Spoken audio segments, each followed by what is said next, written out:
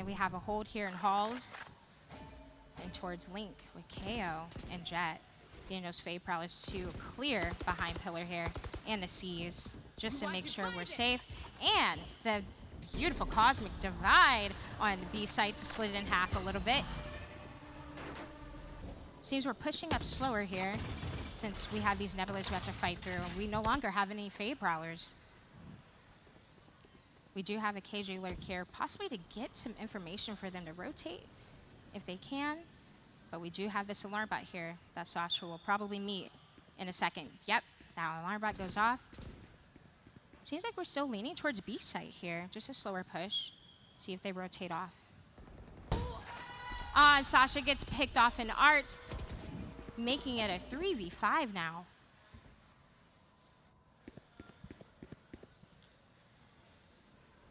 Oh, this is gonna be 30 seconds left. It's gonna be a fun fight. It's gonna be a 3v3 fight here. All right, and we have shots trading back and forth. Pauline getting one, Vinko getting one, and another trade coming in. Now making it a 3v2. We do have KJ ult for retake here or to keep him off site. But guess what? The shots connect for ult here. And Scarlet taking another round. They played that well. They played it patient. I think they played off of just information. They knew they had that KJ lurking through mid. We had no information on A site, and they knew they were still lurking towards B to do a rehit. Yeah, it seems that time at least Powerpuff Girls took a little bit too slow of a walk down. We'll see, you know, if they can speed it up a little bit for next time. I understand, you know, information is super important to have in that moment. They may have not been sure who was exactly on B site, but I feel like they could have gone a little bit better, but that's okay. We're still pretty early on, and it's a very close game as well. Yes, and we have one ult point for Breach. We might grab this ult point and use that Rolling Thunder again on A site because they were very successful with the last push with Rolling Thunder. And there we go, off your feet. We had a last-second Astra Gravity Well there to slow down a push at least. Now we're getting that Nightfall from Fade from Defender Spawn. And Melanie fighting for her life there with low HP, Fade utility, and then it get taken down from Astra and Dugout. Seeing that flashpoint come from Breach. Zomi trying to connect the shots there, but then get taken down. Now we're in a 2v4. We still have the KJ ult for retake here, but we have numbers. So now 4v1, what can Leah do inside of the Nebula once again for post plant? We just have to swing out of it. And that's another round for Scarlet. We have a tied up game now. Wow, they're just pulling at our heartstrings back and forth. I'm loving these rounds. Both teams are here to play their hearts out. Absolutely. They have played for so long just to get to the stage, and they are ready to just put on a show and play the best they possibly can. All right, and right now we have a timeout active. Let's recap a little bit of what we've seen, because it's been bouncing back and forth, back and forth. Yeah. We've seen a lot of hits on A site. We've seen quite a few also really good retakes. Mm-hmm. When they play together and they fight as an army and apply pressure, Scarlet does really well with that for their retake and taking advantage of flanks and so forth. And right here we have a highlight, you know, just holding together in top site and securing that round for spike plant, for post plant as well. And that double from incredible, Sasha. the spray transfer. It was just beautiful. Yes. We see that both teams play well together. When they work as a force, they get the job done. But when both teams do it, it's just a matter of who's going to do it better. And they both do it well. Absolutely. You can tell the synergy is just there with both teams. That's why the score is so close. It is 4-4. Mm-hmm. We're seeing it go back and forth, back and forth. Yeah, and still like the double flanks that Powerpuff Girls have been using, the mid push to A's. It's just been absolutely great seeing this. And we're 2 ult points from our Cosmic Divide for Powerpuff. Could probably get some picks, get some ult points there, use it for post plant or to get sight as well. Seems like we're leaning towards mid again. Going towards Link. Do we commit to the connector push? No, we're committing to the Link push now. Going towards B site. It seems that Scarlet took a gamble here, leaning towards A site. All right, we're getting those flash points out there. Try to get space for our team. And B seems like a free plant. But what they don't know is that we have Jet looking towards B main. And I think we're going to see Pauline meet up with Orchid here. Oh, and there we go. Orchid getting a pick on Pauline. And now Scarlet has numbers 5v4. And now we're fighting Connector. Leah getting 2 picks with the Phantom there inside a Link. Now we're forced to try to hold our best now. And there we go. That is a 4-5 game. Powerpuff held it down. They did their job. And, you know, I think Scarlet just took a gamble there to stack A. Yeah, it happens. You frequently see gambles go in all kinds of different matches and everything, so it's fine to happen. And you know what? It's such a close match. It makes sense to do a little bit of a gamble sometimes just to try to get the ball rolling to grow that distance and how many rounds have been won. Absolutely. Now we have that Astra ult too, along with the Fade Nightfall. Yeah, and it seems we once again have our defenders leaning more towards A site, but also our attackers have decided to go A this time too. Oh, and we have a fast flank coming in from Scarlet. We're sending Astra and KO on a flank. That Fade Nightfall on site there. Nebulas are placed. The entire team here on A site fighting for the space. Aftershock coming in. Now we have a 2v2 here in Art. Leah getting picked off, but traded from Pauline getting 2 picks. Now we're in a 2v3. All right, we have that defender lockdown coming in, taking all that space for retake.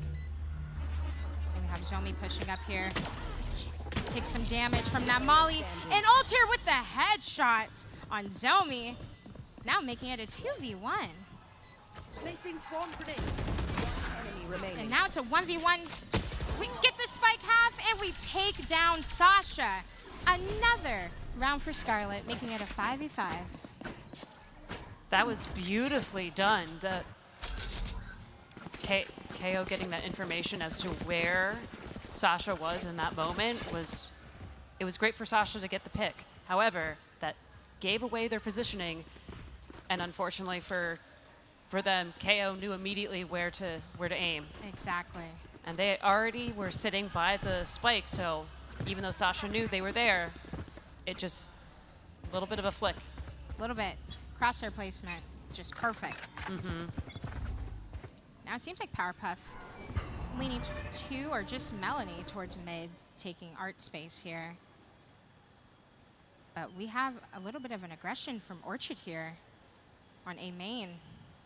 Fighting for a pick here, fighting for information. And those shots transfer perfectly, getting 2 picks for Orchid, dashing out of there.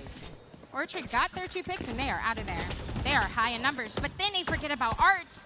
Melanie getting a pick on ult here. Now making it a 4v3. Here we go. Now I think Powerpuff is trying to figure out what they can do now. They lost 2. We do have Cosmic Divide to help them get on site or for post plant. And we do have Sasha and Melanie here in Art, again for a 2v2 fight that they have to expect here.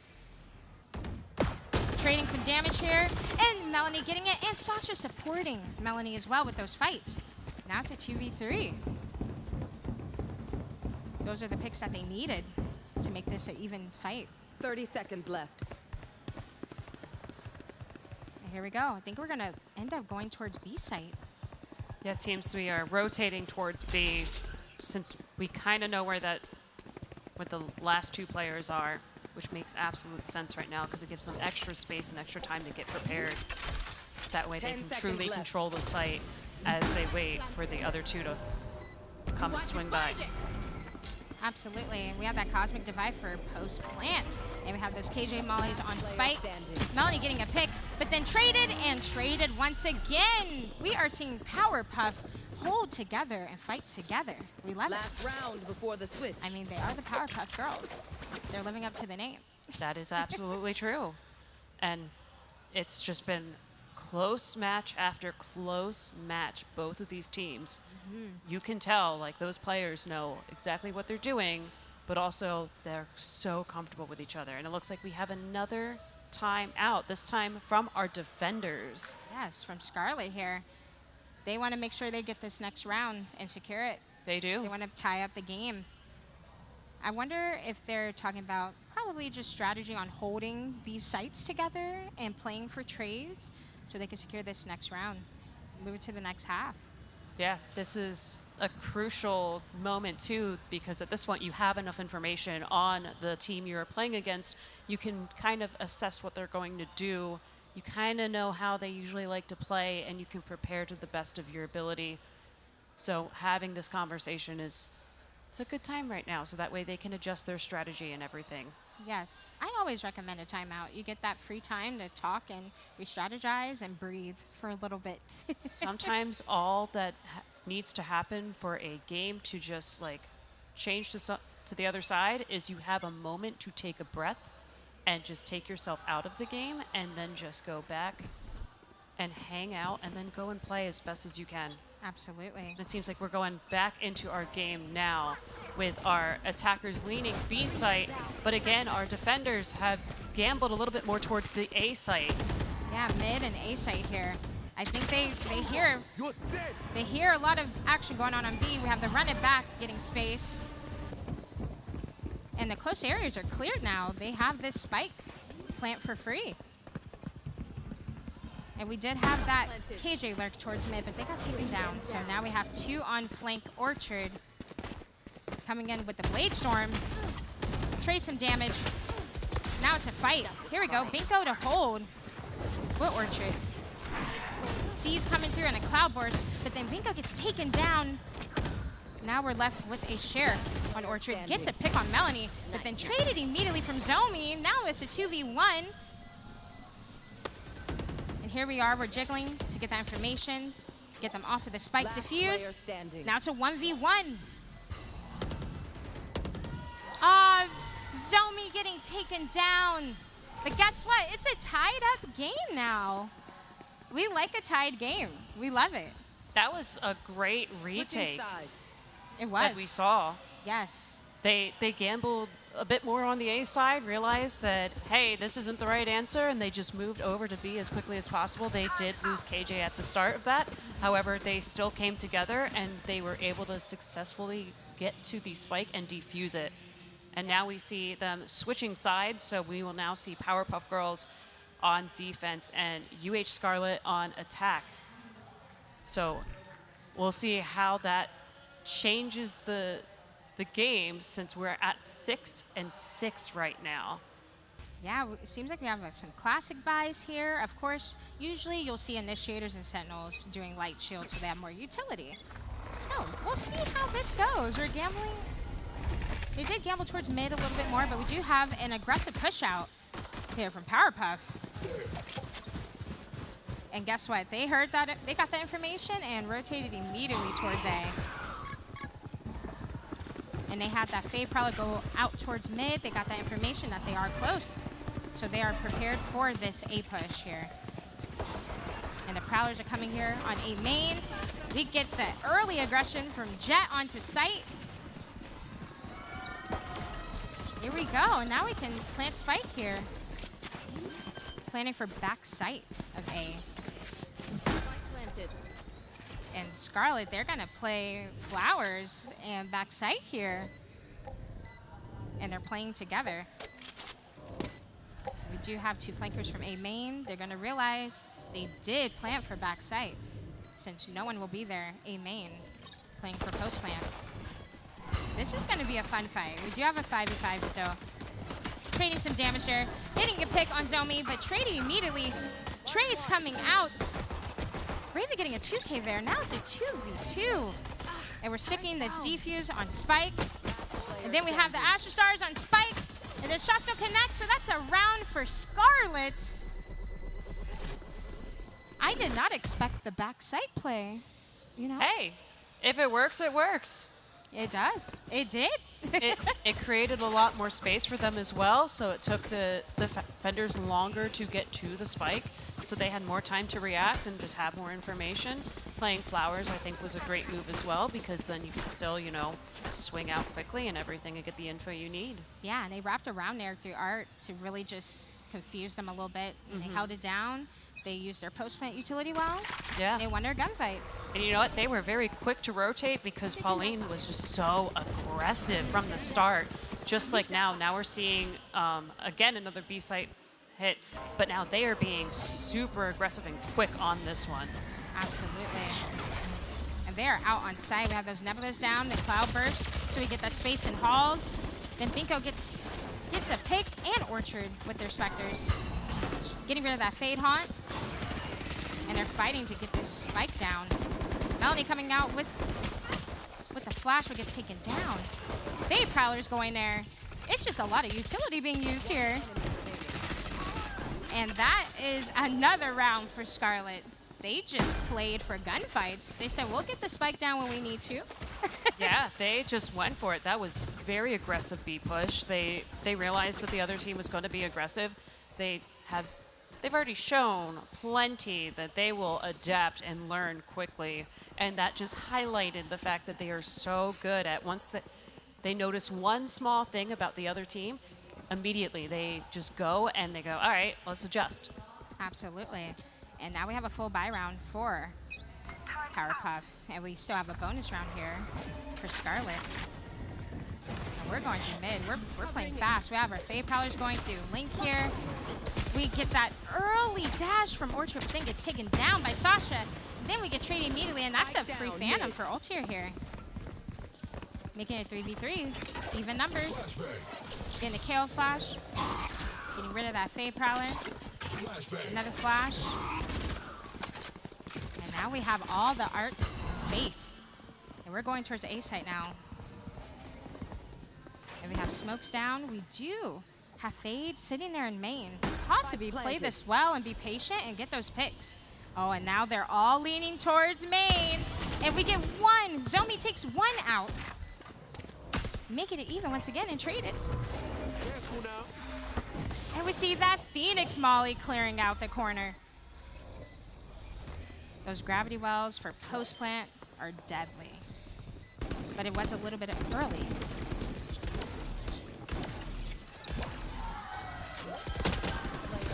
So they're coming in real hot, and attackers again taking that one. Now it's 9-6. They ended up planting Spike. It just became a little chaotic at the end, but they brought it home. Just a little. Just a little bit. Yeah, that mid push through A was aggressive, but still calculated. Calculated, absolutely. Taking that mid space on Pearl is so important to win a round. It is. It's rare that you can just only push a site and win the round. So taking advantage of Link and Art and Connector, it can really cause a frenzy for your defenders. That is something I do greatly enjoy about Pearl, is the fact that there are so many choke points on that map. And now it seems like we're playing a little bit of a default here. And Melanie getting an incredible shot on Raven, and that's a free gun for Melanie now. And we're getting that aggression here from Powerpuff. And we're pushing on that flank a little bit with this classic. Always believe in the power of a classic. Mela, always.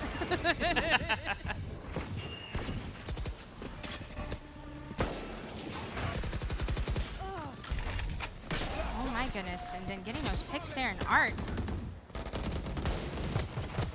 There's a full war zone here on site. See, believe in the power of the classic. Melody getting a 4K with Run It Back. That thrifty, though. The Rifty. Love to see it. You love to see a good thrifty round. But yeah, it was interesting seeing just kind of everyone come and collide on a site at that point. There ended up just being mostly a gunfight. Yeah, it was just pure gunplay. But guess what? Melanie got that Phantom from that early pick on Astra. So that completely changed around. One little mistake changed around. Yep. Now it's a 9-7 game. We're inching towards the end of this game. We'll see how each team learns from the other one. We have a B push currently, and it's not as aggressive as we've previously seen these B pushes, but still pretty aggressive, especially since KJ just plopped down their ult. Yeah, the lockdown. Here we are. We have this space for free. We can plant spike now. Melanie getting a pick there on flank. They're holding down their flank now. They do not want to be flanked anymore. They're just going to physically hold it now. Here we go. We're getting another pick and link from Raven. Now it's a 4v4. I love the hold and link here. Orchid and KO together. Going up. And of course the Blaze covering spike here. See if we can stick this defuse. Now it's a 4v1. We can stick the defuse. They are holding for their teammate. And you see how Melanie just trusted them? Like, oh, I got this. I can stick this. That's synergy right there. Full trust in your teammates. But that link hold was really nice to see at the backside. It was, I thought, a pretty solid link hold. Absolutely. Absolutely. I love what I'm seeing so far. I believe we have a timeout now, so they're going to take a little bit to regroup. A little bit of a timeout. Yeah. Which makes sense. You know, it's so close still. It's now a 9-8 game. Players are still playing absolutely amazingly.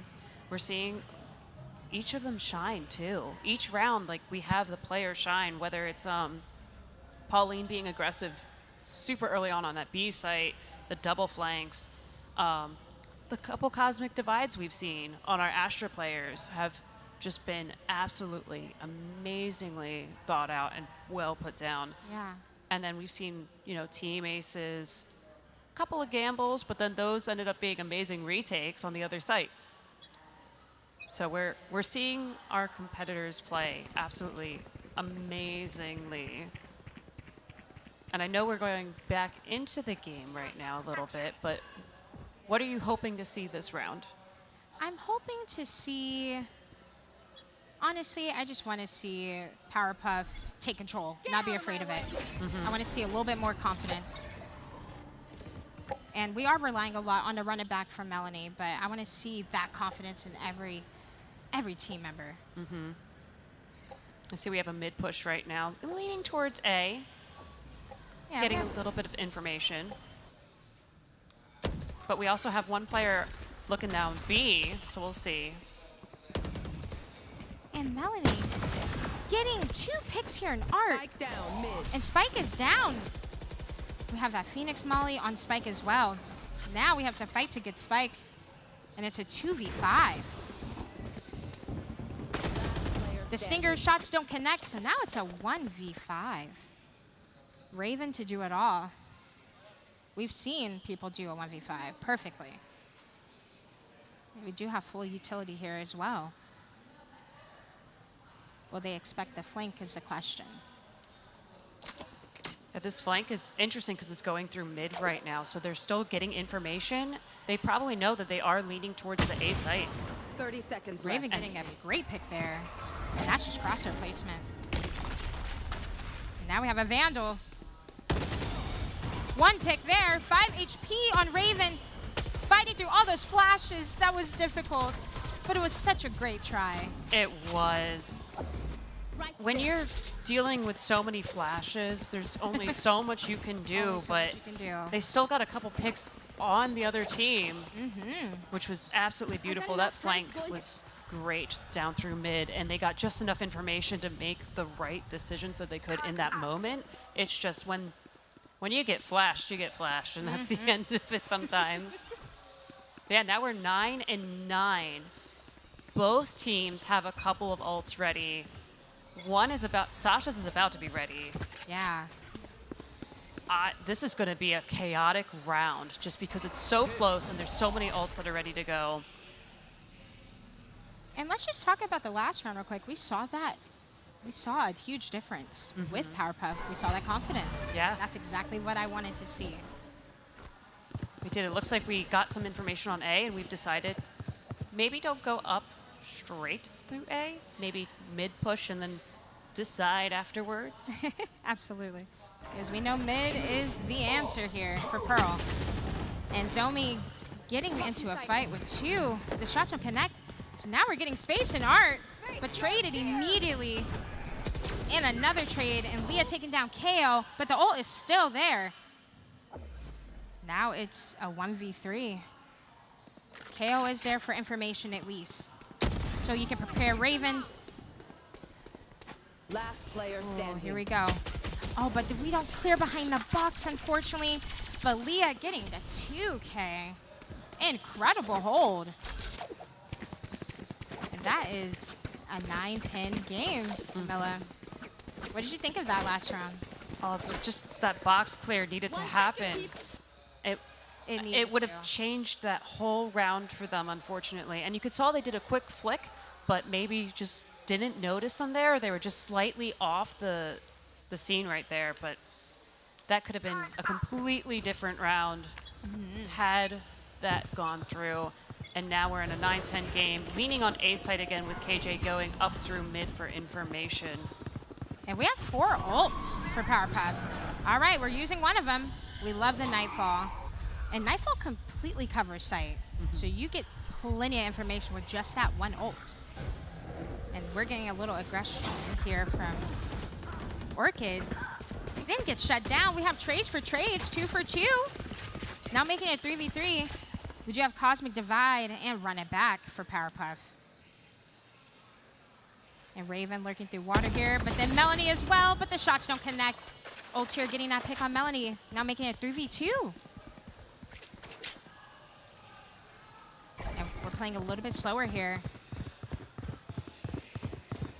Yeah, now it makes sense to do a B push at this point and rotate to B just because there's been so much chaos on A. We know that the other team is already at A site, trying to get extra space and a little bit extra time so that way they can prepare.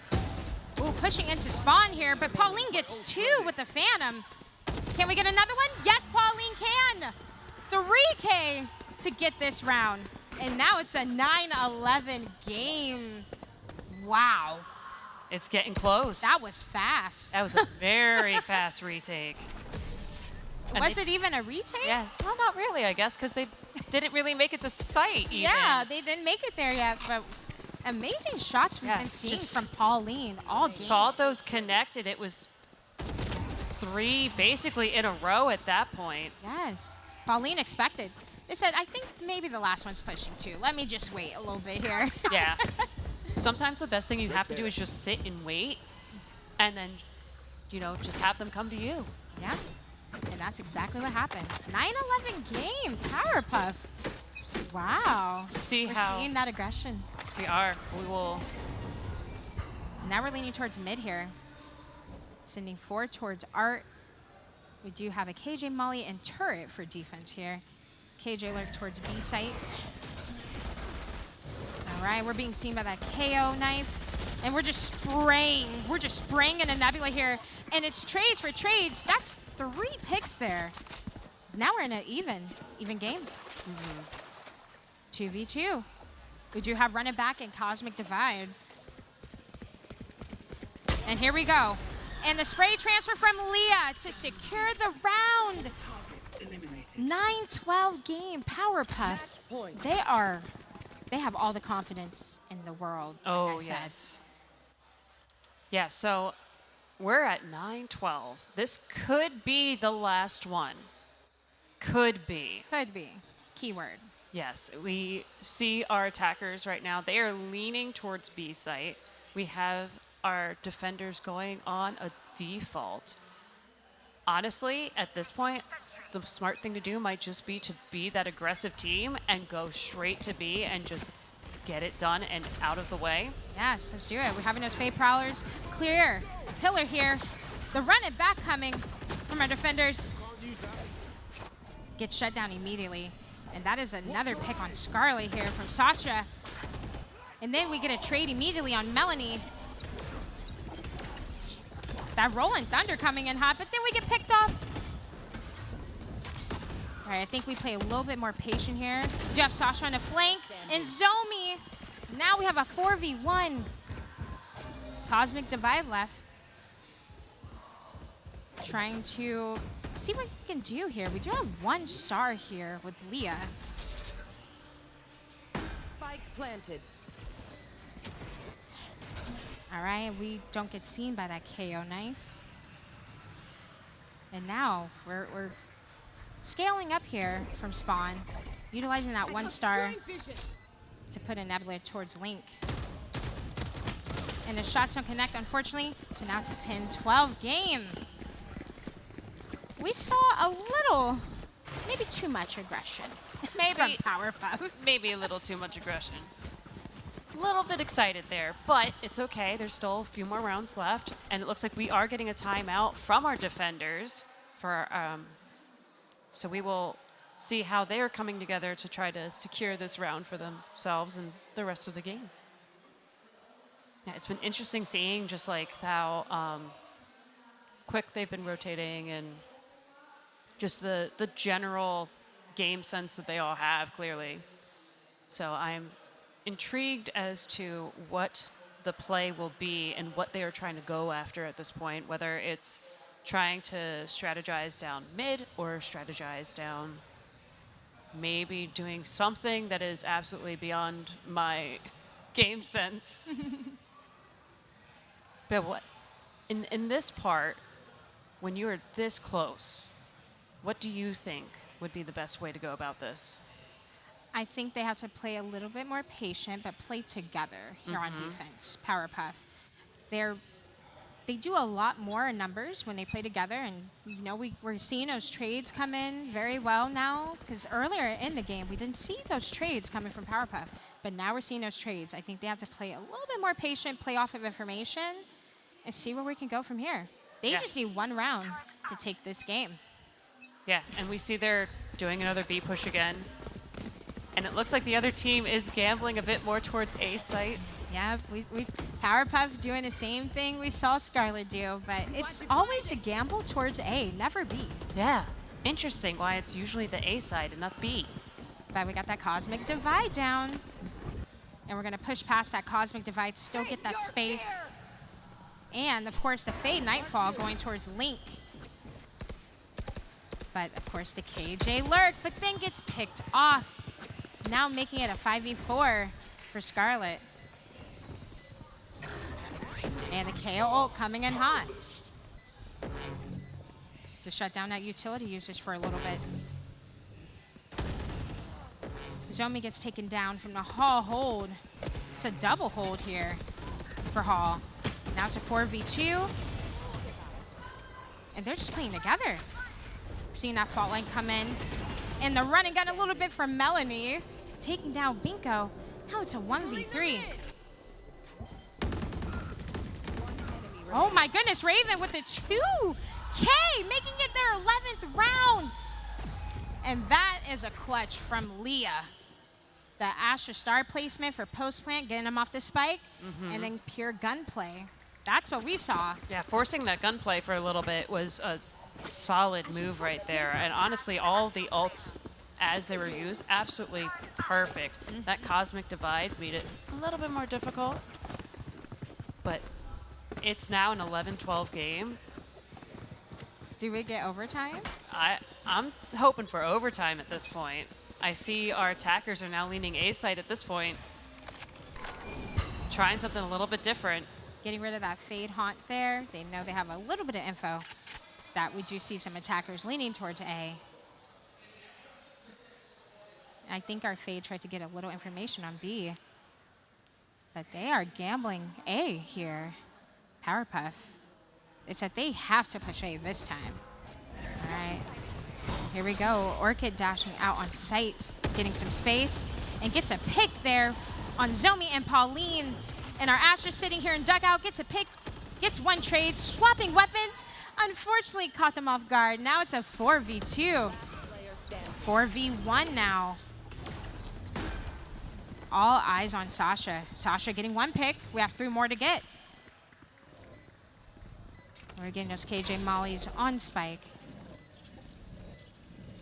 Clearing our angles here. And of course, the attack, KJ lockdown. And we get our overtime game, everyone. What an incredible round from Scarlet. Absolutely. And just seeing we are 12-12 just shows how incredibly talented and amazing these players are. I love overtime games. I don't know about you. I do Ella. too. Yeah, you never want to see either lose, of course. We love both of these teams. But now it's overtime, win by 2. We'll see who can do it. Or we could be here all night with this one game. It's about to be a long day. But we'll see how they strategize going into this next round. Like it's 12 and 12. Taking that back. We see our attackers pushing A site a little bit slowly this time with our KJ lurk kind of in the middle. Our defenders are default right now, trying to get some information. I'm sure those Astra Stars are plenty of information for our defenders right now as to where they're going. And Melanie getting space towards Flowers. Hoping to get a pick here in Flowers as well. And there we go. Unfortunately, they didn't see Melanie push up towards Flowers. And there we go. We're getting our picks there. Now making it a 4v1. Zomi last left here. Sorry, Binko last left here. Wrong fade. But there we go. That's the round secured. They just played together. As usual, that's all you have to do is play together, secure that round. And we've seen it consistently with both teams. Like they are pretty much always playing together and usually doubled up too. Yeah, you can't give ones. You can't. That just hurts your team. So Ones is the worst thing you could just give to the other team. So buddy system. buddy system. We love a buddy system. All right, this could be over, or we can get 2 more rounds. Okay. Here we have Scarlet. That mid push, but Push notice up towards Art. notice they left the spike behind strategically to pick Yes. up later, so they don't have to try to go back and get the spike in case it's dropped by someone. It makes it easier to rotate. Yes, because remember that round where they dropped the spike in Art, that made it a really difficult round to win. So now we have our spike, and we're leaning towards an A push here. We do have that KJ alarm bot on A main, that turret for Art. And we are playing slow. We're just playing off of information here. And we're sending 3 towards A site. We still have that turret holding for the mid push if possible. All right, here we go. And we're on site. Utilizing those Astra Stars too for back site was really smart. Especially for Orchid to play off of. And here we go. Spike is down. 5v5, we are even in numbers. Yeah, as they're rotating, I just want to call out like that fade haunt was, or fade prowler down B threw them off entirely. And 2 picks coming in. We just always see the trades. I love it. Love seeing the trades. And here Leah and Orchid are fighting together. Orchid with the classic headshot. 13-13 game, Camilla. We get another 2. We get another 2. Oh, I I have to see it. You do. I want to point out, I started talking about it, but that fade prowler down B, you saw the other team start to rotate towards B, and that gave our attackers just enough time to sneak back onto A site. That was so well executed. It was absolutely beautiful. Just a lovely way to fake a site, Absolutely. but still have fade come back quick enough that when they realized what was going on, they were already there to support their team members. Yes. And that is called faking a site. You know, using that utility, giving them some sound that they can play off of. Like, oh, no, they're coming B. And no, we're going A. And right now we do have a timeout real quick, which it's 13-13. I don't know about you. I wouldn't gamble in this situation. I wouldn't If I was defenders, I would just play default and make sure that we try to play together, or even make sure like we're a little bit, I guess, more towards, I think, A site at this point. Just a little bit. Now We it's just see 2 incredible teams fighting it out. yeah. Can they both win? Is that possible? That would be nice. That would be so lovely. They're playing very, very well. They're showing everyone exactly how they ended up on the stage. Absolutely. So we now have our attackers right now, them going down B site. Yeah, Hit the spike. we're using that Fade utility. The C is there to clear. Pillar is clear as well. Powerpuff, seems like they're committed to the B push here. And of course, we have the KJ lurk towards Link. Could possibly catch KO off guard there. Oh, but they expect the KJ lurk. They're using those Fade Prowlers towards mid. And now Melanie is in a fight now. There's KJ here on site, but then we have the support from Pauline to secure that pick. And KJ getting picked off in mid, unfortunately. So now we're even in numbers, 4v4. And we're seeing those Astra Stars be placed on Spike. Nebula for Link. We're flashing out of this Nebula. And now it's going to be Pure Chaos. Pure Chaos. Trades for trades going out. Now it's a 2v2. And we are holding for the flank here. Orchid getting the pick on Zomi. Now making it 2v1. Pauline with the beautiful shot there on Binko. Now 1v1. Orchid cleaning it up with just 30 HP. What a round. They did play a little bit differently there, for sure. I liked it. They took that space in halls. They were holding for flank 2. Switching sides. Now we're switching Match sides. point. Yep, we are switching sides, and it's hard to tell who is going to take this one home. Both teams are just absolutely phenomenal at this. So we just saw Orchid play. They are the duelists for their team, playing Jet, of course. Interesting thing, they used to play Overwatch, and they moved to Valorant, and they also played in the Valorant beta, so they've been playing this for a while. Yeah, Valorant has been out for some time now. All right.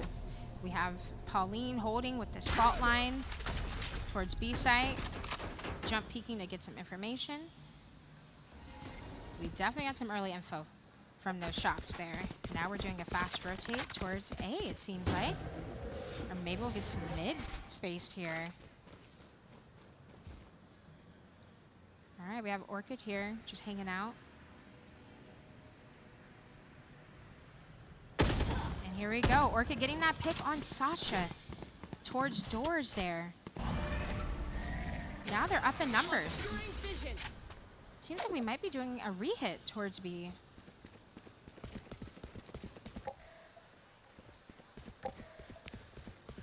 I don't think we've seen a re-hit this entire game, so I'm excited to see this finally happen. Yes. We're getting all that space, but Pauline gets pinched by that team with the solo hold on B. And now we're in a 3v5 situation. Okay, here we go. And we're getting trades for trades. We have a 4v2. Powerpuff having 2 last standing in this round. Getting that Nebula down to block some vision. Zomi pulling out the knife. That was probably almost scary there. And there we go. It goes to Scarlet for Map Pearl.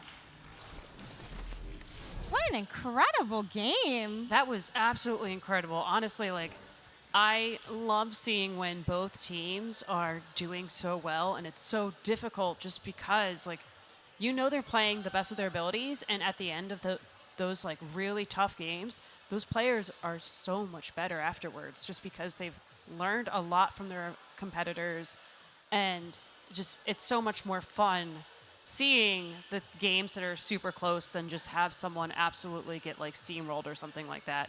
So like we got to give a shout out to both teams, but also like Powerpuff Girls played so well. So well. I couldn't agree more with you, Camilla.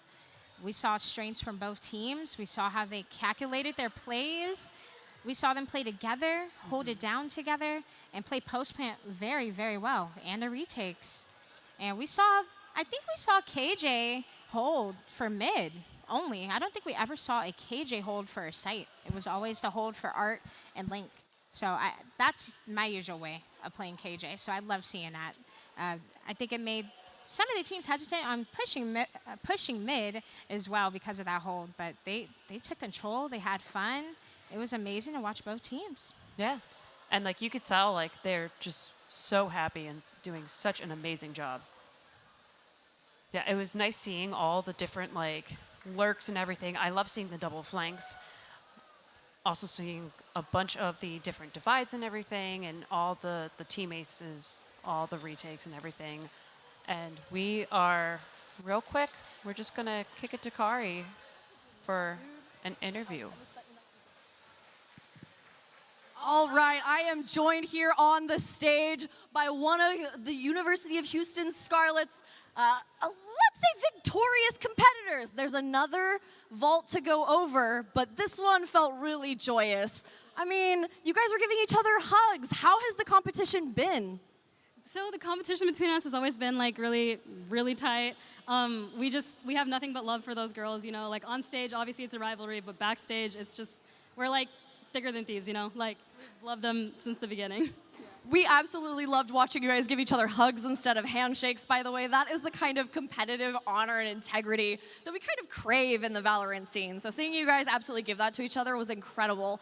I want to know, do you have like a secret to your success, at least one that you're willing to share? I'll say this, there's no way out but through, you know? Like, when you say, is there like a trick, is there like a secret? No, we just scrim and scrim and scrim and scrim, and we just limit test each time, you know?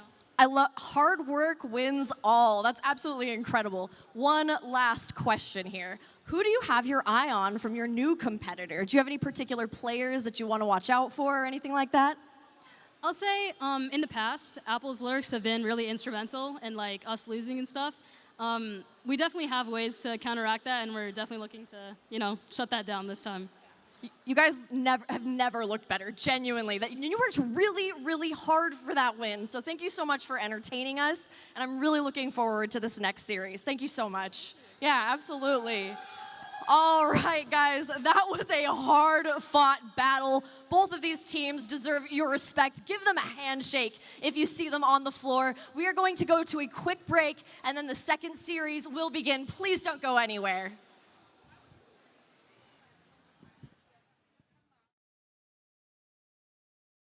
Good shot. Play defensive. Play defensive. Push up. Push up. Hey guys, are you feeling hungry? Definitely. How about the Pauly Hype Meal from McDonald's? The Pauly Hype Meal? You know, the Pauly Hype Meal.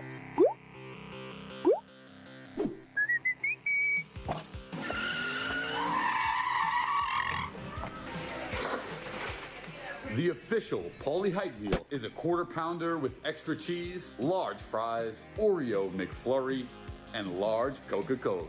Are you ready to get in the game? Let's do this.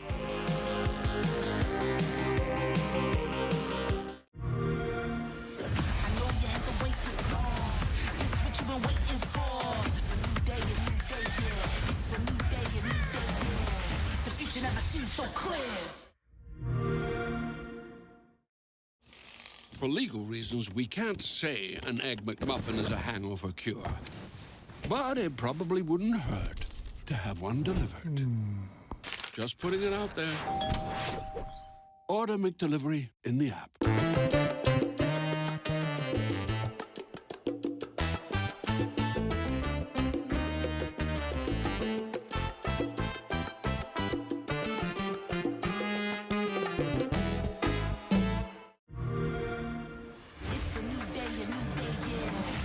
Never seemed so clear. It's a new day and I need a lot.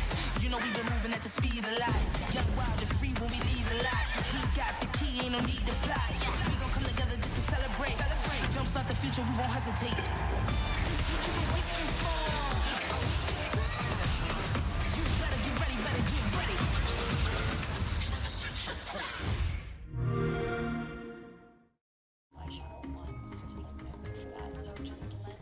Your favorite thing delivered right to your door means that you never have to stop doing your other favorite thing. Nailed it. Order McDelivery in the app.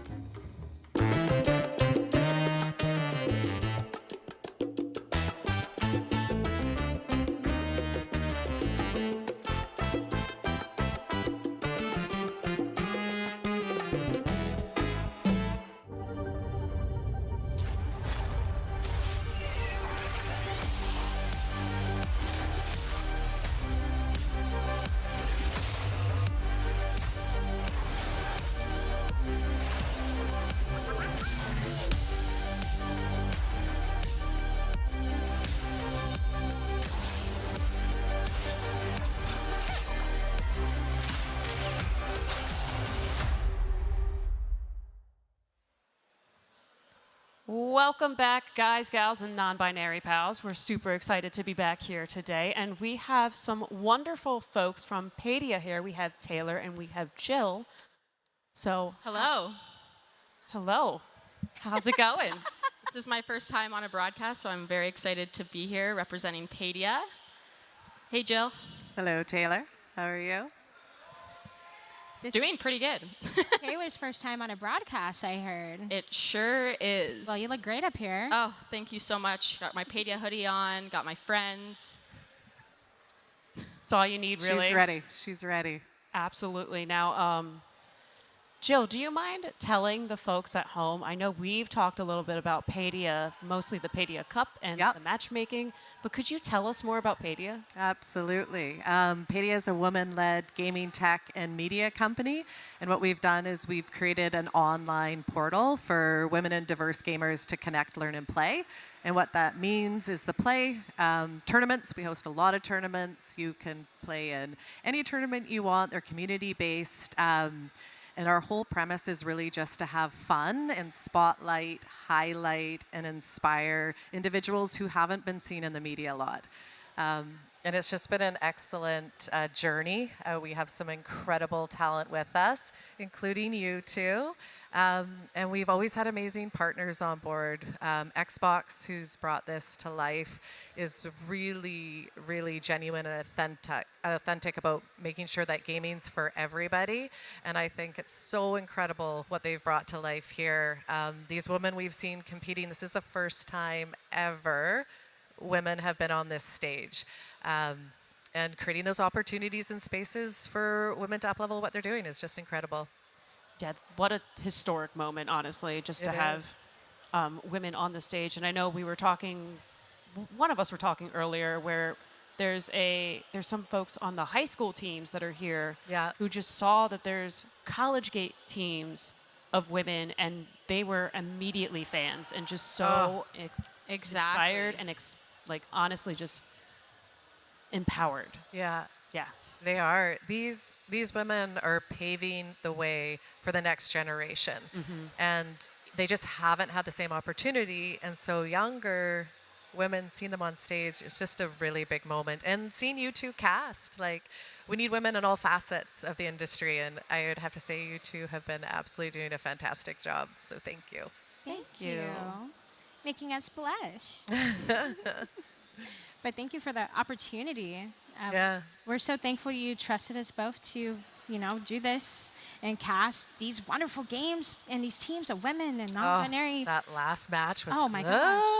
That was it was a redemption round, I would say, for Powerpuff Girls. Yes, that was something. Yeah. That was great to watch. I will admit, so I've been following along for the 9-week season, and it's been really great to see them compete. And Powerpuff Girls has really just, almost gotten that win with Houston. So to see them get even closer, love to see it. We hosted this matchmaking season, which was 9 weeks long, and being able to watch them every week come back and just improve, work as a team, work against each other, and then them all come here and really put it out on the main stage.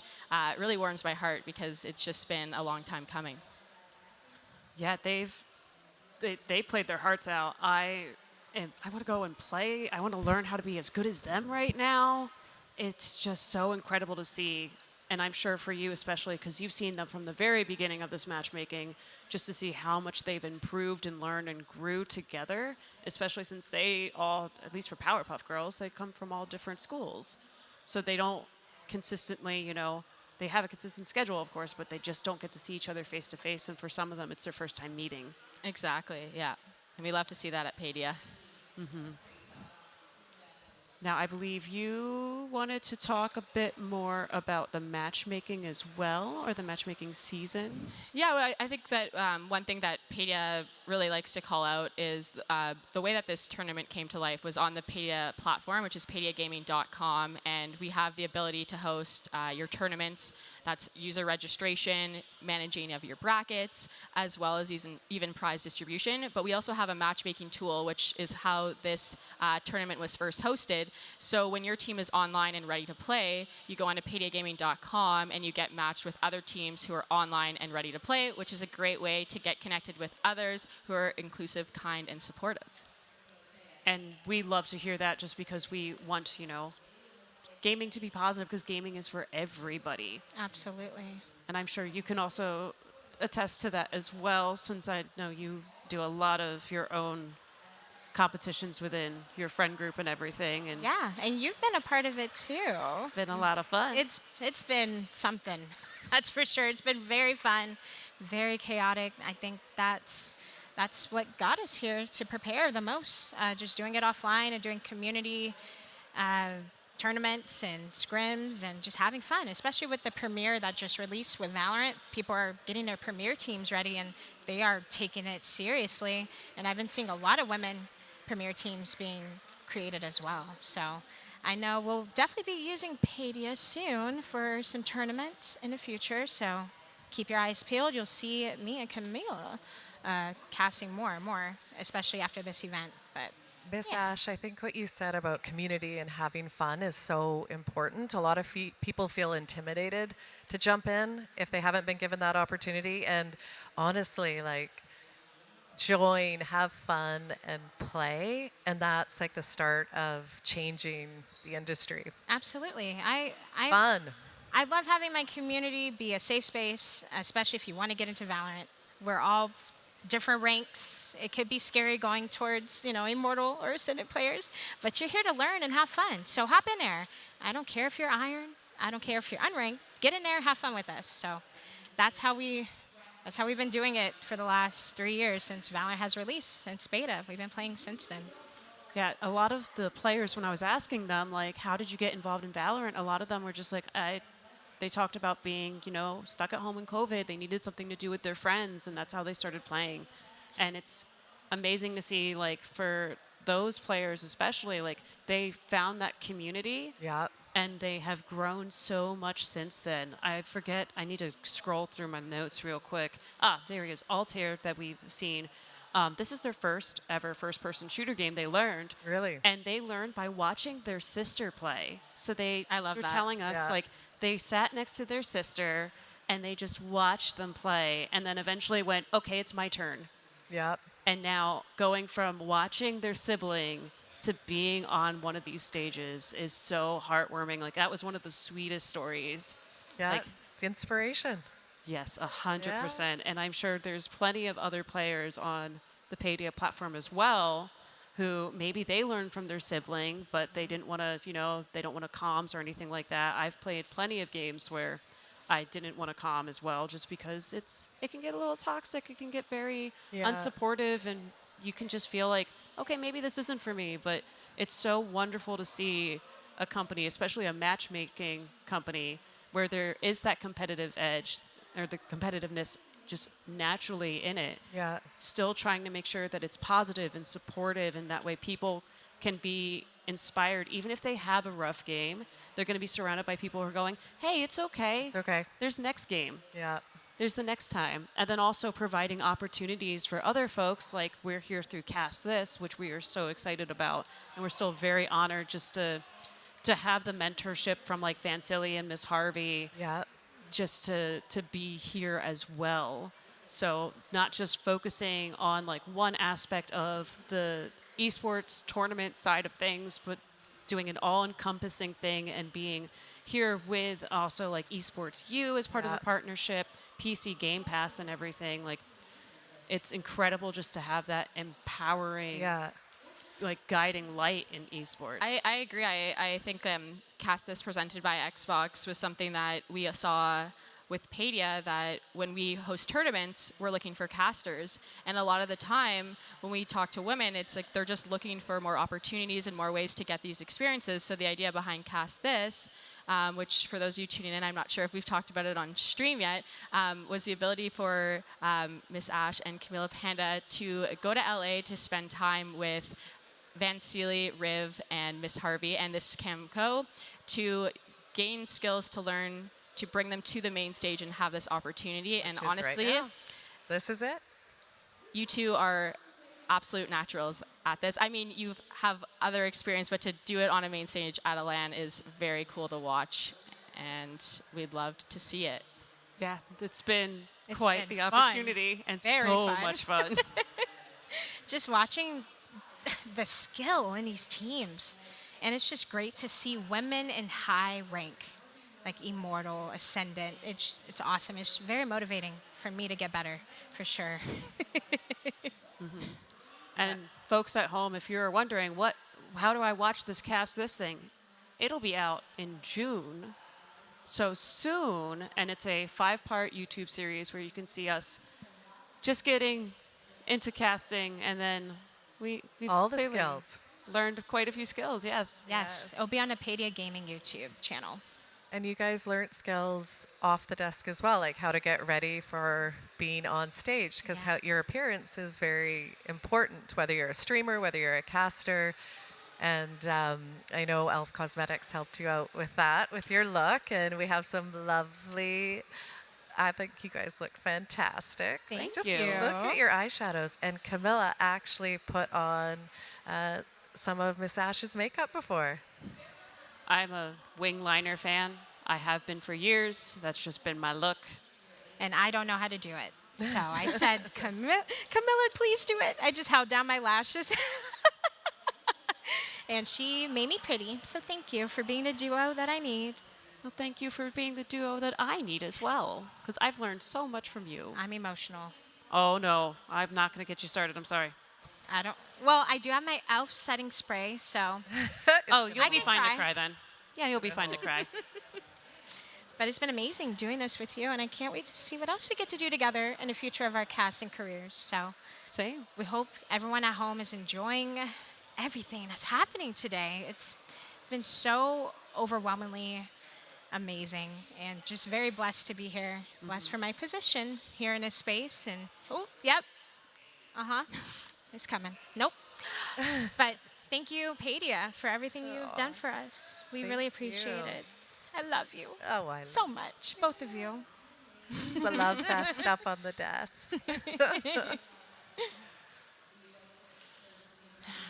All right. So it looks like we are about ready to get started with our next match, which will be UH Scarlet against Carlton. So as much as we have loved having both of you up here. Me and Jill got to get our seats, so right in the front, and cheer everyone on. Enjoy. Of course. Thank you. Thank you for joining us up Good here. luck to the teams. So thanks again, Padia, for joining us. And we're going to cut it to the field. Yeah, we're Are ready you to ready? go. You We're ready to go to the next match? Going ready to the finals. It's the finals. Finals. Let's Time for the go. finals. Let's get started.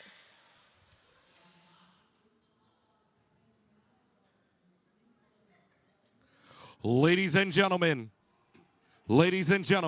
please welcome to the stage in the grand finals for the Padia Cup, presented by PC Game Pass, your starting lineups. At the #1 seed, please welcome back to the stage, Carleton University FE. Hans, Oketina, Tranquil, Apples, Equinoctio.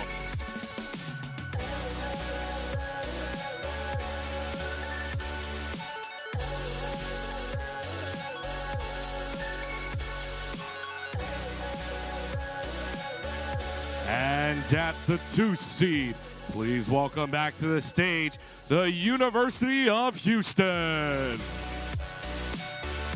Orchid, Binko, Raven, Altir, Alita.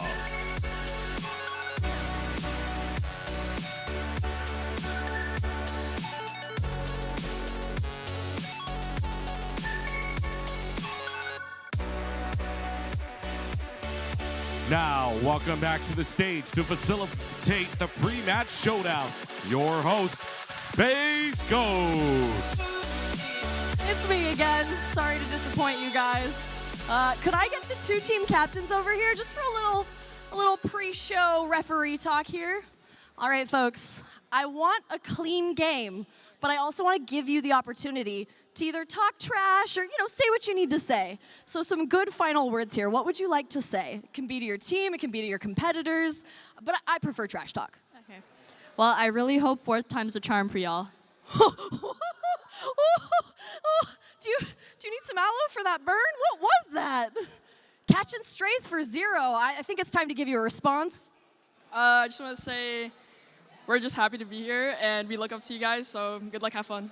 Darn it, the wholesomeness. Chose the wholesome route. Okay, I want you to give a good handshake, and let's get this thing going. Oh, thank you guys so much for showing some incredible sportsmanship. All right, we're going to go ahead, and we're going to throw over to these beautiful casters over here. Take it away, my friends. All right, we are back with the finals, and I am so excited to see how this plays out. Carlton has been playing today in the actual CECC, okay? So we've seen them on Lotus, Fracture, Haven. It's going to be exciting. I am interested in seeing what the map is going to be. I am just excited to see how they are adapting and playing together, seeing, they've played against each other before. It is going to be interesting knowing that they have already played against each other. Carlton, took the win last time to qualify for here, and Scarlett still is driven to win this match. And I love what they said. They say, hey, we look up to you. We're just ready for the games. Good luck, have fun. So I'm excited. That wholesomeness, though, that's the route I would go. Yes. But I do still have a burn from that. Yeah, I felt the AC kick on from that burn. It was suddenly, it was warm, and then suddenly there was that cool breeze, and you're like, oh, they knew exactly what we all needed in that moment. Absolutely. We're excited to see in map 1. Just full energy. I think they might play a little bit slower here. They're probably going to take their time, and then when they need to aggress, that's when they'll be aggressive. Oh, sure. Oh, yes. I'm really just interested in seeing how each of the players, they end up, picking who they're going to play. A good chunk of both teams are Immortal rank, by the way. Oh, hello. Or have at least peaked at Immortal. We have some Immortal 1s, 2s, and 3s. Wow. So that shows something. This is going to be quite the it's showdown. It's going to be the game. It's definitely going to be a game. I'm excited to see what we can see, and I hope that they just have fun. That's all I want to see. Just have fun, do their best, and get it done. Yeah, I'm interested mostly because we asked the players in advance what their favorite player or agent is. We haven't seen Gecko yet today, and Tranquil said their favorite agent is Gecko. Oh, so we're going to see some Mosh Pit? I hope Little I see Thrash? Dizzy? Excuse me. Wingman. Wingman is the only one that matters? To me, yes. Oh. Wingman's the cutest. Oh, excuse me. Oh, that's just me, though. I just love Wingman. But then another Astra player as well, or someone who said, Hound said their favorite player was Astra. So I'm interested to see how that works out. Oh. You know I love the Astra picks. You know I do. And earlier, we saw Raven just dominate as Astra. Controller main, 700 hours. Oh, yes. And Raven also earlier, we didn't talk about it, but their journey into Valorant was from Minecraft to Call of Duty Search and Destroy to then Valorant. And I think that is one of the more interesting journeys into Valorant I have heard. What a change in pace, for sure. Yes. Because we've seen some folks, they go from Overwatch. We've seen some folks just go from CS and CSGO. Yeah. But yeah, that Minecraft to Call of Duty Search and Destroy to Valorant is definitely a different one. Hey, and it got them to this stage. Maybe we should have played Minecraft. And maybe we would be immortal. I did play some Minecraft a long time ago. So my thing is I can't play survival. I can only play creative. With PC Game Pass, you can get Minecraft Legends. I actually want to try that.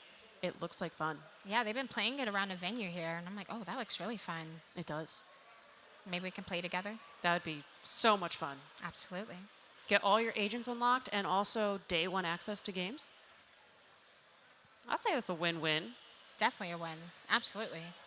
And we love PC Game Pass. I know I do. I've been having PC Game Pass for a while now, and it's just an infinite library of games you can choose to play from.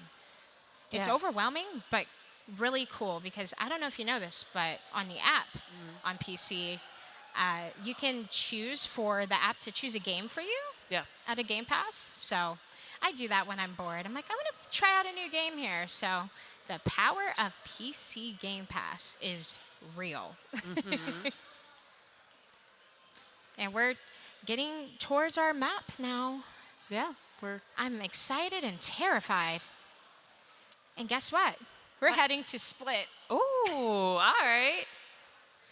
Split's gonna be interesting. I don't know if that map is attack-sided or defense-sided anymore. It's just Split. Is there something you really like about Split? That's a good question. I love pushing B site more than A, that's for sure. Yeah, it's understandable. Yeah, B is just better. A is terrifying now with the recent changes, so I'm excited to see how these teams adapt to the changes. Yeah, I'm sure we're going to be rolling into our agent select shortly now that we have our map select down. Just got to get through a few more things. You see Raven is getting prepared here. We love it. We love it. I wonder if they play Astra as well in Split. Maybe we see double controller. Oh, yes. Or double initiator. We'll see. I feel like we've seen a lot of double initiator, double controller. I've seen a couple double sentinels. It's going to be interesting in seeing who gets selected, and we have our agent select up right now. And guess what? Double controller for Scarlet. We have Astra and Viper.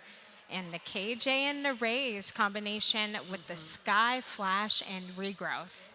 I'm excited to see that comp for sure. Oh, that's going to be an interesting composition right there. Moving to Carlton, it looks like we've got double Sentinel for them. Double Sentinel. We have Cypher and Sage.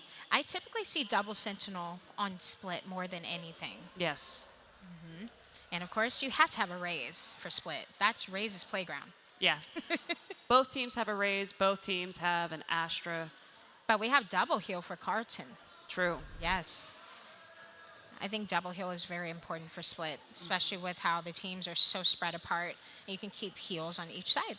Yeah. I think Split is one of my favorite maps to play, honestly. And I'm a mid player on Split. I just want to go up through and then check heaven and then, kind of dart around as needed or go through sewers. That's just my style of play, though. I don't know. Yeah. Usually I'll play KJ and lurk around here on Split. I like lurking on Split. It's just fun. It is absolutely fun to lurk on Split. Yeah, it has a lot of impact here. But guess what? It seems like we're leaning towards A site here. All right, we're getting that flash from Sky to get some early information. And look at the Viper setup here. This this Viper wall and orb, that makes you not want to push that site whatsoever. And here we have the Sage wall mid, trying to get some information with the jumps here. And I don't know if we can jump back on this wall, but they're breaking this wall here, but we have a Nebula there to stop that push for mid.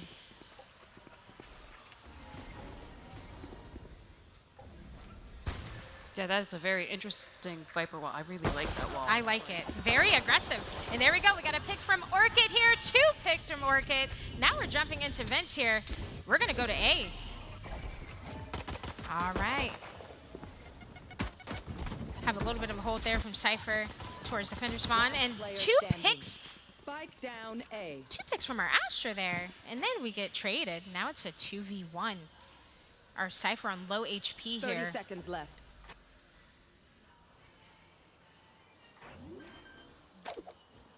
All right, now we're going to get some space towards main Spike here. planted. We did get a plant for Scarlet. All right. Holding for elbow there. It's going to be a hard fight. 45 HP, and the first round goes to Scarlet.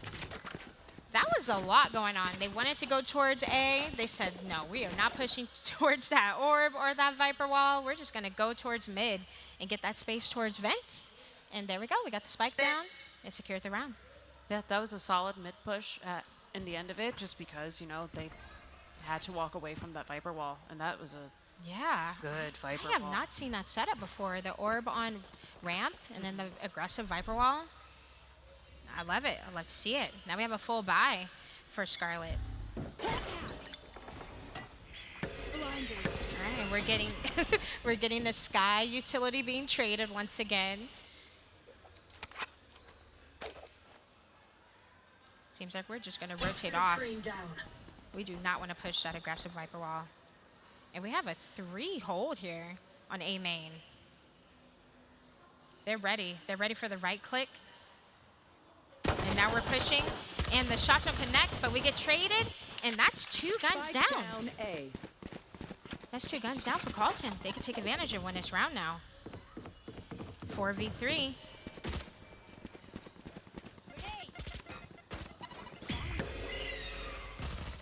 Oh, and Spike is down too. Yeah, that is a tough position for Spike to be down.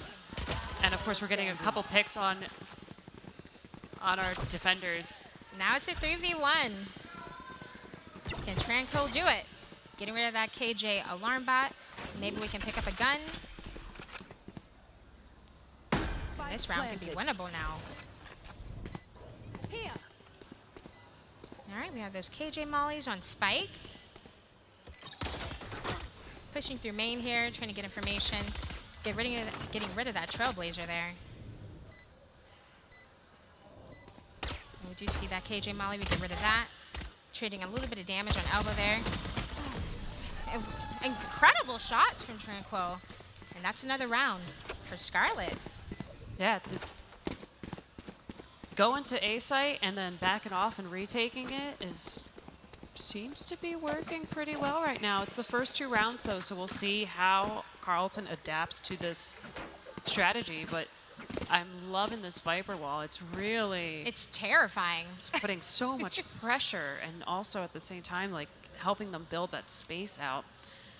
And if we keep seeing that Viper wall, I'm not surprised that they're actually just conditioning them to think they're at A site. So eventually they can make that switch, move to B, try something a little bit different, and then have a very successful round after that. Absolutely. I wonder if we can see an aggressive Viper wall on B site. That would be very interesting, or maybe they're saving it for when they're defenders. Absolutely. Yeah, I think Scarlet is playing well. They're playing slow. They're playing off information, playing for trades, and getting the job done. Now they're on a bonus. And we know these teams have played against each other previously, so they already know a little bit of their play style, so they can adapt pretty well. As we see, there's a mid-push leaning towards B based on where KJ is at right now, but still having that aggressive Viper wall with the orb on A. Yeah, I love this Sage wall towards Male and B Heaven. It's really, really strong. They can get space, but they can't get enough space to secure B site. So now we're leaning towards A site. And we have a 4v4. We're even in numbers. We have an aggressive hold from Astra here. Now we're going to back up for site and play probably for retake here. Or we're going to try our best to just keep them off. And the frenzy shots connect on Astra, taking her down. And now it's a free gun for Orchid. And Spike is down. We're getting ready for this retake here with Carlton. 3v4. Getting that Trailblazer on site. They got all information that they needed. Seeing those paint shells go towards Heaven. Now we're going to push out a defender spawn here from Screams. And then the Astra gravity well timed perfectly to secure those picks. Incredible hold from Scarlet and a incredible gravity well from our Astra from Scarlet. I'd love to see it.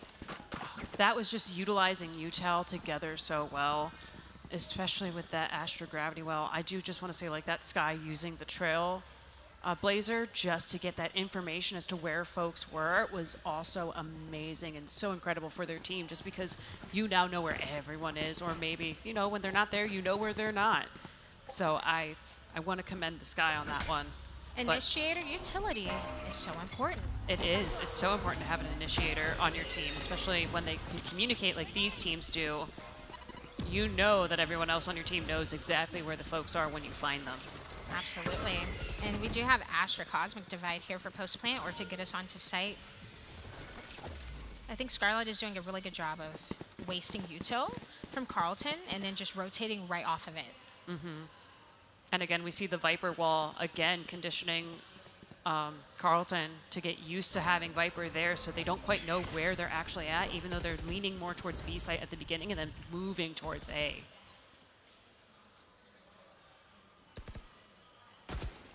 And maybe this is the one time that changes, because we see them slowly going back up through mid. Maybe they're going to utilize a different path onto A site, or maybe they're going to commit to that B push. And we're peeking off of that Sky Flash, but then they get taken down together in Vince, and another pick and mail on Astra. Now it's a 5v1. Tranquil left to do it all. Once again with the Sheriff, but then the shots connect on Alita. And that is 4 rounds for Scarlet so far on Split. They're playing this map so well so far. Mm-hmm. Yeah, Carlton, when I was watching them earlier in the morning, I saw them consistently check each site when they were playing on Lotus, and I feel like Scarlet, maybe they've done this before against them, but I feel like Scarlet picked up on that and went, that's not a bad idea. Mm-hmm. Absolutely. And right now, I think we have a timeout or tech pause at the moment. So it's still early in the game, but 4-0 right now. And Carlton's been playing all day too. Absolutely. Yeah, both teams. They've been playing all day. So getting towards the end of the day, you know, tired, maybe in need of a snack. Just a small break.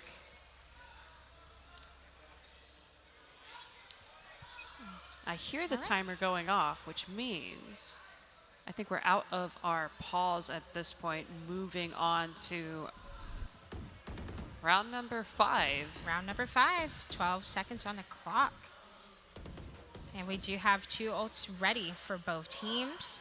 We are close to Ray's Showstopper for Scarlet. All right, we're seeing an aggressive Cypher Cam here onto B main, B place. Taken down immediately, getting that Cypher Cage down. Sky Flash out of the Cypher Cage. Early aggression from Raze onto site. The shots don't connect, unfortunately. So now they have Cypher free. But guess what? Tina is there to clean up and get a pick and an instant trade. Now we're in a 3v2. Spike down B. And we have our Sky Seekers.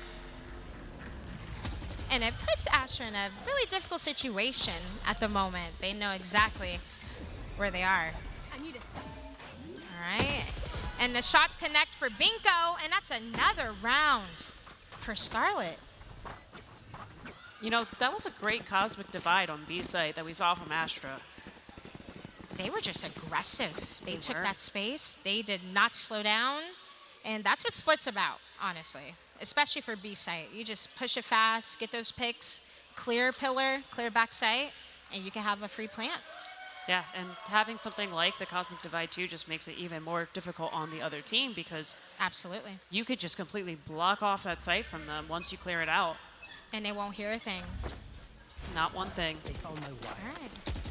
All right, they did get rid of that Cypher tripwire there on A main, placing another trip towards A site. Seems like we're defaulting at the moment. Scaling up mid here with Orchid.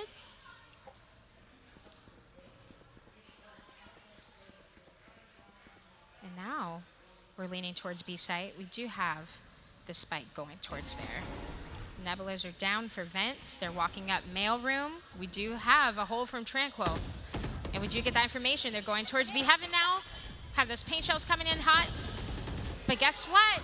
We are getting all the picks here on B site. Altier and Raven getting those 2 picks, making it a 5v3 now. Orchid getting another pick from mailroom on Hans. We do have Sage Resurrection.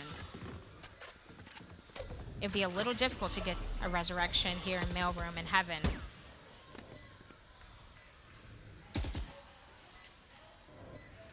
And everyone is just holding their own. They're holding their angle that they need to on site. Tranquil getting a pick here on Altier. And another one. We're seeing these picks come in, making it a more even round. KJ Molly on Spike to buy some time.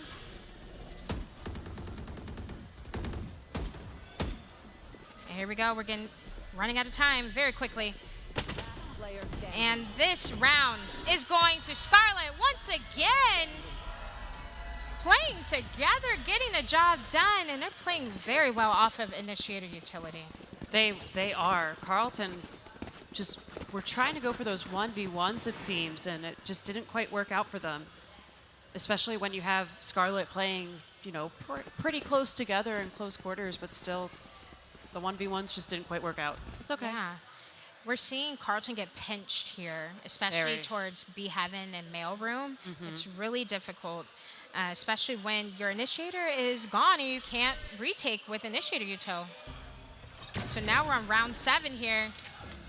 And it's going to be a chaotic one because all of them on Carlton have their ults, so. It is an eco round, but if they can use these ults to secure the round that they need, use them.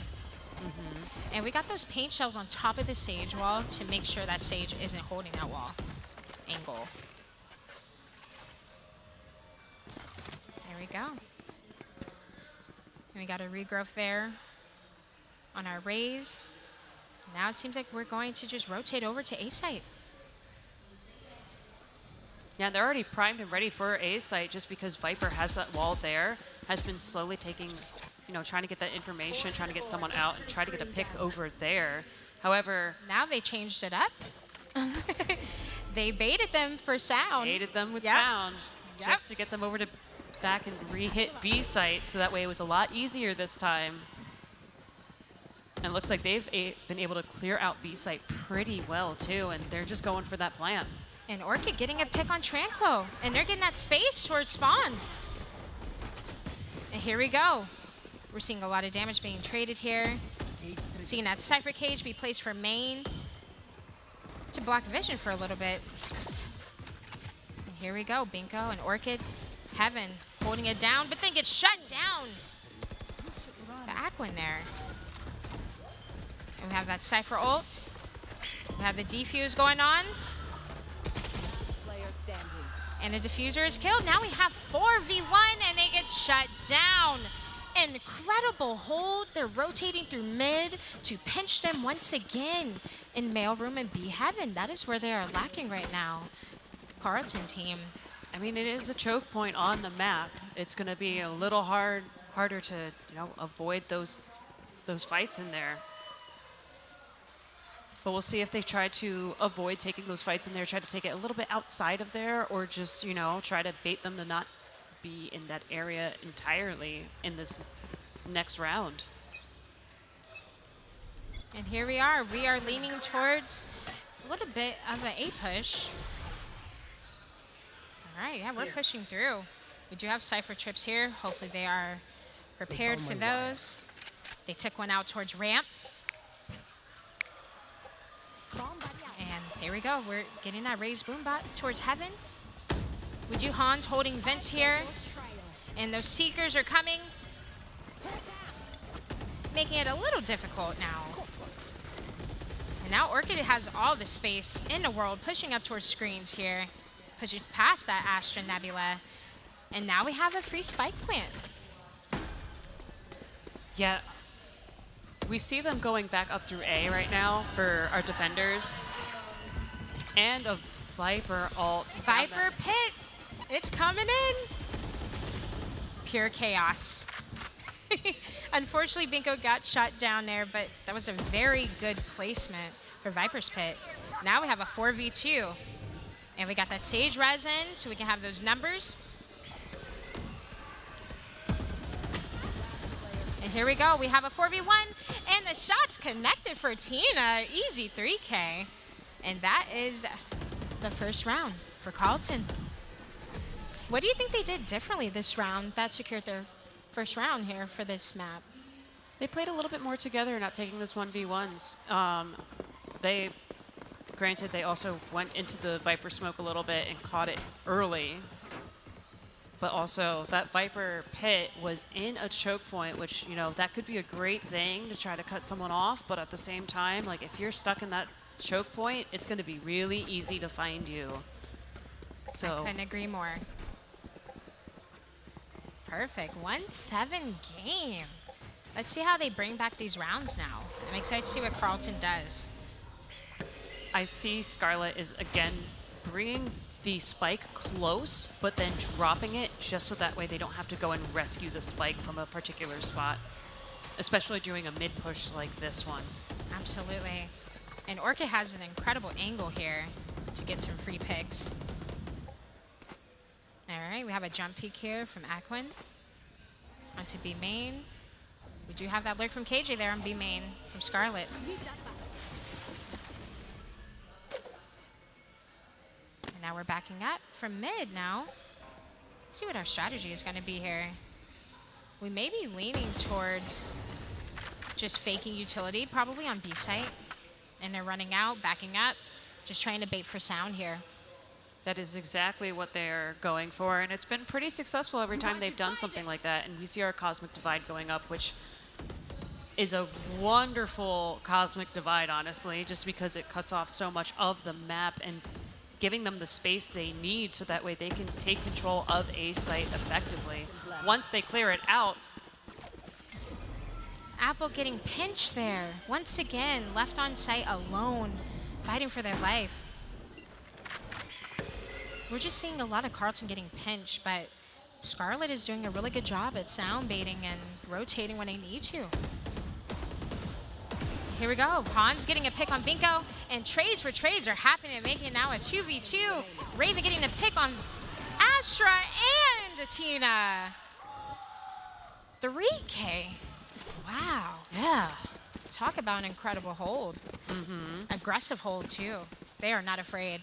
not one bit. It was great to see them just kind of like with their crosshairs and also just making sure that their corners were completely cleared, still together, but had sights on each other. That way they could keep themselves safe and their partner safe. I love that Cosmic Divide with the Nebula on screens. That is the best way to take A. I love it. Yeah, no, I see our attackers currently are leaning towards B mid with the spike this time. So it's interesting to see how sometimes they make sure they have spike with them, but other times they leave it behind just so they can gather that little bit of information so they can play it safe. Absolutely. But we still, every round, see Viper with the wall on A that is so aggressive. But still holding it too and trying to bait the other team out just a little and the bit. timing of this. Oh my goodness. I hope they don't get caught while they're in their form, and they did. Raven getting a pick on Aquin. Unfortunate timing there. But now we have a 4v2. They're getting kicked off here towards A Heaven and Vent. Incredible shot from Raven on Tranquil. 2v2. Camilla, 2v2.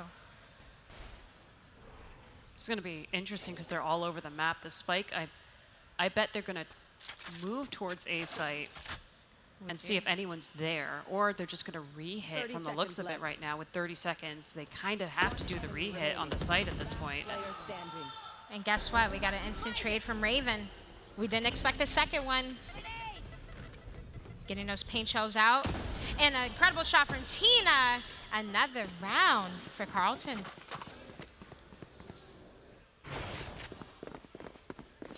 That was a really good hold. That was on B. That was a great hold. They had the easy read on Scarlet. Yeah, that is why it's so important when you're playing this map. You really, if you're going to go B site, as much as it is a go as quickly as possible on the B, a lot of the time you still need to go clear out heaven. Rafters is scary. Rafters is a whole other world. Terrifying.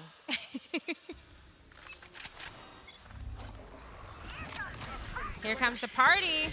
Showstopper taking out Binko. That wall is immediately dropped now.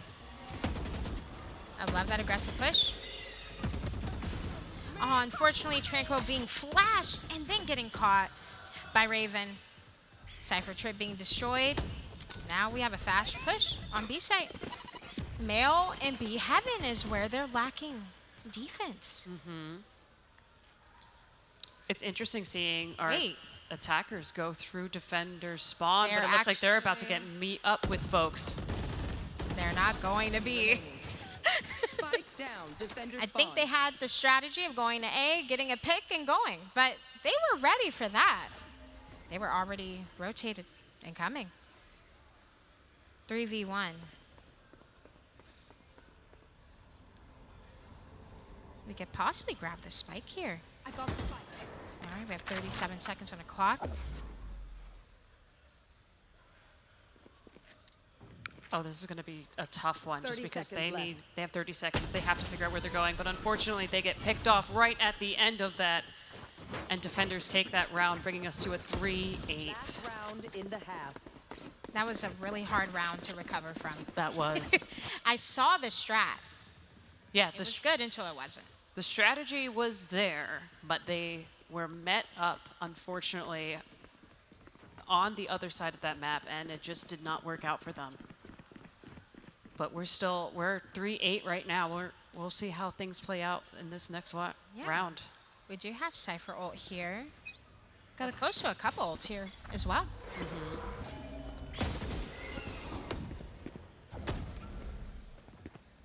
I see they're still utilizing the B push through mid slightly. Leaning more towards mid, putting Spike in an interesting location, and Viper continuing with the conditioning of the other team. Here we go. It seems like we are getting some space towards mid. We're just pushing slow. See if we can get some information or a pick here. Binko getting a pick here, Akwin. Revealed by the spy cam. Could be tricky. Cypher could get that pick as well if we do an aggressive push after that Viper wall falls. But we are leaning towards B. We do have the spike leaning towards that area. It looks like we have quite a few flashes going out onto site right now. It's getting a little bit chaotic with a few utilities being utilized. We have Astra there making sure Heaven is covered at least. We'll see if Spike gets planted, and they do with Sage lurking nearby, joined by their teammates. We'll see how they plan to retake this site. And Binko did end up getting that pick. I'm sorry, Cypher ended up getting that pick on Binko just a few seconds ago. And got that Sage heal now. Shots don't connect, so now we're in a 2v1. Can Tina do it?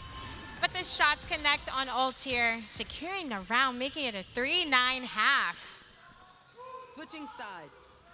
Wow, Scarlet, they took that aggression and went with it. I have said this every single time we end up casting together and this happens. There's a 3-9 curse. Absolutely, and we got it. We got our 3-9 curse. I'm excited to see how Carlton does on attack here. I am too. At this point, I guess Split is attack-sided. I think we may have figured it out. We'll see how this goes. We'll see how the next few rounds go, but we're switching sides. We'll see how Carlton fares as attackers instead of defenders, and we'll see how Scarlet works as and we have defenders a bear friend. here. We do have a bear friend on the field right now. Very happy to see Bear Friend. Bear Friend clearly is cheering on everyone at this competition right now. Looks like Carlton has decided to do the mid push going up towards our B, deciding, B doesn't sound that great. Let's go A instead. And you see that Viper setup in male? Mm-hmm. I wouldn't want to push that either. I wouldn't. Viper utility is just terrifying. All as a whole. It is, and for some reason, people still think they can get away with just pushing through Viper utility. Absolutely not. No, there's a decay. You got to remember there's a decay. All right, we're getting some space here on ramps. We do have a flank hold. All right, we're pushing off of heaven towards site. We do have 2 holding A site here. And they're just sitting in that nebula, playing outside of it, but then they both get picked off, making it now a 5v3. Carlton up in numbers right now. 30 We have the hold from left. Aquin on ramp. Nebula to cover heaven. And now we're just gonna play post plant.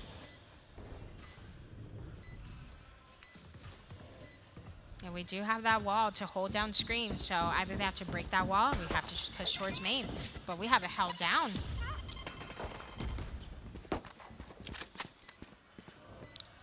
Yeah, it seems that it's going to blow up quickly once folks meet each other on A site. We have a really nice Viper wall here. The spike is counting down pretty quickly, though, so we're getting picks going off one by one, and attackers end up taking it for themselves. That was a really good round. We saw some really good shots be traded. And guess what? They did it together. As usual, that's how you win these rounds, playing together.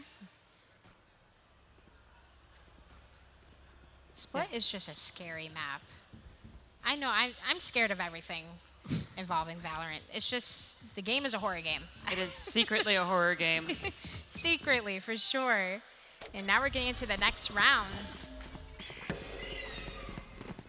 Looks like we're again leaning towards B site, but our defenders gambled on A.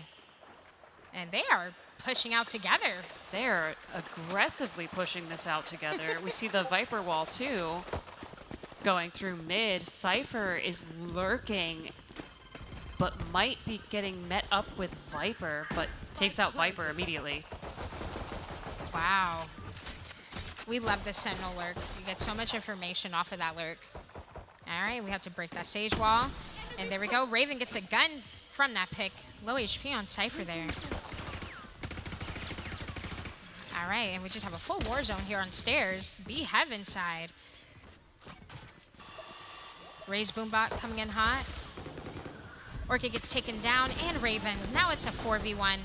30 HP on Sky, and that's another round for Carlton. It was a gamble.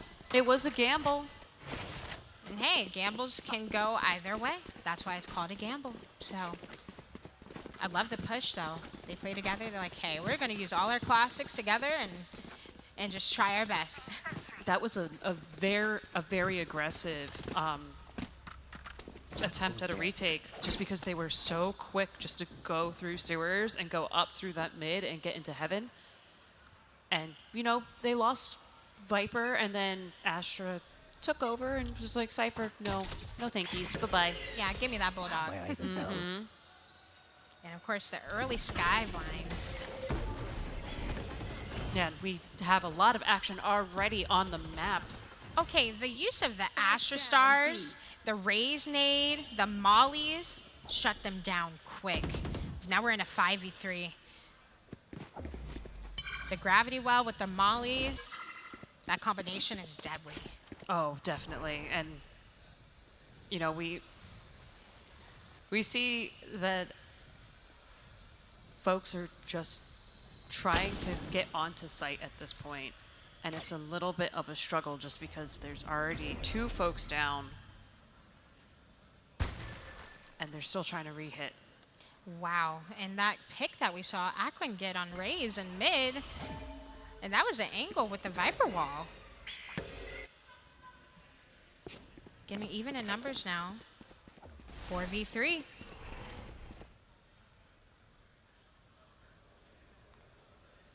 Seconds we're leaning left. towards B side here. 30 seconds left. They have to take this they have to go to B site at this point just because there's not enough time really to move towards A site. And there's still one person at A site. They're finally rotating though. And Raven holding it down with the team, getting a 2K. But the utility usage. I love an Astra Gravity Well with a KJ Molly, paint shells, and then a Sage Slow. Oh yeah, that's deadly. They were well prepared for that round and that B push. Yeah, utilizing the utility together is definitely a strength of both teams at this point, just because they play off of each other so well, and you need to play off each other's utility besides, you know, just having each other's backs throughout these rounds. And with Split, I think combining utility to just hold them off a site is very important. Yes. So they did that very well. And they thought the re-hit would work, but they weren't successful. But they played well. They attempted the re-hit. It's okay.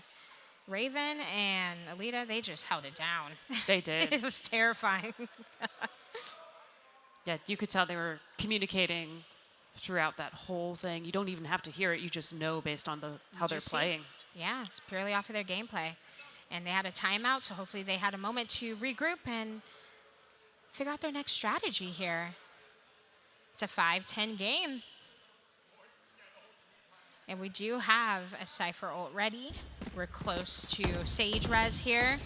Carlton. Also Cosmic Divide too.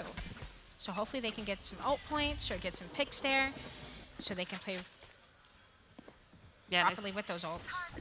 And they're utilizing a mid push once again, so we will see how this goes since it is a B leading mid push. We have Cypher over lurking in A just to get some information. However, all of the other team is leaning on that B site as well. So I wouldn't be surprised if they rotate or at least make it look like they're going to rotate to A and then try to do a re-hit real quick. Aggressive 3-hold here on B main. They're ready. Now we're using that Trailblazer to get some information. Get shut down quickly. Binko and Orchid getting 2 picks there on flank and mail. Yeah, as we can see, they're definitely going up towards A site. Cypher's already at A. They've been waiting, just lurking to see if there's anyone there. They probably have communicated to their team at this point, hey, A's empty. A's just cleared for the taking, so just go for it. So it's 3v5, but they have a lot of space. And talk about a spray transfer, Camilla. Hello? 3K. That's a 3K for Apple. Oh my goodness. That went from a 3 versus 5 to 3 versus 2, all in the span of like 2 seconds. Absolutely impressive showmanship.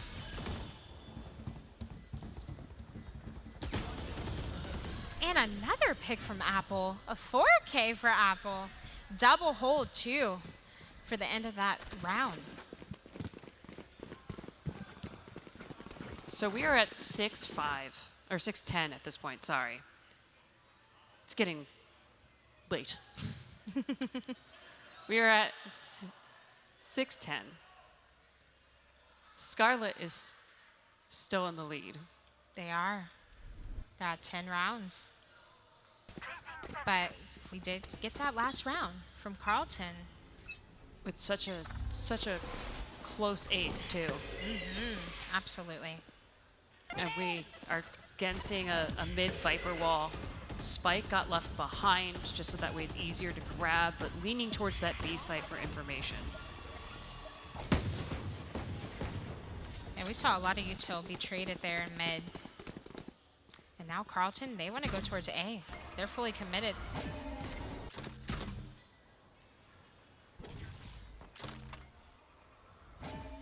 But then we have that Cypher Cam to get information for the team to see if they do want to commit to this push on A.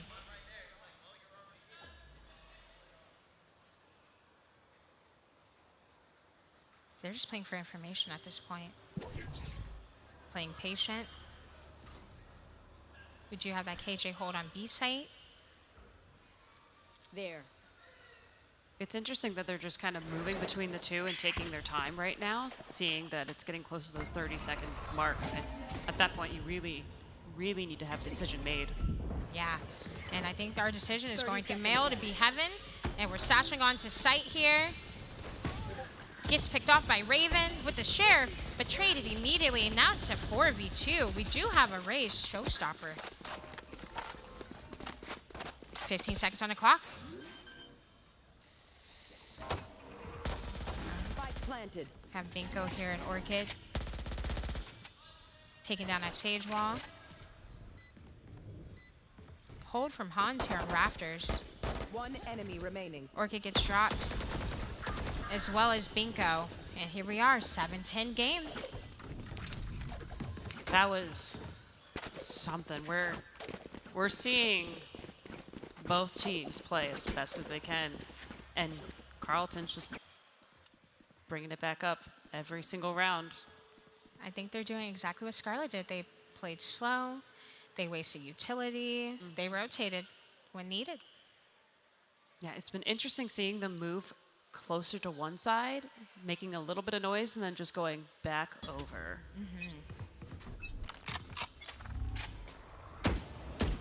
All right, we do have 3 ults for each side. Okay. And now we're getting that Astra Nebula down on B site, holding an angle here. Probably playing for Nova Pulse or Gravity Well, for sure. Double hold here in Mail as well. Jump peeking mid, see if we can get some information there. And they're just playing patient. They want to play for picks here. Yeah, I just want to mention, like, we keep seeing Cypher lean towards A and just kind of lurk around A, preparing for them to move over towards that A site, as we're seeing them do right now with the spike, but going up through Heaven. We're seeing that Sky Flash and Apple getting picked off on main. And now we're playing with this Cosmic Divide, getting a pick on Hans with the Showstopper. Now it's a 5v3. And another Showstopper coming in from Tina. And now we have that res from Heaven on Hans. 4v3. And we have a double hold here in Elbow. Swinging together. Ult here, getting 2 picks, getting traded with Alita. And now it's a 1v2 situation. Gotta do something here. We do have Alita at low HP here, but we have a double swing here from Elbow. And another pick from Tranquil, a 3K. Hello.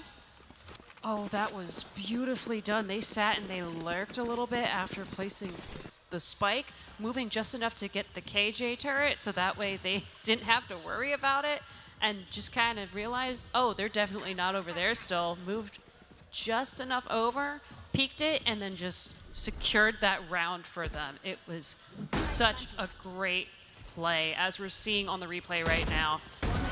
Just so quick, just to move over and just go right for it, because they knew they were going to have to come from that way with the turret being placed in that spot.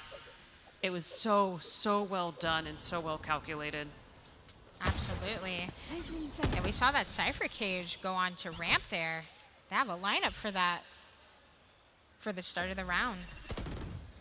Just to help with vision. Tina getting a pick there on ramp. Now we have that guiding light coming out. And another one for Sight. And a Nebula, are we going to play inside of it? Unfortunately, we couldn't. Raven getting picked off there on Sight.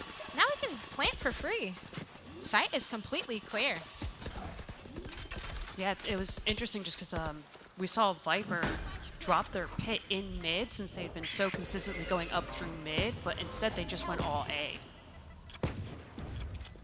And it seems they're playing the waiting game right now with a little bit of information. Sage is in quite the spot. Very, very fun spot. Just such a sneaky hold right there. And it's all up to Altier. One pick from Altier and instantly traded from Aquin. Camilla, 9-10. We went from a 3-9 game to a 9-10 game. And here we go. We're getting a timeout here from Team Scarlet.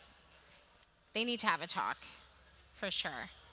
Oh yes. Both teams have been playing for information, and they're just taking their time a little bit. Like, we've seen some aggressive moments from the start, but for the most part, they're just information gathering.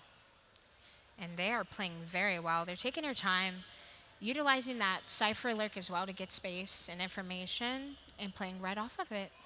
Yeah, that Cypher Lurk has been, I think, a very big component as to how this has gone from 3-9 to 9-10 at this point.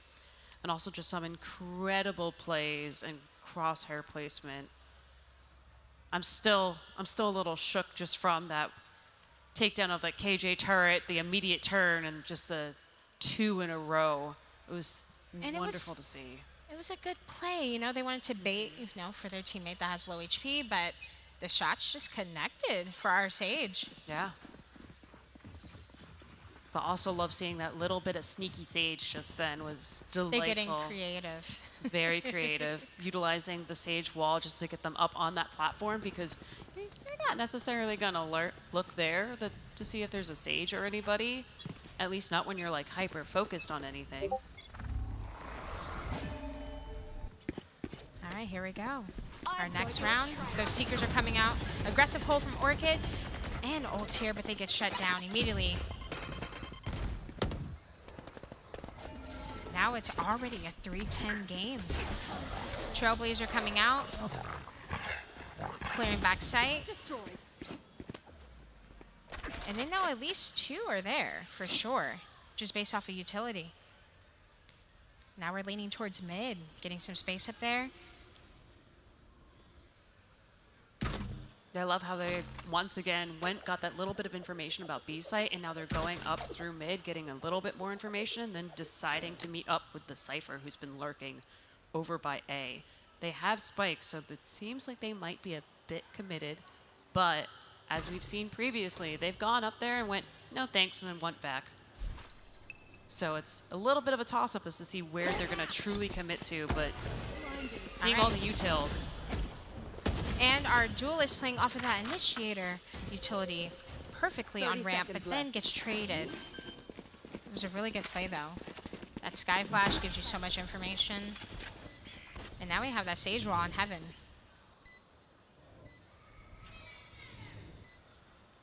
Yeah, we're just playing for that little bit of info. We'll see them connect, and KJ taken out, and so was Viper just by peeking behind that wall.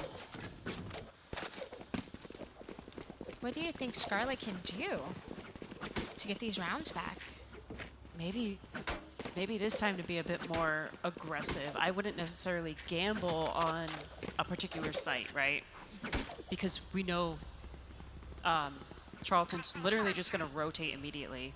But having folks just kind of maybe go from the mid, see which way they're leaning, and meet them in the middle, that might be the way to kind of throw them off their game currently. I couldn't agree more. And you know, they did try the aggressive push last round, but the Sky Seekers, they took over. Yeah. So utilizing that utility too, just in mid, would be absolutely great. We could hear some ult points getting picked up. You will not kill my allies.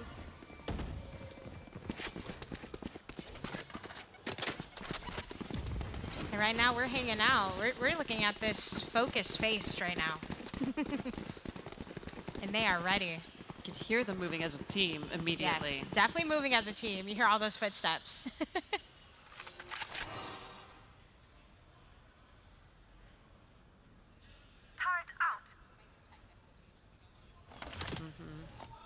All right, 10-10 game. 10-10. It's getting close. 30 seconds left. Trailblazer in a paint house.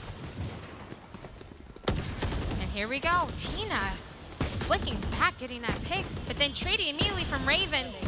And shots are just coming in hot from Aquin. Wow. Again, we heard them moving together. They were ready for that rotate, and they took sight. That was their eco round for Scarlet. So let's see what they can do now that we have a full buy round. We do have our Sky Seekers. We have KJ Lockdown. We also have Cosmic Divide. Probably try playing for retake. That should be our strategy at the moment. Probably. But playing together for retake. Together is the important part here. And I see we have a mid push leaning towards that B once again with the wonderful Viper wall, forcing them at least out from going through mid. And we know we have a couple folks on the other team that are defending that just peeked out through that spot on B. So we'll see if they commit to B early or they just make some noise and leave. Those paint shells are deadly. The placement of them. Unfortunately, with the Cypher, like, they get picked off. Here we are. We have a 5-3 game now. Those Seekers are coming out. Placing alarm bot down. Bomb grenade out. They definitely know they're towards mid, so I hope they are prepared for whatever is to come. I think we're gonna lean towards B Heaven here. We did see those KJ Mollies get used a little bit early. 30 Here we seconds go, we're getting that left. Sky Flash towards spawn. And stuck with the Showstopper in a gravity well. Unfortunately, the timing of that Astra gravity well, unfortunate. Now it's a 4-2 game. We have 13 seconds on the clock. Gonna get a default plant here with Spike. And here we go, Raven to clean it up, making it a, hey, 11-11 game. That timeout was helpful. Look, they needed that time. Both teams are here for a reason. I'm just still that gravity well, right when Raze was trying to use the Showstopper, was phenomenal. That timing. The timing was great. They must have heard the start of it and just immediately went for it. Because you know, Showstopper being used just to clear out this a corner of the site makes perfect sense. So yeah, put a gravity well right there. Why not? Why not? Make it more difficult for the other team. All right, 11-11 game. I see we're once again going with that B push with that Cypher lurk. Leaving Spike behind again just so that way they can get the information. They're playing the same routine a few times in a row still.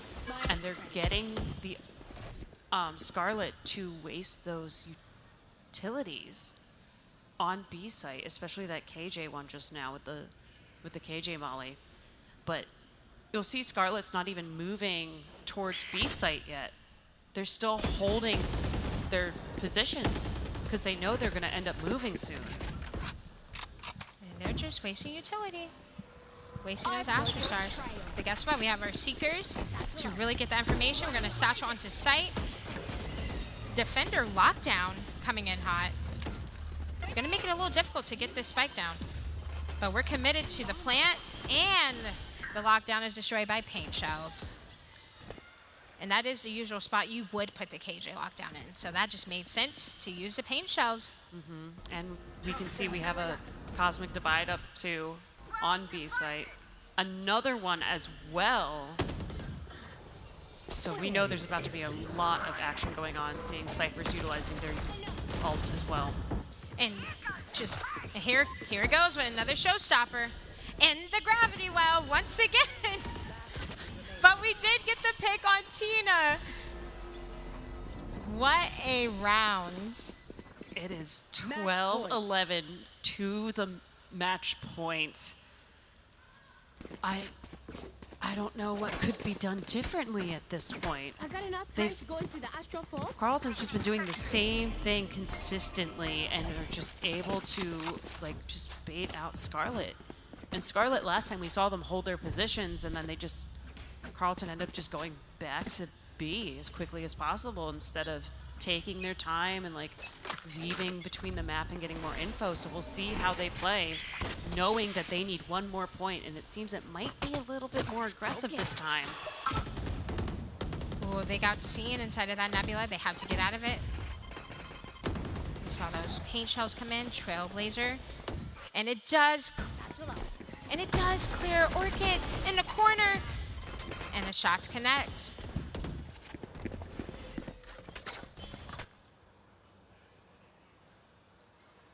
You know, they get aggressive. It's a good play. But the utility usage to clear out that aggressive play is hurting Scarlet right now. Yeah, and I do want to say, like, we've seen some really good paint cans. Wow. And just that little lurky lurk right there with Cypher just popping off.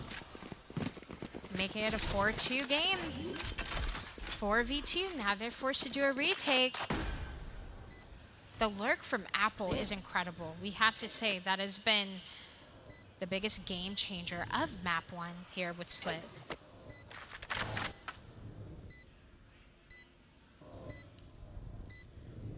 Yeah, this is a crucial moment at this point just because you need your information. There's not much there other than you know they're on site because the spike has been planted.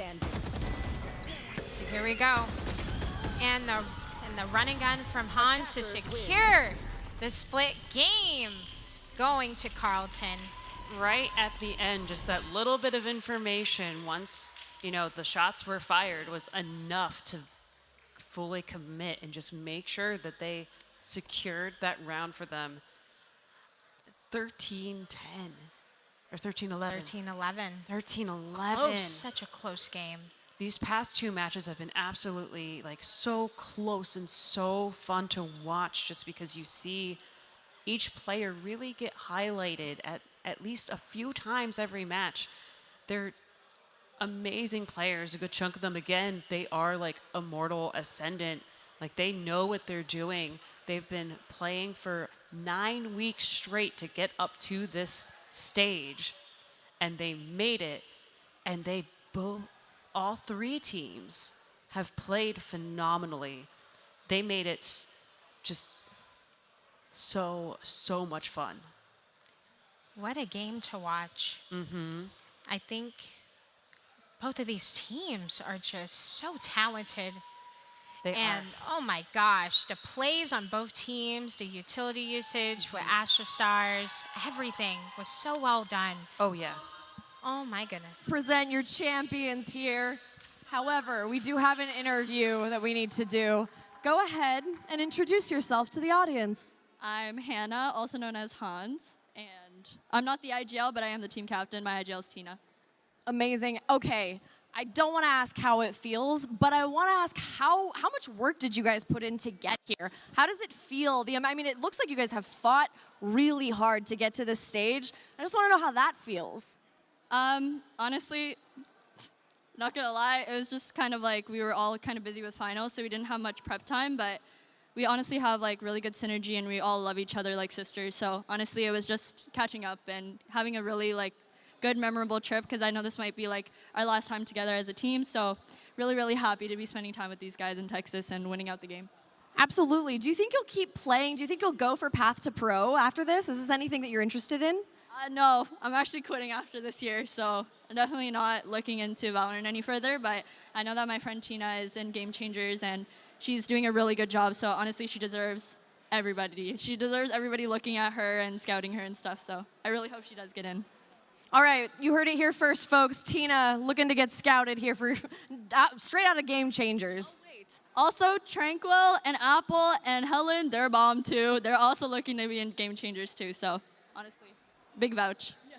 Big vouch. Okay, so let's talk about what the key to your success was. I mean, it looks like you guys just have the power of friendship in anime. I'm not gonna lie. Genuinely, you can tell that you guys enjoy each other's company. Is that really the key?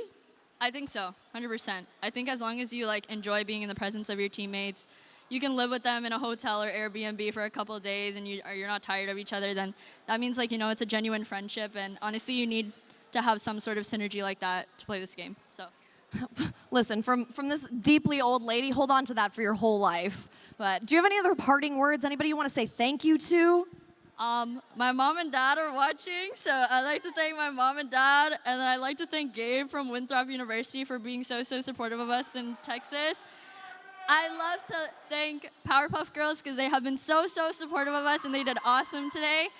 And just like, would love to thank all my friends that have supported me, and also would like to thank all the haters who didn't want to see me get here to this point. So thank you guys.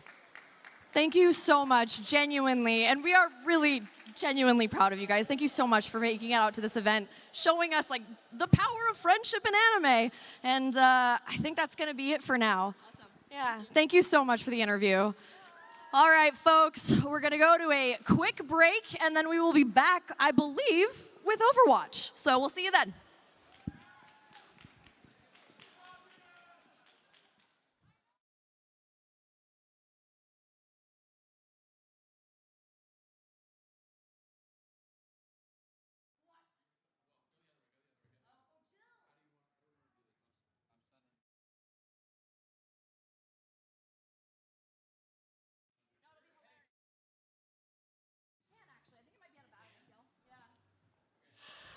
Saw Carlton has won the Padia Cup Women's Matchmaking Show Match, sponsored by Xbox.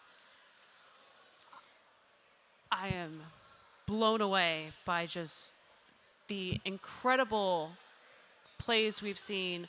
I am honestly just excited just to see so many wonderful women in Valorant, and also hearing that quite a few of them are looking to go to Game Changers, which is honestly just super inspiring and empowering as well. So I am sure we will see them alongside Scarlett at Game Changers very soon. And maybe one of these years you'll see us cast in Game Changers.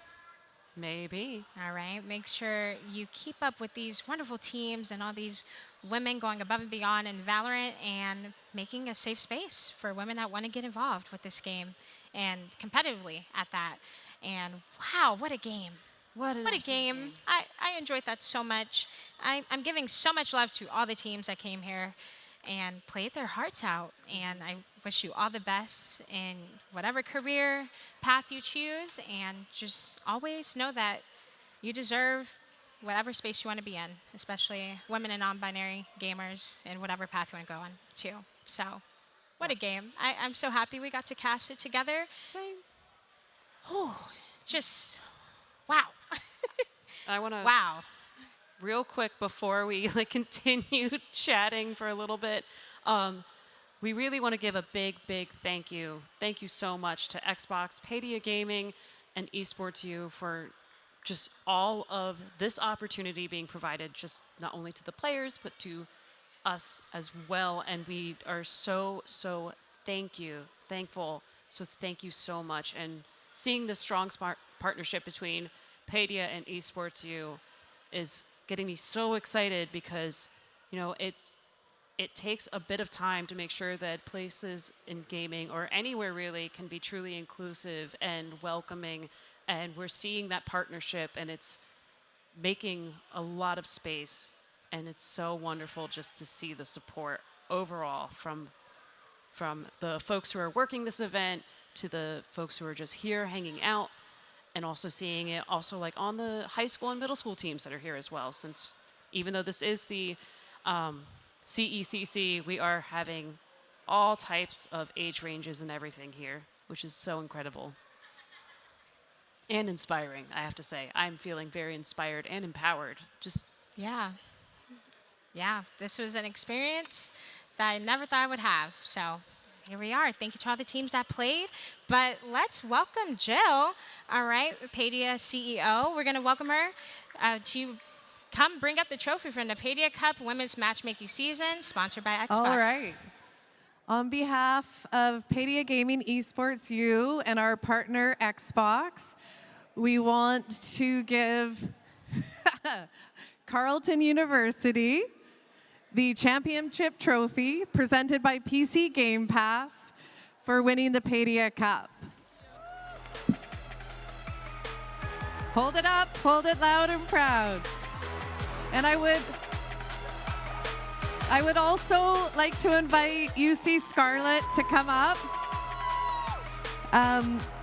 Carlton is holding the trophy, but all the women that have competed on this stage or who have casted and been talent on this stage, this represents all of you. You guys are so inspiring for the next generation of women to come. They look up to you and you're paving the way. And this has just been such an incredible moment for all of you. So thank you. Thank you. Congratulations. Woo! Let's hear it for them. GG, ladies.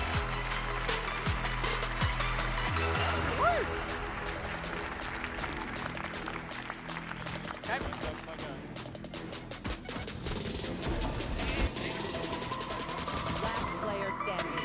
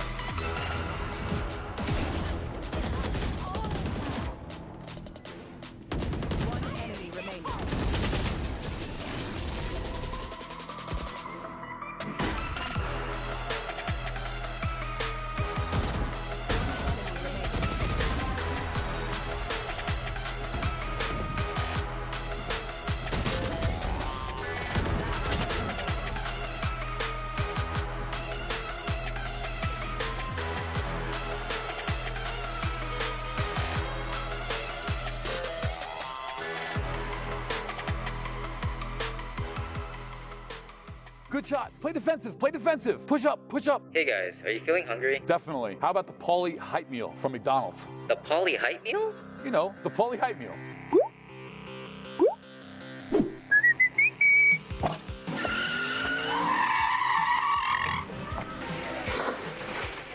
The official Pauly Hype Meal is a quarter pounder with extra cheese, large fries, Oreo McFlurry, and large Coca-Cola.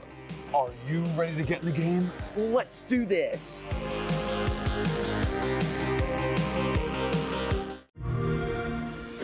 know you had to wait this long. This is what you've been waiting for. It's a new day, yeah. It's a new day, yeah. The future never seems so clear. For legal reasons, we can't say an Egg McMuffin is a hangover cure. But it probably wouldn't hurt to have one delivered. Just putting it out there. Order McDelivery in the app.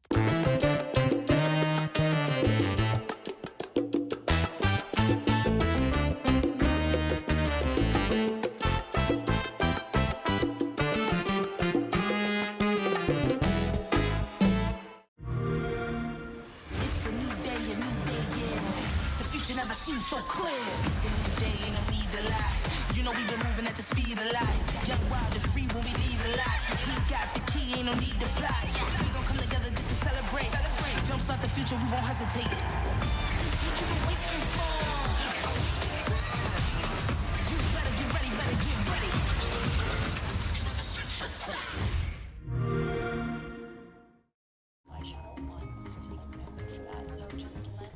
Your favorite thing delivered right to your door means that you never have to stop doing your other favorite thing.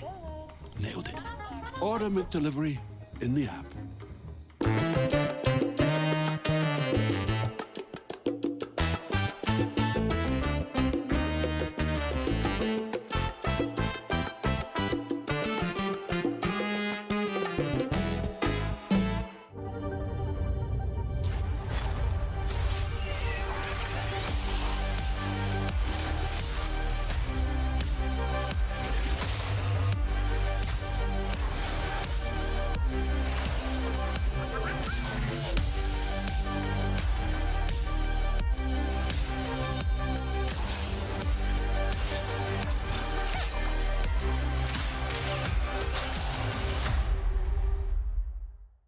Good shot. Play defensive. Play defensive. Push up. Push up. Hey guys, are you feeling hungry? Definitely. How about the Polly Hype Meal from McDonald's? The Polly Hype Meal? You know, the Polly Hype Meal.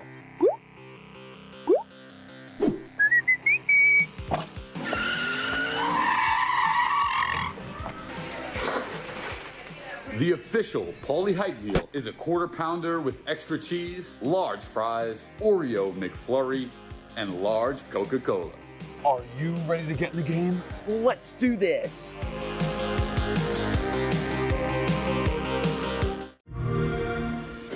know you had to wait this long.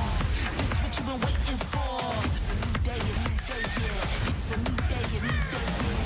The future never seemed so clear. For legal reasons, we can't say an Egg McMuffin is a hangover cure. But it probably wouldn't hurt to have one delivered. Just putting it out there. Order McDelivery in the app.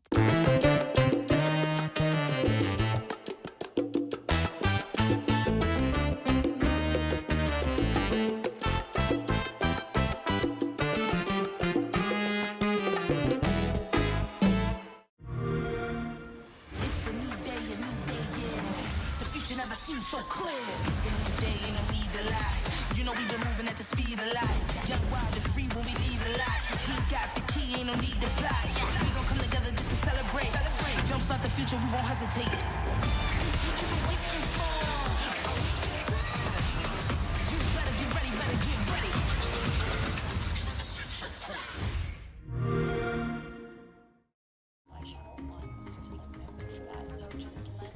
Your favorite thing delivered right to your door means that you never have to stop doing your other favorite thing.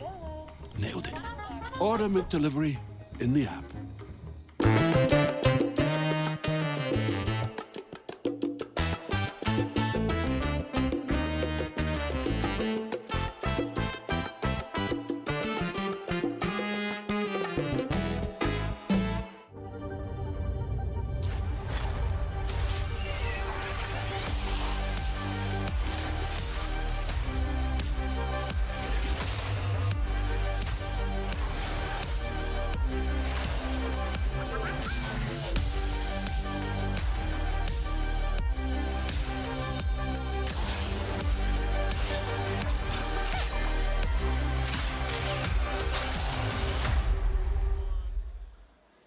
Hey folks, welcome back. I am here in the Game Pass Lounge with a bunch of these wonderful women who played this last Valorant match for us. Now, I have a fun little event I would like to do. Some good Valorant trivia, a little bit of Game Pass trivia, and a little bit more of that. Maybe a little trolling, if you will. I'd like my first contestant to come on up.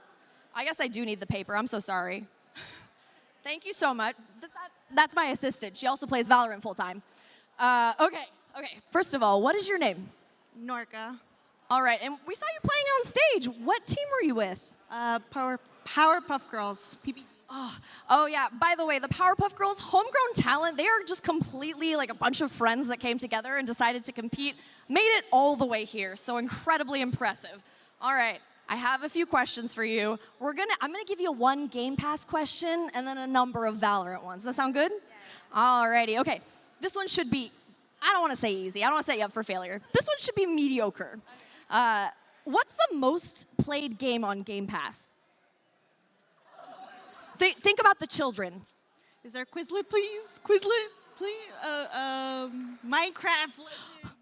You got it. It's actually just Minecraft, but yeah, hey. All right. Oop, sorry, guys. All righty. My hands are not working. That's perfectly fine. Okay. Oh.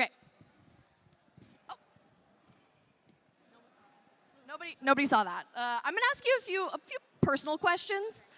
If you could have a Valorant pet, Fate's Prowler, Gecko's Wingman, or Sky's Trailblazer, or Killjoy's Alarm Bot, who you picking? I know, that's a really hard question, actually. I'm a Fade main, so I would say the Prowler, so yeah. I like that. I think that's a really good answer. It sticks with the brand. And as a future professional Valorant player, you're gonna need to, get yourself out there. Let's talk about our branding meeting now. What's your favorite skin?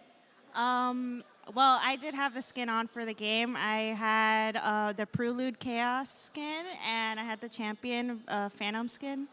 The Champion Phantom skin is so ace. That's awesome. This is a good one. What's your favorite role and why?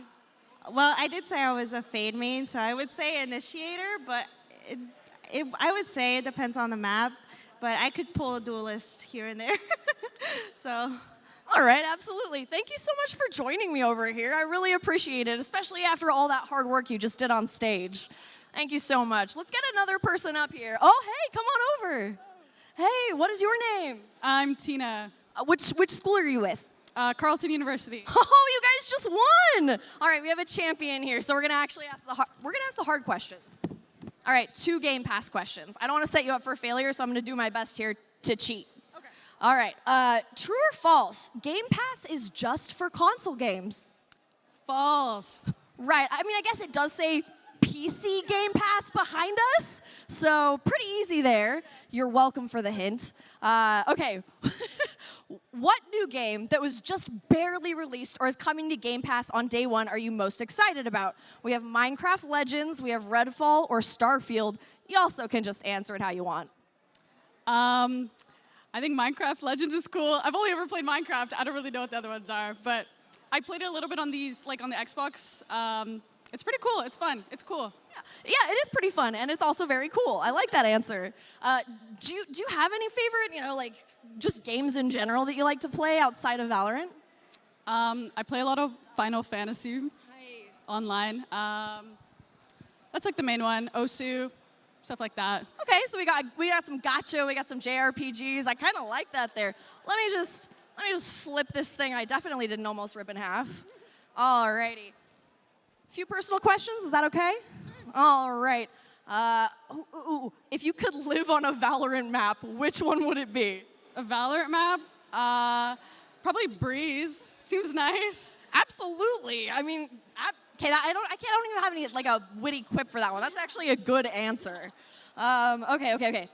If you had to go on a mission for Valorant, which agent would you choose to be your partner?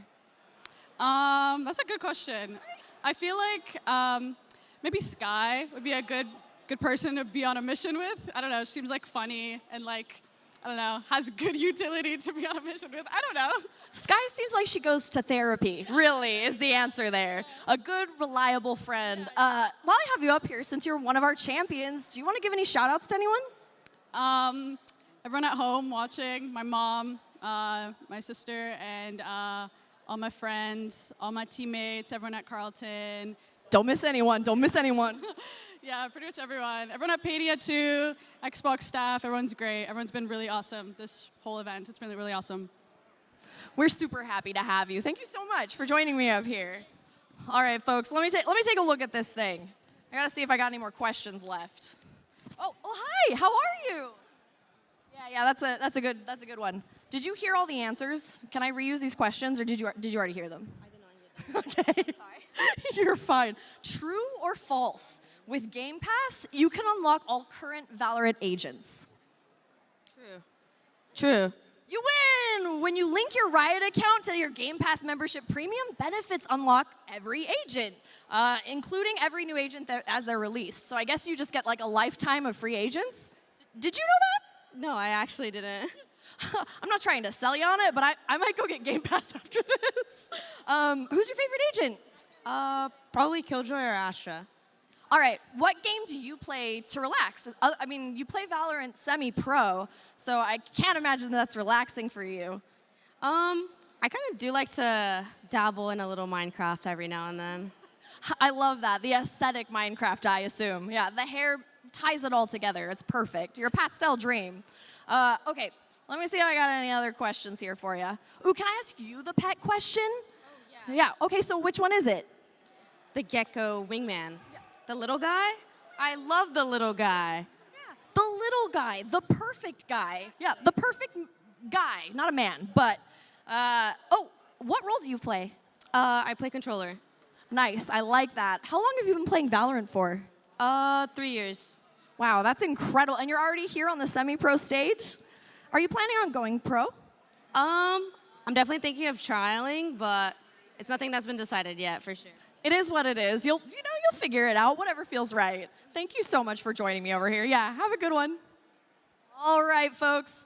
That was cute. I would say that was very cute, and I had a really good time. Thanks to everybody who joined me on stage. I appreciate you, and I hope you all have a good day. We'll be back soon. We're going to a break.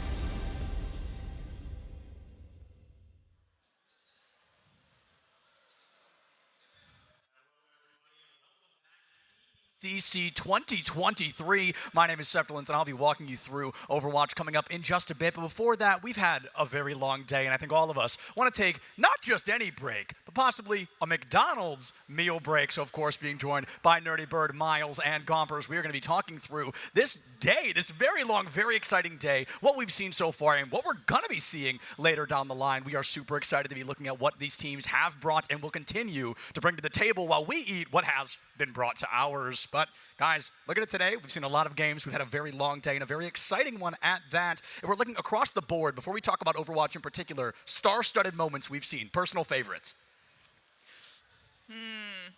I am going to go with, oh my gosh, I'm so tired. I apologize. Hence the meal break, hence yes. the McDonald's meal break.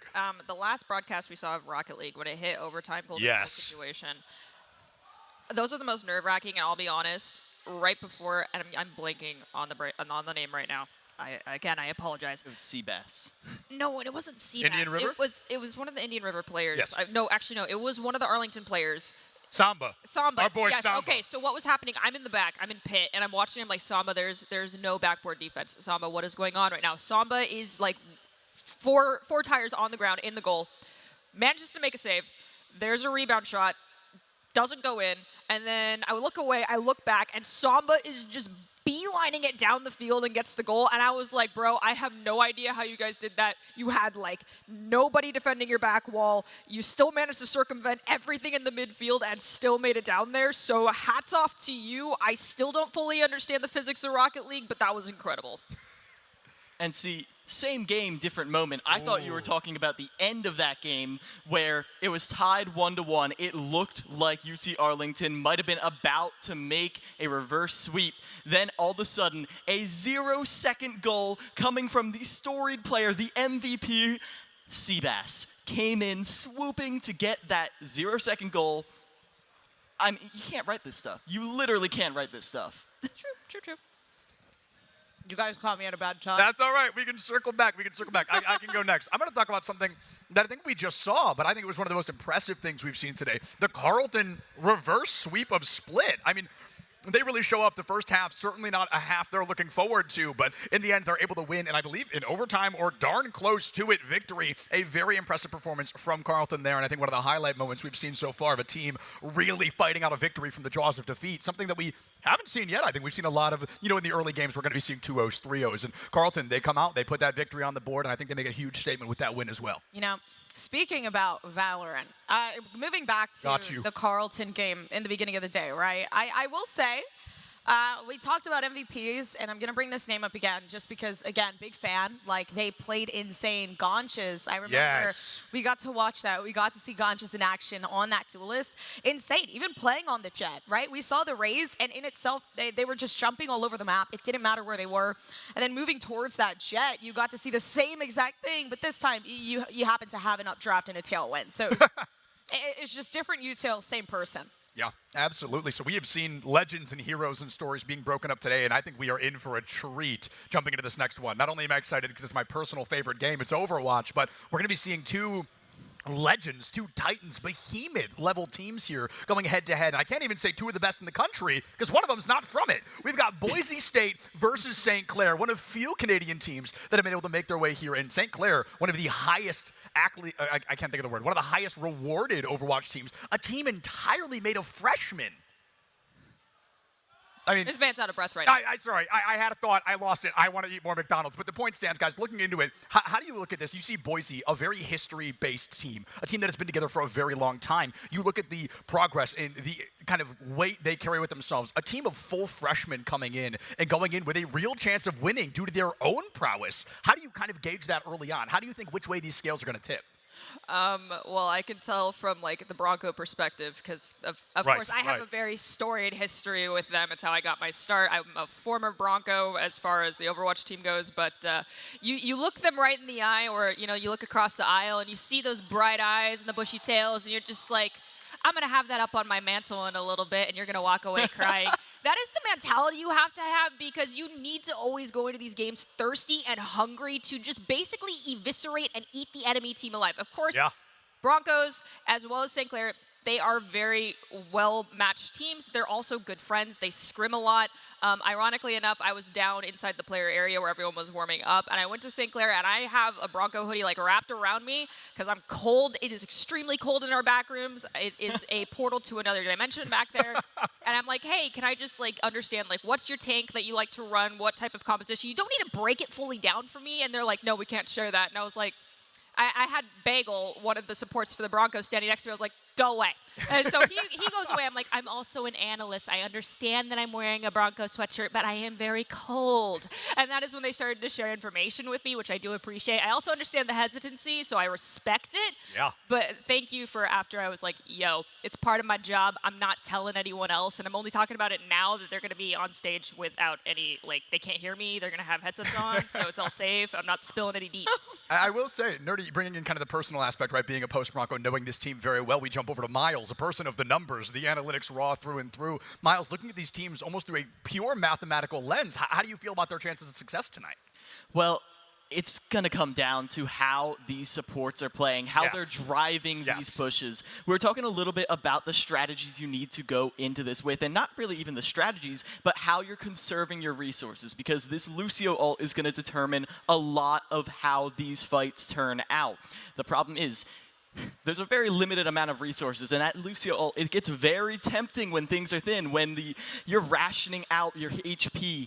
It's very tempting to get that big boost in health. Unfortunately, if you react with a Lucio ult, you have a significantly higher chance of winning. Nerdy Beard was telling me 66% chance of winning if you reactively use it, but one person has to use it first if you're in order to react. So that means you need to conserve those resources, whatever limited scraps you can pull out to save that ult to the last possible second. Otherwise, your team might just be going down the drain. Absolutely, and Gompers, you spend more time with first-person shooters than I think a lot of us do, so kind of putting in a lot of expertise and analytics you have from some other games, looking at the raw mechanical skill of these players, are you leaning one way more so than the other? Yeah, absolutely. My strategy, go kill. Amen. Oh, I love it. I love it. It's as simple as that. Click heads, baby. That's you it. sound so much like the director of the Broncos squad.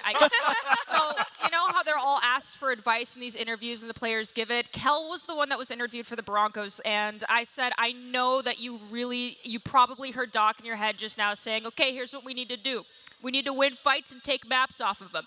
And I was like, or you probably heard, click heads, get value, don't die. Please think of something else. And he actually shut down. He's like, I know, I need to think of something else. And he gave a thoughtful response of how the team approaches everything. But yeah, you were just the epitome of Doc as an analyst just now, and I'm horrified.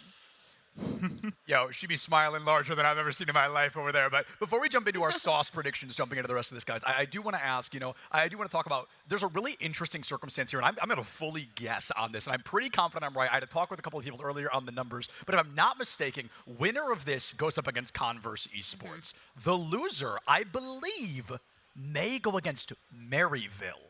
The number 1 seed going into this entire weekend, one of the largest, most acclimated teams ever. I mean, possibly the most recognizable collegiate team. So there's part of this where this could be your life on the line. You lose this, oh, we've got a safety net. Oh, Maryville is our safety net. I think you find yourself in a much more interesting spot. So do you think that level of pressure and that level of anxiety is going to force these guys to play even more so out of their minds?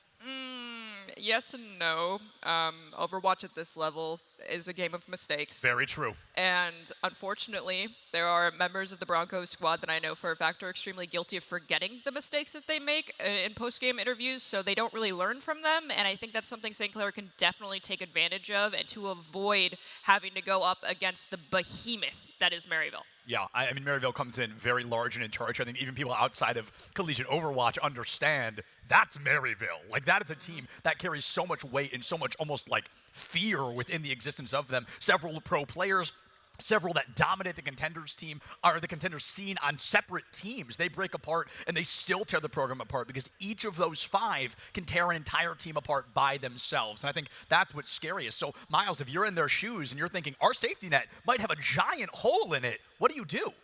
Well, you've got to buckle down here and now, because if you're spending the entire time playing to not lose, that is not the same as playing to win. Absolutely. You need to go into every fight being, well, you need to know when to cut your losses, but when you can win a fight, you need to. You can't let these little things slip away, because there are a lot of times where you might have an advantage in the beginning of the fight. Hey, maybe you use that Lucio ult reactively, but hey, that's still a 33% chance that the other team is going to win. Yeah. Like, even if you have your ideal start to a fight, it is no guarantee that you are going to be winning. So you've got to take every opportunity, every single scrap to drive home this victory.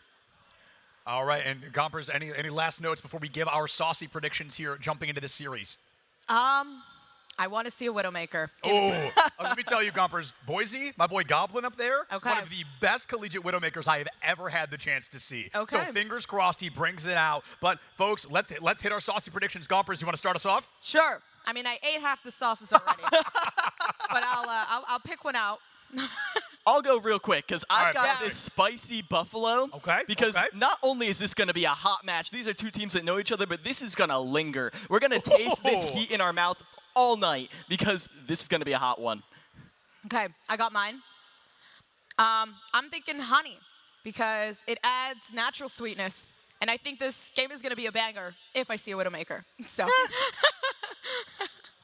All right, I'm actually changing things up, because I typically go with the spicy buffalo, and I love me some good spicy gameplay, but I'm going with the sweet and sour on this one, because as much as I hate to admit it, when you are on the receiving end of one of your own mistakes, and you know you messed up and you die for it, or your team loses a fight for it, it's a very bittersweet moment. And so both of these teams have the opportunity to either walk away and avoid the death trap that is Maryville, or to end up there. And so it's going to be a very, very kind of walking a tight line between where you want to be versus where you currently are. Absolutely. And to wrap us up, like Gompers, from one end of the desk to the other, I think I am going to go with honey as well, because it's enjoyable, it's sweet, it's something we love to eat. And let me tell you, honey, I think we're in for a treat. I think this is going to be a banger series. These are 2 of my favorite teams. I've had the opportunity to cast them several times throughout this season, and I know that both these teams want this victory like they want their next breath. They are both up there gunning for that trophy. Yeah, they are. I'm sorry, my mouth is full. I've got apple pie. That's all right. That's all right. We've got some food to eat here, and you guys have some teams to get introduced to. So let's see how they look walking out on stage.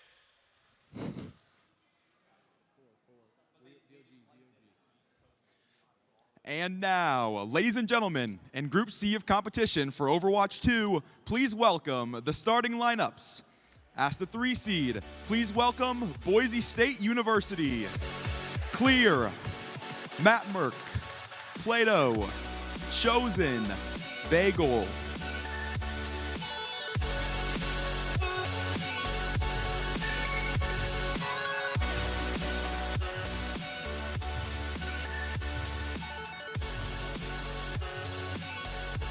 And their opponents, the 6 seed, St. Clair College. Crime, Squeak, Amarin, Redix, Grave.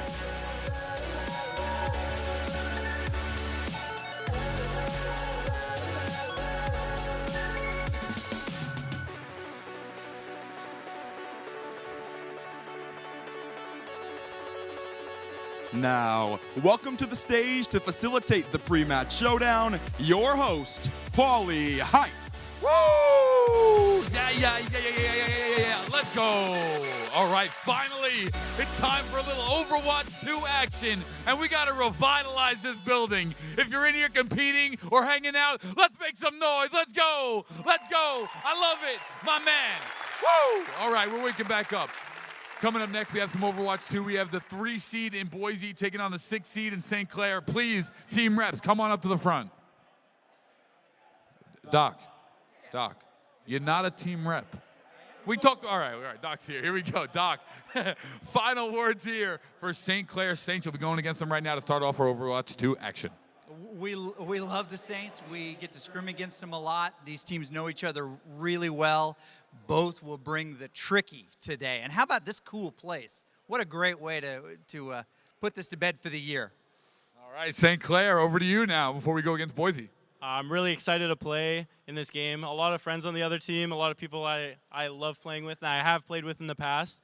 I'm really excited. It's my first LAN, first time being on stage. Really cool. Very excited. Well, Doc told me before the match that he doesn't like you, so I'll just start the match. All right, I'm just kidding. Here we go. We've got 3 seed Boise taking on the 6 seed in St. Clair Saints. Good luck for both teams. Here we go. Action underway. Nice handshake. All right, here we go. Overwatch 2 action starts right now. Casters, over to you. Thank you, Paulie, as we say aloha, friends, as we welcome you inside of the booth. Clutch Key here alongside Dividing, and it's a 6 versus 3 seeded matchup, but it kind of really doesn't feel like that if you go to the Oka rankings, kind of headed by my friend myself, Dividing here, but it's a 6 versus 10 if you look at the Overwatch Collegiate rankings right now. Number 6, Boise State and the Broncos. Number 10 for St. Clair of the Saints. So, I mean, right now, this game looks closer than it might be intended to be. This is fair. There's a couple things I want to say about the Oka rankings. First of all, the last one was about a month ago, so we are a little bit outdated with all of the various collegiate playoffs that has been going on, culminating up, of course, to this event right here. One of those, of course, being the NACE Star League playoffs, where we actually saw Boise State take out St. Clair 3-0 in the quarterfinals, right? So there's a little bit of history, especially recently with these teams, of Boise State coming out on top, but I think it's going to make St. Clair even more determined to get the reverse on them this time around. And also, I just want to say, even though you say, oh, it might be a little bit closer than you think, I want to, exemplify that. I think in Okra, the various, the basic thinking is that you have the top 3 teams, right? You have Illinois State, Maryville, Northwood. Those 3 teams very rarely drop games to anyone else. 4 and below can literally lose to any other member of the top 20. So everyone has lost to a team below them on the rankings at some point, and that is what we are going to continue to see here today. I know we're probably going to be seeing a lot of ISU, a lot of Maryville tomorrow, but moving forward into what we have in front of us, this really is a toss-up series between Boise State and St. Clair. I'm really looking forward to seeing what they come out with. Well, Nerdy Bird on the desk right now had a little bit of themselves a spicy prediction. So. I love the stage selfie going on. Stage selfie with the Canada flag on the back draped over. Love it, love it. But anyways, we go into this, and you were talking about a lot about Illinois State coming in as well. Illinois State already, the Redbirds are into the top 8 quarterfinals, so they go 2-0 in group number A, and actually one team already eliminated Southern New Hampshire. So Southern New Hampshire already out and about. So we'll talk about more of the groups later on, but first and foremost, we got to go right into the game, and this is going to be Lijiang Tower to start us off. Old faithful, if you will, very old standard. Love this map so much. It's such a great starter for these series because it really lets teams play what is most comfortable to them at that point in time. We're going to be starting off today on Control Center, which is the most closed in of the 3. That's why we see both Squeak and Clear lock in those Ramatras. Since Ramatra has been in the game, he seems to have taken over Ryan's spot as a de facto close range tank. Those pummels in Nemesis form are so lethal. But it looks like we are going to be seeing a slight change up when it comes to the support lineups. Brave is running the Kiriko, Chosen on the Baptiste. That's the only difference between these two teams. Well, only one difference, but they're going to rush right in simultaneously. The Maywalls are going to keep them there on either side. Immortality Field having to be used very early on from Chosen. So they're just going to go ahead and try to stomp right in, but instead it's the Saints that try to go marching into the first point as they already get Clear out of the way. Redx does go down, and actually this might be a turnaround here because Chosen gets rid of Crime. A 2-to-1 trade ain't bad, especially if you just lose a tank, and so Boise State's going to bring this right back around, and it's the Broncos that are going to get first shot at the point. And when you're running these Symmetra-based compositions, it really is just all about keeping that Symmetra alive as long as humanly possible. Once you have that beam charged up on enemy players or on shields, you are outputting tons and tons of damage, but you are fairly fragile. Plato already 90% of the way to the Photon Barrier is going to be doing a great job of bisecting the point here. Well, they're going to try to see if they can get down the middle now. But back into the server room, nothing really doing except if you got the speed boost from the Lucio. So Redx is going to help them right in. Photon Projector out to try to split the team in half of damage, and that's exactly what's going to happen. The only ultimate that needed to be used there for Boise State is Plato's Photon Projector. St. Clair with no answers. I love that you pointed that out because that is fundamental Overwatch right there. They knew what they wanted to play. They knew what ultimate they wanted to commit into it, and after they had committed, they used the Lucio speed boost and overwhelmed the Saints in order to make sure that they're going to have 4 ults, the Broncos, going into this next fight. Clear, Matmerk, Chosen, and Bagel are up. St. Clair, though, coming up on 4 ults of their own. This one might be a little bit messy. So from Overwatch, maybe Cuberwatch comes into play. Maybe, just maybe, Photon Protector plus a Blizzard out for St. Clair and the Annihilation out at the same time. 4 ultimates being used here by St. Clair. They are throwing everything at the kitchen window, or kitchen sink, I should say, but nothing, just everything out the window yet. Redx holds on to the sound barrier. Yeah, that's actually a really great defensive tool. I was going to say this was a pretty heavy investment here for St. Clair. It was 3 ults for the price of 2 on the other side, but because Redx held on to the beat, it means that the Saints now have a defensive tool to use for Matmerk's Blizzard coming up right now. So really great stuff. Great patience from the Lucio player on the Saints to make sure that they still have that for this next fight. Well, they're going to have the only sound barrier, like you were saying, sound barrier, but Blizzard is going to come out first. So the question is, when does Redx want to use that sound barrier? The answer is going to be before Bagel sound barrier. So Bagel now and the rest of Boise State have the opportunity to go right in with their sound barrier, with the rest of the team following up on damage, as Bagel and Plato find 2 simultaneously onto Squeak and to Crime. And their crime scene is a lot of St. Clair bodies falling down as Boise State flips it back. 71% and counting now for Boise State. Means that you're probably looking at last fight territory here, and St. Clair are looking worse for wear when it comes to ultimates in this next fight. They're coming up on their Blizzard, which is really good, especially because Bagel was forced to use the beat in the last fight. So if that can freeze up a couple members from the side of Boise State, St. Clair will be in business. They're going to try to charge right in here from the server room. Blizzard is out. This is going to be final fight territory right now unless St. Clair can flip this right around. They've already used the Blizzard. They're going to try to flip it. They're almost there. Squeak is able to go into the Nemesis form and take care of Chosen, which is big. That's a huge healer down, and they're able to flip it back. It's a 3-2 trade in favor of the Saints of St. Clair College, and we are not done yet. Oh, man, exactly. It's just what I was talking about at the very beginning, Keegan.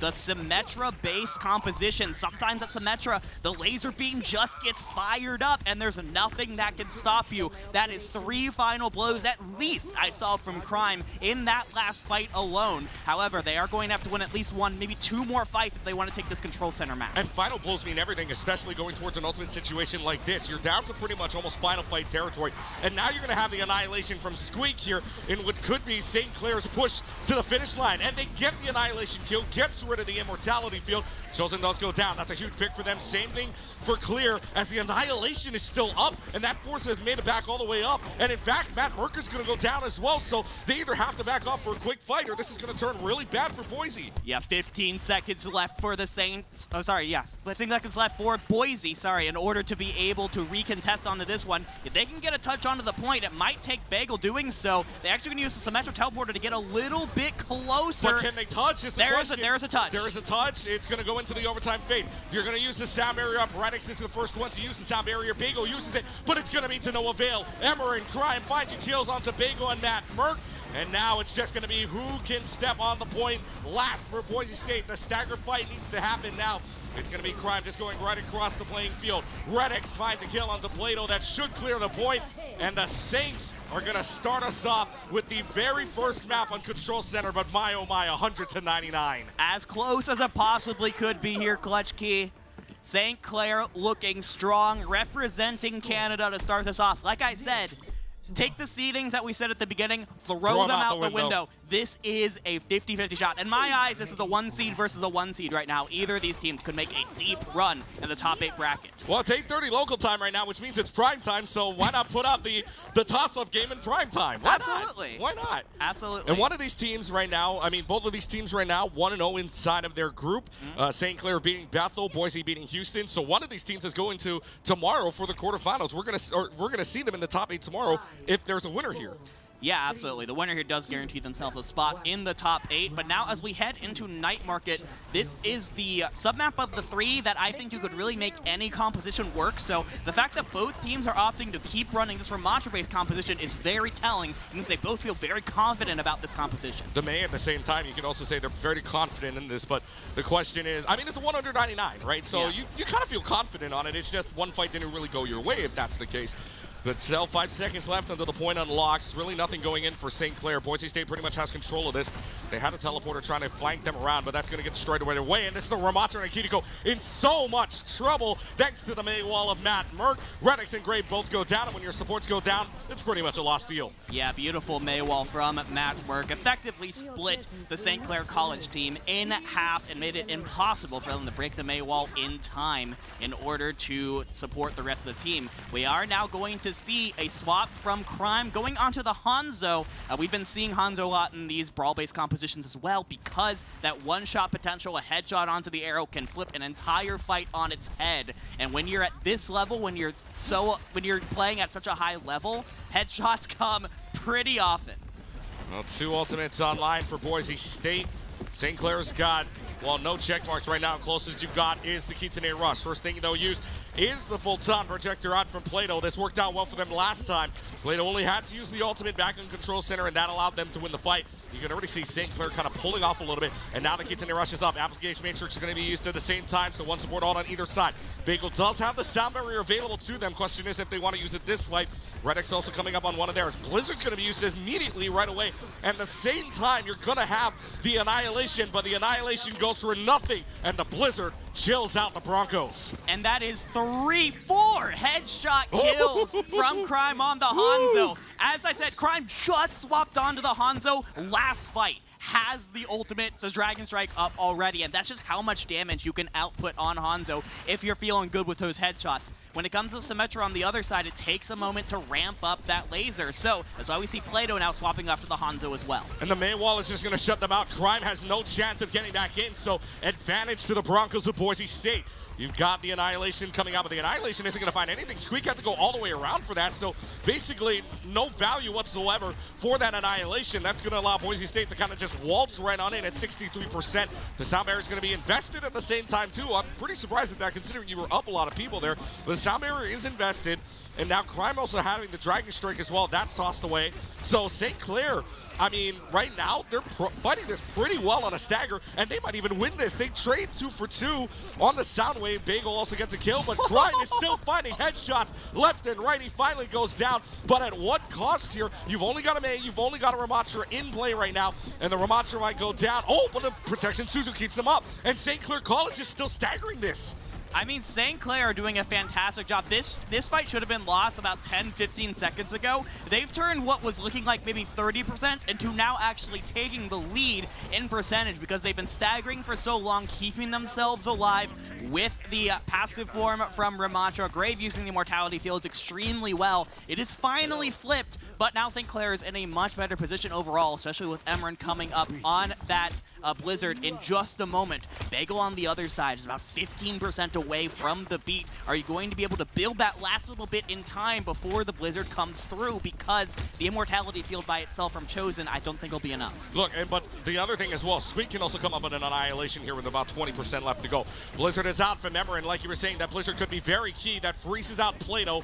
And now it's going to be the application matrix used by Chosen, but it might go all for naught here. They do use the sound barrier. Bagel is able to find a kill onto Emran, so it's a 5v4. Now Squeak is risen out, and Matt Merck's able to find the headshot kill with the Icicle. Overtime clock is run out here as they are just trying to bleed this clock away, and they might be able to. Nemesis form for Clear takes down Redix. That's both of the supports down, and there ain't no chance for the no chance for the Saints to try to make an entrance, and we're headed to round 3.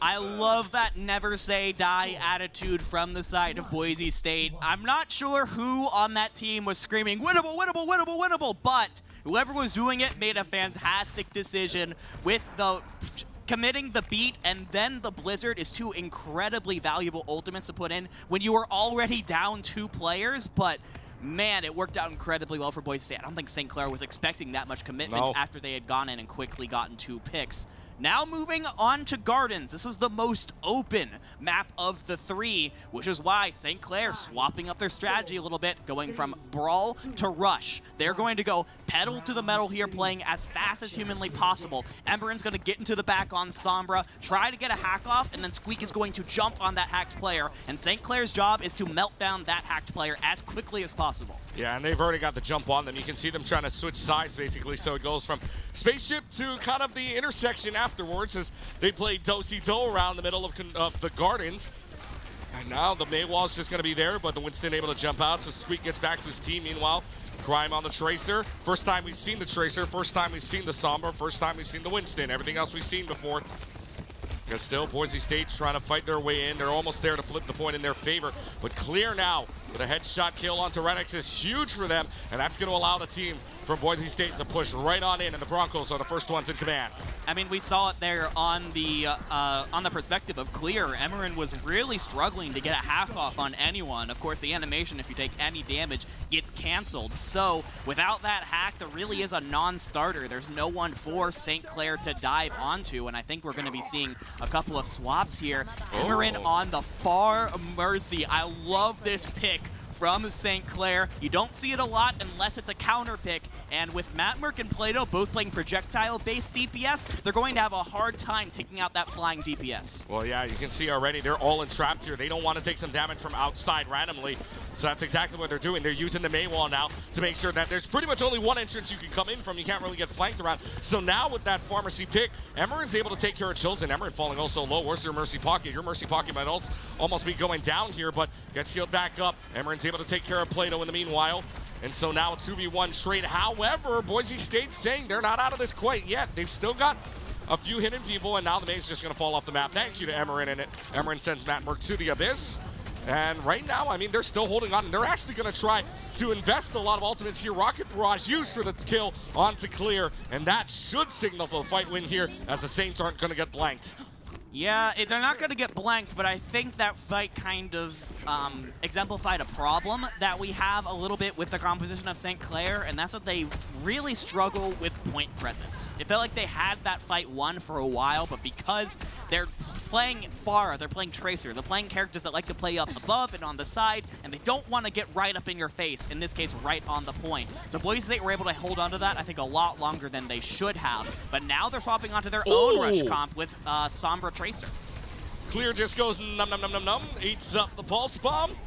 And so no more Pulse Bomb for Crime available. Played already halfway to theirs. Now you've got the D.Va causing so much panic onto this Winston, but this Winston will not be able to escape. Matt Plato getting your final blows there, but now it's just the Pharmacy combination that gets hacked, that gets swung away at, and all this Mercy can do is wait to go back to the spawn room as Boise State flips it right back. It flips it right back, and St. Clair used just about every ultimate in their arsenal in that one, which puts them in a really tough position with 70% and counting.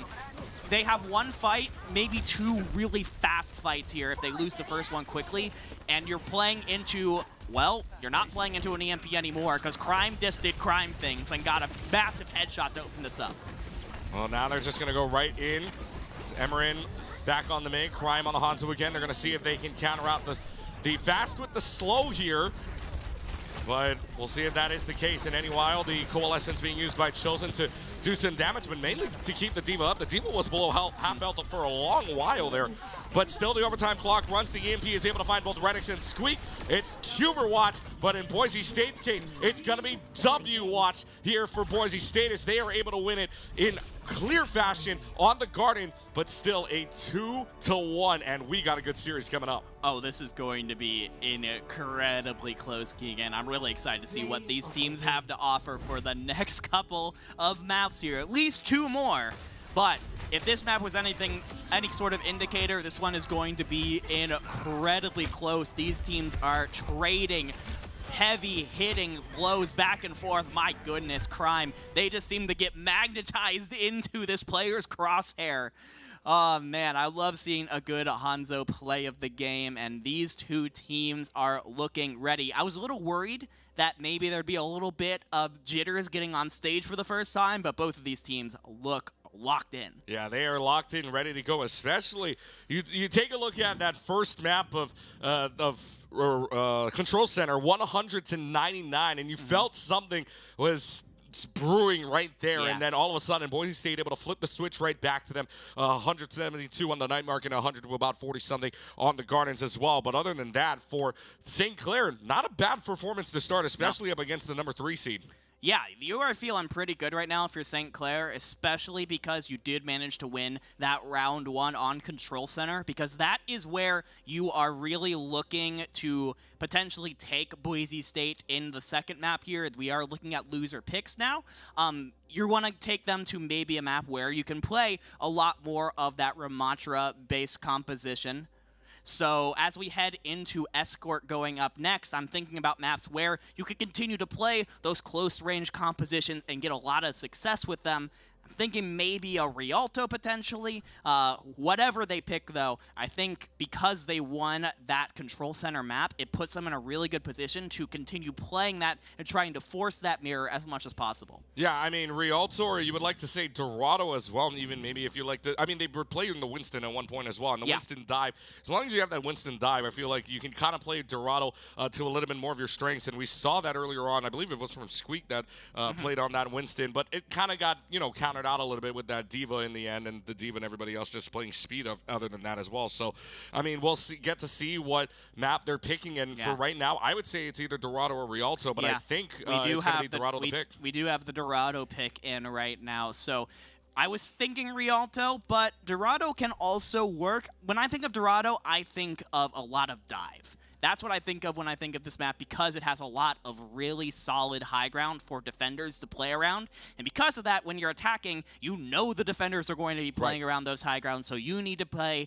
a very vertically happy comp that's able to get up there extremely quickly. So Winston, Wrecking Ball, Genji, Tracer, all of those characters are fantastic. That's why we see dive a lot. So maybe we're going a little bit reverse here to what I was thinking. I think maybe St. Clair are thinking, hey, maybe the Winston comp didn't work super well for us on Gardens, but we feel really good about it. We had a lot of success with Pharah as well. We have a lot of open skies on points A and B, so I think they might be feeling pretty good with their chances here on Dorado. Yeah, I mean, let's see what they're going for right now. Again, for Boise State, and actually for the side, St. Clair is going to start off on the defending side with Boise State on the attacking side. So we get to see Boise State in the red, St. Clair in the blue coming up here. But again, like you were saying, I mean, it's just more or less what composition is going to run. I mean, I feel like Overwatch right now, I mean, there really was no steady meta. But like watching Overwatch League recently as well, and then the other top pros, like even Overwatch contenders, there really was no set meta depending on the map. I mean, it really just came down to, I mean, we saw some watches. I know earlier today I saw a Junker Queen, which we haven't seen in quite a long time. So I mean, absolutely. I mean, it doesn't feel like there's a real set meta right now. So if you're, I would say as long as there's no Life Weaver. There's a lot more parity right now in the game than there has been ever in the past. But what we've seen the most in Overwatch League has been Winston-based compositions with Tracer and Sombra. You'll have usually a Brig in there as well, and then maybe Kiriko, maybe Baptiste, depending on how your flex support is feeling. So I think when we get into Dorado, we're probably going to be seeing a lot more of that just because, again, we're looking at comps that are going to be able to access high ground extremely easily. And so that is going to be exactly what these compositions are going to give you. Exactly as we see St. Clair College on the defense starting off here, we see literally exactly that. It is going to be Squeak locking in the Winston, Crime and Emerin on Tracer and Sombra respectively, Red X Brig, Grave, Ana. It was actually Ana that's usually on there. Able to hang out in the back and just pump healing into the Winston as much as she can, as long as she just isn't getting... I see it. I see it. We hold our breath. I'm not trying. I'm not going to get baited. I refuse to let Boise bait me here. We wait with I've bated been baited. breath. My heart has been broken way too many times. So you're not thinking that Don't this is going to be know what real. to believe. Well, wait. I mean, they're out of the spawn with it. They're out of the spawn. That counts. That should count. This definitely counts. So Chosen is shooting Life Weaver bullets right now. Going to be trying probably to bring Play-Doh onto a super high ground No, but here. they're going back to spawn. Okay. They must have already tried that. Didn't quite work out There for it him. is. Again, it's I told you before. We're not seeing Life Weaver today unless it's going to be like some weird gimmick that you try on the start of a map. And Boise tried something, didn't quite work out, goes right back over to the meta. I know Nerdy Bird, behind the scenes, Nerdy Bird was talking to us about this. Whenever you play Life Weaver, it's pretty much a done deal that you're going to lose the game. But so they switch off of that. I mean, Boise State played it maybe to kind of troll around a little bit, but still they're able to find picks. And right now, Plato's already up to halfway to a pulse bomb, even over that. Chosen already up to 47% now to the Kitsune Rush, but a hack out to Bago and Boise State now getting rushed down. Good bio-nade. That hits everybody but Matt Merck, who gets away, but still a huge bio-nade, and Boise State has to back. Grave, literally from the grave, puts a massive purple onto Boise State in order to win that fight for St. Clair College. For those of you watching who don't know, that anti-nade means that once you see the purple health bars, those characters are no longer getting any healing. It is free damage, free kills for St. Clair College, all thanks to Graves' well-placed anti-nade. They are already 83% of the way to a nano boost. Actually, St. Clair across the board are coming up to their ultimates in this next fight. So the Saints have a lot of check marks to use coming up in just a moment. Boise State at the same time, too, they're going to have a Kitsune Rush this next fight. So see if they decide to use it. Madmark also 20% away from the EMP. So this is going to be a lot of ultimates here, especially with that payload in a very precarious position underneath of the bridge. Emerin able to take care of Chosen, and there is no Kitsune Rush coming up here. You don't have a Mercy to bring them back up either. Crime Emerin finding a 2-for-0 trade, and this is going to be the Saints pushing back the Broncos. Yeah, the Saints are doing so good on this defense so far. They're really doing a great job of clamping down on this choke point underneath the Dorado Bridge. You have so many high grounds around that choke point in order to just kind of poke away at Boise State as they try and walk in. Now, here's what I'm looking at for this next fight, Keegan. I see Matt Merck and Emerin both with their EMPs available, and we already see one come out, and we got trades from both sides. And Matt Merck, though, able to find the better of the EMPs. He's found two already at that moment, the Kitsune Rush, and that's kind of SMG kind of just running all over the place as Matt Merck able to find 2 kills already. Clears, holds on to the self-destruct, which may be very good discipline for them right now because you already found 2 kills and you already found yourself a push for right now unless the team comes back. Yeah, almost certainly here. I mean, we do see quite a bit of stall here from St. Clair. Squeak does have the Primal Rage, so that's 1,000 free health for St. Clair if they feel like they have to use it. But this stall is incredibly good from St. Clair right now. They're going to be coming back into this. I was about to say, there's only a minute left to go on the clock if you're watching time, but Bagel and Clear able to clear away 2 kills already, and that's both of the supports down either. So Graves not going to be able to come back here with the nano boost. In fact, didn't even have it in the first place. And so Crime going down, that pulse bomb had to be big. It's not going to be, and Boise State's going to find a way to add 2.5 to the bank, making it 3 minutes left. It's still a bit, you feel really good right now on this first point control. If you are St. Clair College right now, 3 minutes can feel like, oh, we have a little bit of time. 1, 2 misfights, you're already down to 90 seconds. So that time pressure is going to be a huge weight on the shoulders of Boise State for the rest of this attack because they were held up so long on point A. However, Plato getting around to the back with the pulse bomb, you can get an early pick with that one. That would open things up huge for Boise State. And there it is on the best possible target. Grave is down. Huge pulse bomb onto Grave. Send back to the Grave, but now you have the Reaper just kind of shooting down at you here with Matt Merck. However, you lose the Divas, so that's a big kill, especially that's on your tank. Emmerich has to back away knowing that that Reaper guy is just going right up to you, just shooting away, and that's going to be pretty much a signal here that St. Clair really has nothing to do with this fight. Yeah, the St. Clair are just kind of having to back out here. Yeah, Crime can't even get away. That's actually a really huge stagger coming out from the side of Boise State. It means the St. Clair are going to have to wait just a little bit longer before they can engage with the full 5. But once they do have a nice little combo here. They can use the EMP when it comes to this one. And then when Red X has the rally available, you're going to be able to get everyone their armor. Well, the EMP gets 3, and Bagel goes down because of the EMP, thanks to the help from it. So now it's going to be a 5-on-4 situation in favor of the Saints out of St. Clair. Boss bomb available while Crime's aimed there onto the Tracer, pretty much almost killing him in one clip. But still down to 90 seconds on the clock as the payload approaches the final corner. Death Blossom is indeed up. Kitsune rushes out, so they could pretty much Death Laser this away if they really wanted to. Pulse bomb, nom nom nom nom nom. Clear able to eat that one up. There goes Crime out of the way as well. So Crime pays for his crime. But right now, chosen out of it as well. Down to a 4v4 situation. Boise State with 4 check marks. They use 2. They're going to use the Death Blossom. They're going to use the Sound Barrier at the same time. Boise State with man advantage. There's a stick onto the onto the Ana, excuse me. And that's going to be Grave and Squeak being cleared out. Boise State's able to add another 90 to the bank. Yeah, after they get through here, a really great indicator of just how good that point B offense was there from Boise State. When they started, they had about 3 minutes when they got to the first checkpoint. Getting to the second checkpoint, about 2 minutes 30. They only lost about 30 seconds here. And now I'm really interested to see Clear moving on to the Zarya now. You were talking about time on the bank. Yeah. 38 seconds when they got the first point. Yeah. And then the second point, they only had 56 seconds. So it seems like Boise wants to play the last minute game, if you will. Yeah, absolutely. Again, I want to bring up this Zarya. We don't see Zarya almost at all in the current Overwatch meta. Yeah. She really doesn't have much of a place other than being kind of a damage dealer. I'm kind of expecting Mattmerk to be frontlining a lot with getting a lot of bubbles and really trying to boost up that Zarya beam. Well, Boise State kind of has a comp that kind of just cancels out an automate, if you will, any which way you look at it. But now you have the EMP out from Emmerich, and that's going to allow St. Clair to kind of push right on in as they get rid of Bagel. So the good start for you for the Saints, but can you keep this going? You've got a Tracer in your backline kind of just dominating away right at this Lucio and this Kiriko, but just going to have to back off for right now. Emmerich can't even get a hack off before being spotted out. Down to 1 minute and 10 seconds remaining as the push continues on. Payload right around into the final turn, into the home stretch. As they still tried to play on, but right now this is a scrap battle, no matter the way you look at it. Red X chosen both going down, so that's a support on either side. But the big thing is Grave has bigger healing than that of the Lucio right now, although singular versus AoE, that argument could be made.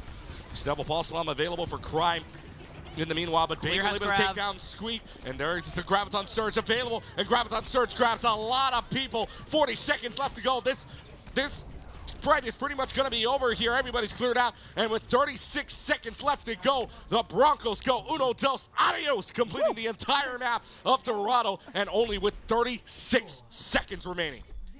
I actually really liked. Now, I was like really questioning the Zarya pick there from Boise State. You barely ever see Zarya played at this high of a level these days. But because of the way things turned out, and because Boise State were able to slowly but surely just gain more and more space off of the Saints, all that Boise State needed was one more definitive fight win to push the cart through to completion. And what is one of the best setup ultimates, if not the best setup ultimate in the game to get a definitive fight win? Grab. It is so good. Just lock people down for that Death Blossom and finish off the map. Again, after getting stuck on point A for so long. I was going to say, you were questioning that for a little while, but it paid dividends in the end. It did. It paid huge dividends. I mean, you get the grab puncher, you get you get 3 people in there to basically cancel out the fight, so maybe you might want to eat your words there. I'll say I'm actually very happy to be proven wrong because I personally, selfishly, love Zarya. She's like my favorite character to play, but it feels like you don't see her a lot right now. Oh, yeah. But if St. Clair is going to be running a lot of Winston-based compositions, I will say that's a fairly good matchup for Zarya. You're able to melt down the Winston bubble, especially when you have a lot of charge, which you will get by putting bubbles onto Matt Merck on the Reaper, who's going to be constantly teleporting into the back, nothing personnel kid, and then just wraithing away when things get tough. So you're going to be charged up, and you're going to be able to melt down that monkey extremely quickly. Look at where the Zarya, or look at where one of these team members is right now, and I think that's the Reaper that's just kind of just sitting there right now with no Wraith form either. Has to either TB away or uses the Protection Suzu very early on. So Boise State using a lot of util because that Reaper had dropped down, and this is going to be just St. Clair just kind of pushing right on in, kind of surrounding everybody out, and now Boise State has to back off already with already kill onto the Reaper, and now they can just kind of play free, although Squeak falls a little low. Yeah, they do fall a little low. It was exactly what I was talking about, right? Matt Merck was trying to basically farm beam power for clear, but unfortunately just kind of walked down without much of an escape plan. However, Matt Merck is immediately back into this one and is still doing tons of damage. Yeah, Matt Merck went down early enough, but St. Clair just couldn't find the picks. I mean, if they had found picks faster, that fight would have been a lot easier for them to win. Unfortunately, they just can't. That allowed Boise State and Matt Merck to come back into play, and still this Reaper doing work as Squeak and Grave go down. And the Saints do not have an answer with a minute 10 gone. Yeah, minute 10 gone, minute 50 to go. I love that little right-click jump there from Clear to get back onto the high ground. We very, very briefly saw it there, but some really nice maneuvering for a character that really has trouble getting onto high ground quickly. Boise State looking pretty good on their ultimates as well, because we saw a couple of swaps from St. Clair to go to a more brawly-based composition that is going to partially reset their ult pools. Boise State has an advantage basically across the board. There's the Maywall that's going to lift somebody up, and that's going to be Clear on top of it, so they don't really see him until Crime uses the Storm Arrows and kind of just clears away Clear. Right now, it's just the Kidiko that they're aiming at, but they're going to clear away everything else they've got. They've got the Reaper to worry about, but now that Reaper's going to go down. The hands of a lot of people, including Squeak, and the assist from Emerin at the same time, just kind of slowing away the Reaper with no Wraith form whatsoever. Squeak into Nemesis form now, pretty much just going to clear out this point. It's only the Tracer left to go. You just got to hit the Tracer. The Tracer's gone. Finally, the payload advances beneath into the plaza. But there is going to be enough time here for Boise State to get one more recontest before point A is taken, and when they do, look at all of those checkmarks. Oh boy. 4 already. Matt Merck is about to come up on a 5th. So Boise State has every tool they could possibly need, including that grab, in order to make sure that they hold here. Kitsune Rush is going to be used by Grave. 1.93 meters separates them out. It's a clear away. Annihilation is going to be used as well. There's 2 kills on either side, but the big one is that there was no supports left on St. Clair's side. Now you're going to use the Dragon Strike and the Annihilation at the same time. It's going to be arrows being pointed out, and still St. Clair possibly in this. You've got a Tracer on the flick shot, and it's going to be St. Clair finding it to 3:40 on the clock. Oh my goodness, Crime had less than 10 health left, but managed to stay alive and deliver the killing blow. That was a 9 ult fight. Everyone except Chosen let go of their ultimates in that one. Overwatch, ladies and gentlemen. Yeah, it was absolutely Overwatch, and sometimes the just press Q strategy works out quite well, as did it for St. Clair. However, now going into this next fight where Chosen has the Kitsune Rush and there's nothing on the other side to counter it, Matt Merck is basically going to be a machine gun with these shotguns. Let's see, Death rains from above for the Reaper, but no Death Blossom there, so Crime's just going to find a headshot and says hello to Matt Merck. Huge kill for them. Let the heads roll when Crime is out. Right now, they've already got 2 kills, making a second right above on Plato. Crime looking down says, I am the judge. And this is just going to run away with this fight, and wow, what some pickups there from Crime. And again, this is why we see Hanzo played so much. The entire win condition for Boise State in that fight was the Kitsune Rush boosted Reaper, and with one headshot, Crime says, no, I don't think you're going to have a win condition today.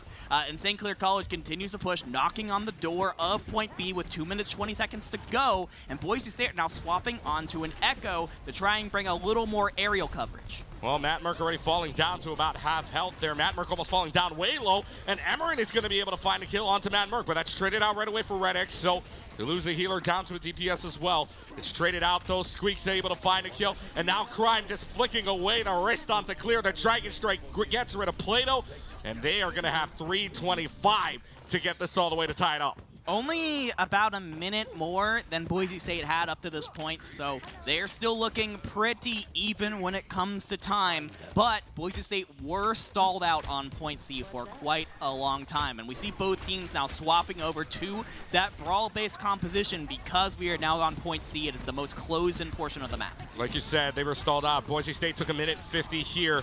For St. Clair, you'd love to get this over a minute. Right now, even though, I mean, it's escorts, so either way, they both still get time on the bank. But right now, it's a battle between a Mei and a Hanzo, and it's going to be the Hanzo that wins out in the end, courtesy of the healing. But that's going to be traded out right away. Chosen able to take care of Crime. Doesn't matter when you're finding a 2-for-1 trade. For the side of St. Clair, you have 3 ultimates available, but I don't think you even need to use them, considering all you need to do is get rid of this Ramattra, and you can push right in. This Ramattra is going to fall away. It's going to be St. Clair pushing into the home stretch. St. Clair looking really good right now with the beat at their backs, and they still have the Annihilation and the Blizzard to use. But Plato on the other side, getting rid of Red X means there is no more speed boost available for St. Clair to use for their initiation. Boise State can really set up on the defense here now. They can. They have Crime just waiting in the rafters. It's going to be a Hanzo v Hanzo battle at the top. Plato's won it. And Plato gets rid of Crime. Down to about 2 minutes remaining as we go into the home stretch.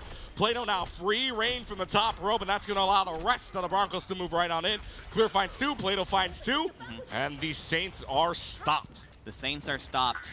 Minute 50 left on the clock. Theoretically, one more good fight win should be able to give them enough to send us into extra rounds, but we are 2% away from Chosen from a full set of check marks on the side of Boise State. Yeah. There's probably 2 more fights here before St. Clair runs out of time, and if Boise State can manage this ult bank well enough, that can last them right to the end of this map. So a minute and 25 seconds on the clock. Like you were saying, 5 check marks to 2 in favor of the Broncos. They might not even need it, though. But a Hanzo v Hanzo battle, 1v1 trade, and now Clear is just going to run this Hanzo down. Clear playing police, taking care of Crime. Down to a minute 10 remaining now as they're just going to try to run right into them. Immortality Field having to be used very early on. And Bagel's able to find a kill onto Squeak. And this is going to be a fight win here for the Broncos, who don't even have to use a single ult to do it.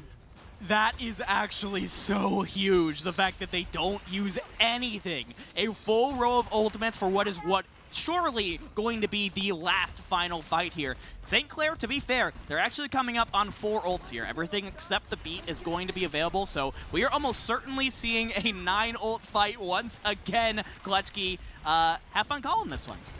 Thanks, Devin. I'm gonna try. Application made sure he's up from the top rope. Dragon Strike to kind of disturb them and try to bring them down below, so they can't use the Ant Matrix anymore. You're right. There's the Dragon Strike down the middle of the lane. There's going to be the sound barrier used. Boise State advantage on time. But St. Clair might not even get to use it in a second round here as Clear is able to clear out on the Annihilation. Plato's found 2 already.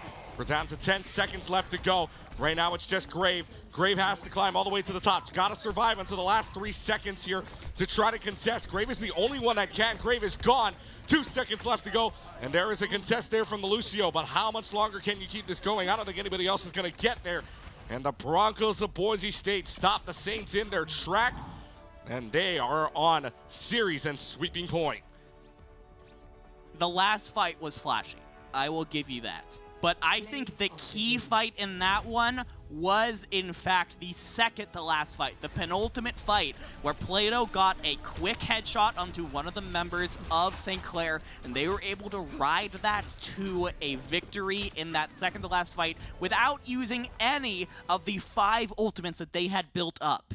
The fact that they were able to keep everything, every one of those super powerful abilities for what was going to be the final fight of the map. I mean, playing into a 5-ult fight is almost impossible to win unless you have 5 ults yourself. And St. Clair was almost there, but not quite. Playing into that is so incredibly difficult. So, Boise State, the patience on that second to last fight was so good, and that ended up getting them the win. Yeah, and I mean, an impressive win for Boise State, might I add as well. 2-0, the scoreline right now. And you look at back at Dorado right now, the time bank overall was looking really good for St. Clair. I mean, they beat them out by almost a couple of seconds, really. 32 seconds beat Boise State, did St. Clair on first point. Second point, they had them by just about a minute as well. So the time bank looked really good. It's just right at the end, Boise State just decided to put up the brick wall.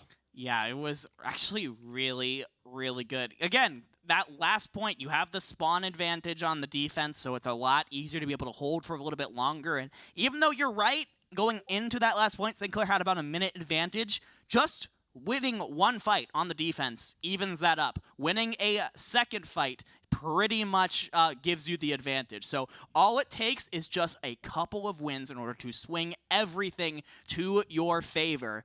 And that brings us to our next map type, which is going to be push. We're going to push.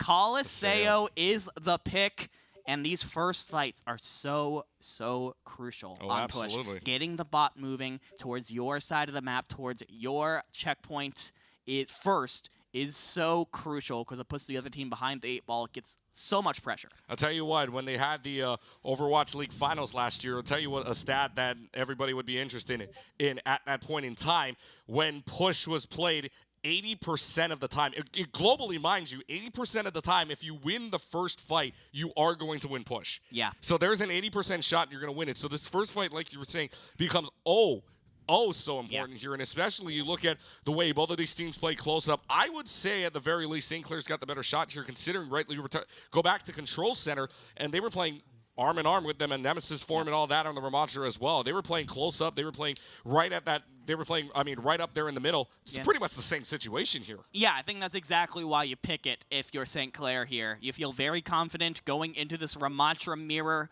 especially when you're starting off this series and you don't have, like, there's no ults you have to worry about from the other side. It's just 0-0, playing it neutral, playing for picks on the Hanzo, trying to freeze someone up and section someone up with the Mei. St. Clair feels very good about their ability to play that mirror in particular. So if they're able to win that first fight, win that second fight, just keep snowballing those ultimates, keep it rolling, keep the bot moving, a map win could very easily be in their future. Could very well be in their future. The question is for the Saints, can they keep this going? Because they need to play perfect through the rest of the way as we get set to go. Doors were unlocked. The first fight here, the Broncos could be very well bringing the broom out of the closet and taking themselves to the quarterfinals tomorrow. Or the Saints will have something to say about that and take us to game number 4. Question is, will it happen? Saints are going to push right on in, same with the Broncos, and they're not going to go for the bot first. They're going to stay right behind their walls, right behind their respective walls. They're going to try to find picks. Long range here, Plato on the Hanzo, Crime on the Hanzo as well. We've seen that battle before. Yeah. We're going to see who wins out this fight in the end. Both are kind of playing on that wall right now, trying to see if they can just stage away kind of a lucky pick here, if they can find a head. Playing a really tight angle, an angle you would kind of see in Valorant if you were kind of a peeker's advantage. I know. What game are we watching I know, right now? really, right? I mean, this is what we see a lot starting off on Coliseo, because again, winning that first fight is so important. No one wants to make that first mistake. No one wants to be that person who pops out from behind a wall, gets headshot by a Hanzo, and ends up losing it for their team. We might be sitting here in the middle of the map until ults start coming online. We might be here until about, like, what, 7 minutes left to go, because both of them are just about halfway and we're about a minute in. So, I mean, right now, again, like you said, battle of attrition. Who's going to make the first mistake here is the question. And really, in regards to it, a 3 and a 6 seed don't make many mistakes. Yeah. So this is going to take a little while here, but the fight continues on. Chosen and Grave, sorry, just to cut you off. Go Chosen ahead. and Grave are just about to come up onto those ultimates. Those are the fight winners that you might be looking at. And Clear has found out Crime, and that is the opening that Boise State were looking for. Yep, they're just going to run right on in. Clears finds Grave as well. Grave's not even going to get a chance to build up to the Kitsune Rush. And the first fight is won by the Broncos. It only took almost 2 minutes to do it, but here we are, one fight in to Coliseo. And yeah, Boise State's gonna start really getting some good progress on the bot, and that puts a lot of pressure onto St. Clair now in order to make sure that they respond here. In all fairness, they do have access to this high ground, so Crime is going to have a lot of fun shooting down those arrows into Boise State, but it's actually gonna be Plato with the Sonic arrow, finding a headshot onto Emerin instead. That's huge for them. Sonic, or rather it's going to be the radar arrow able to get that headshot, and heads will roll if Plato just finds that head. So right now the shot's being put out by the number 3 seeded DPS here, and 45 seconds remaining on the clock. The Annihilation for Squeak going to get pulled out, see if this finds anything. Is able to find Chosen, but right now it is just Squeak awaiting the depth, but good support line keeps you in this, and Squeak is able to find a second, and St. Clair is going to flip it right back to them.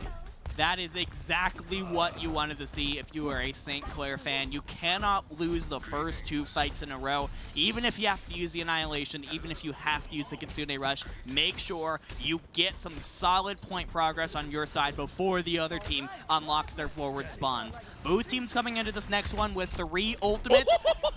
Crime is disgusting on this Hanzo. How many times has this player done this? Someone call murder. Crime is going off.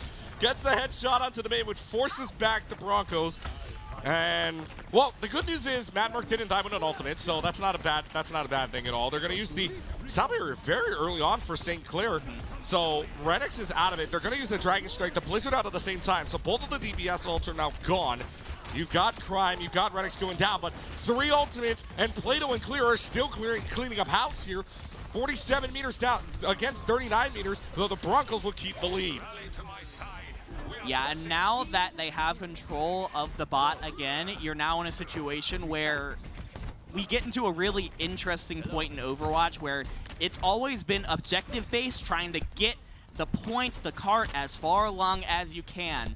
Boise State now in the winning position. More meterage is obviously great, but if they keep it where it is right now, they're going to win the map. They only get a meter out of that before Plato decides, okay, let's jump right up. And just jumps right into the rest of the team, dies. And that's going to be punishable because St. Clair now is just going to start to run them over. 3 picks already, and there's just no chance. Unless Plato's able to find a way to come back all the way from spawn and kind of get some headshots, there's no chance. And yep, St. Clair's got it right back. Yeah, but Boise State coming back into this one with 4 ultimates, everything except for the Amplification Matrix is coming up on this one. And St. Clair, they're probably going to have the Annihilation, but I mean, Clear's going to have one on the other side as well. So I think Boise State has a huge advantage in this next fight. So 7 meters now actually making the difference. Annihilation is going to be pulled out. Blizzard, though, for Matt Merck is able to find both of the supports. Freeze away they will go. And right now, the 2-to-1 man advantage means that, well, it's going to be advantage for the Broncos, and 7 meters makes the difference. It's back and forth with the Broncos back in command. 7 meters make the difference. It is close, but again, the only thing that is important right now is the fact that the blue number is bigger than the red number. Yes. When 4 minutes and 50 seconds go by, that is going to be the only thing that matters here, Keegan. And Boise State are doing a great job of protecting their lead, as small as it is. All they have to do is not lose 2 fights in a row. And in fact, they have an opportunity to extend their lead here if this Annihilation gets value. They could use the Dragon Strike right here. They are trapped inside of this alleyway, but Matt Merck finds the body shot on the Icicles. Onto Crime, so 53 meters. You're talking about not losing 2 fights in a row. 5-4 man advantage for Boise State. They could win 2 in a row right here if they play their cards right. Keaton Rush is going to try to give them the advantage here. So the Saints are going to try to push right up against Clear. Clear has to back away. Application Matrix used at the same time. Clear's just going to use the Annihilation. Squeak does not have that, and now Clear's going to use the Annihilation best at their advantage. They find 2 kills. 2 fights in a row for the first time, and Boise State's going to be able to get the checkpoint. Yeah, forward spawns almost certainly going to be captured here for the side of Boise State, and there is actually going to be more contesting going on from the side of St. Clair, but at the end of the day, all it means is they're getting staggered out, and St. Clair is going to have to wait even longer before they can come back as a full 6. Now with only 3 minutes, 40 seconds on the clock, and the bot firmly in St. Clair's side of the field, there's a lot of pressure on the Saints to win this next fight with the Blizzard and the Beat in order to start getting some momentum their way. Can you believe that it took 6 minutes and 14 seconds to finally get our first checkpoint? No, it does. This game is just going back and forth, though. I mean, this is just a typical Coliseo game here. Typical Coliseo, typical good collegiate game, if you will. Yeah. They've already got the Blizzard being pulled out from Emerin. Immortality Field having to be used very early on there, but still 68 meters to 43 meters right now. The Sound Barrier is going to be pulled out as soon as the Blizzard comes out as well. That's going to cancel out each other. Squeak uses the Annihilation, but to no avail. Squeak finds 0 with it, not a nilch, nothing with the Annihilation, and this is going to be a fight win here for Boise State as they are able to find picks on what is basically a dry fight for Boise State, and they're going to get control of the robot right back. Beautifully done from the side of Boise State. Again, the bend but not break strategy is so valuable here. They gave space to St. Clair to make sure that they could take the fight in the middle of the map where their front line would be able to take control. And they're able to win that fight without using either of their support ults. Chosen and Bagel are still looking good in this fight. And Red X just used the beat on the other side. And using that ult and still losing is a killer blow here for St. Clair. The big thing, 2 support ultimates to nothing right now for Boise State. Advantage to them. However, I say that, and they still are able to find picks in a 3-2 situation, making a 4-2 man. Kills for St. Clair. The Saints are able to find a way to win a fight, but with 2-minute warning happening right now, I mean, they got to make them a difference of about 20 or 35 meters here. Yeah, at the end of the day, getting this fight win is good. I don't want to take that away from the Saints, but if they want to win this map and keep this going into a map 4, they're going to have to win, I want to say, 3 fights in a row. And if they just keep trading back and forth, they're just going to keep doing that for another minute 40 seconds until Boise State has the 3-0 victory. Something has to change starting now. Something's got to give here if St. Clair wants to win this one out, but Plato getting a headshot into Emerin will help themselves out. It's got to be a quick fight here. You've already lost 1, so St. Clair either has to make the decision to kind of try to win this fight now or never. Squeak's got to be the MVP with the Annihilation. But the Annihilation runs out. It's already 2 kills for Boise State compared to 1 on St. Clair because of the Annihilation. Right now, Matt Merck getting 2 kills already, down to a minute 15 left to go. So that Annihilation and the kids in the rush go for nothing.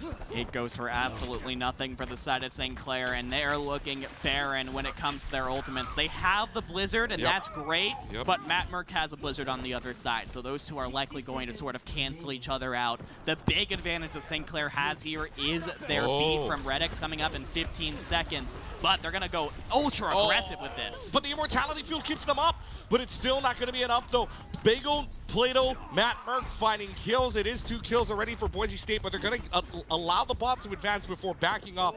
But still, St. Clair in dire straits with 35 remaining. Here we go. Boise State can smell the top 8 bracket ahead of them. All they have to do is keep what looks like a monumental lead, 100 meters to 43 for these next 20 meters. And again, yes, this is perfect. They go back. They want to take the fight in the center of the map once again because they feel very confident where things are very close. But a headshot from Chime is going to force Boise State back even more and delay them from taking this final fight. But 5 seconds left on the clock. No more room for error for St. Clair. It is win or back to the loser's bracket. And the thing they know, too, is that they have to stay on the robot the entire time if they want to try to win this out. Dragon Strike being used.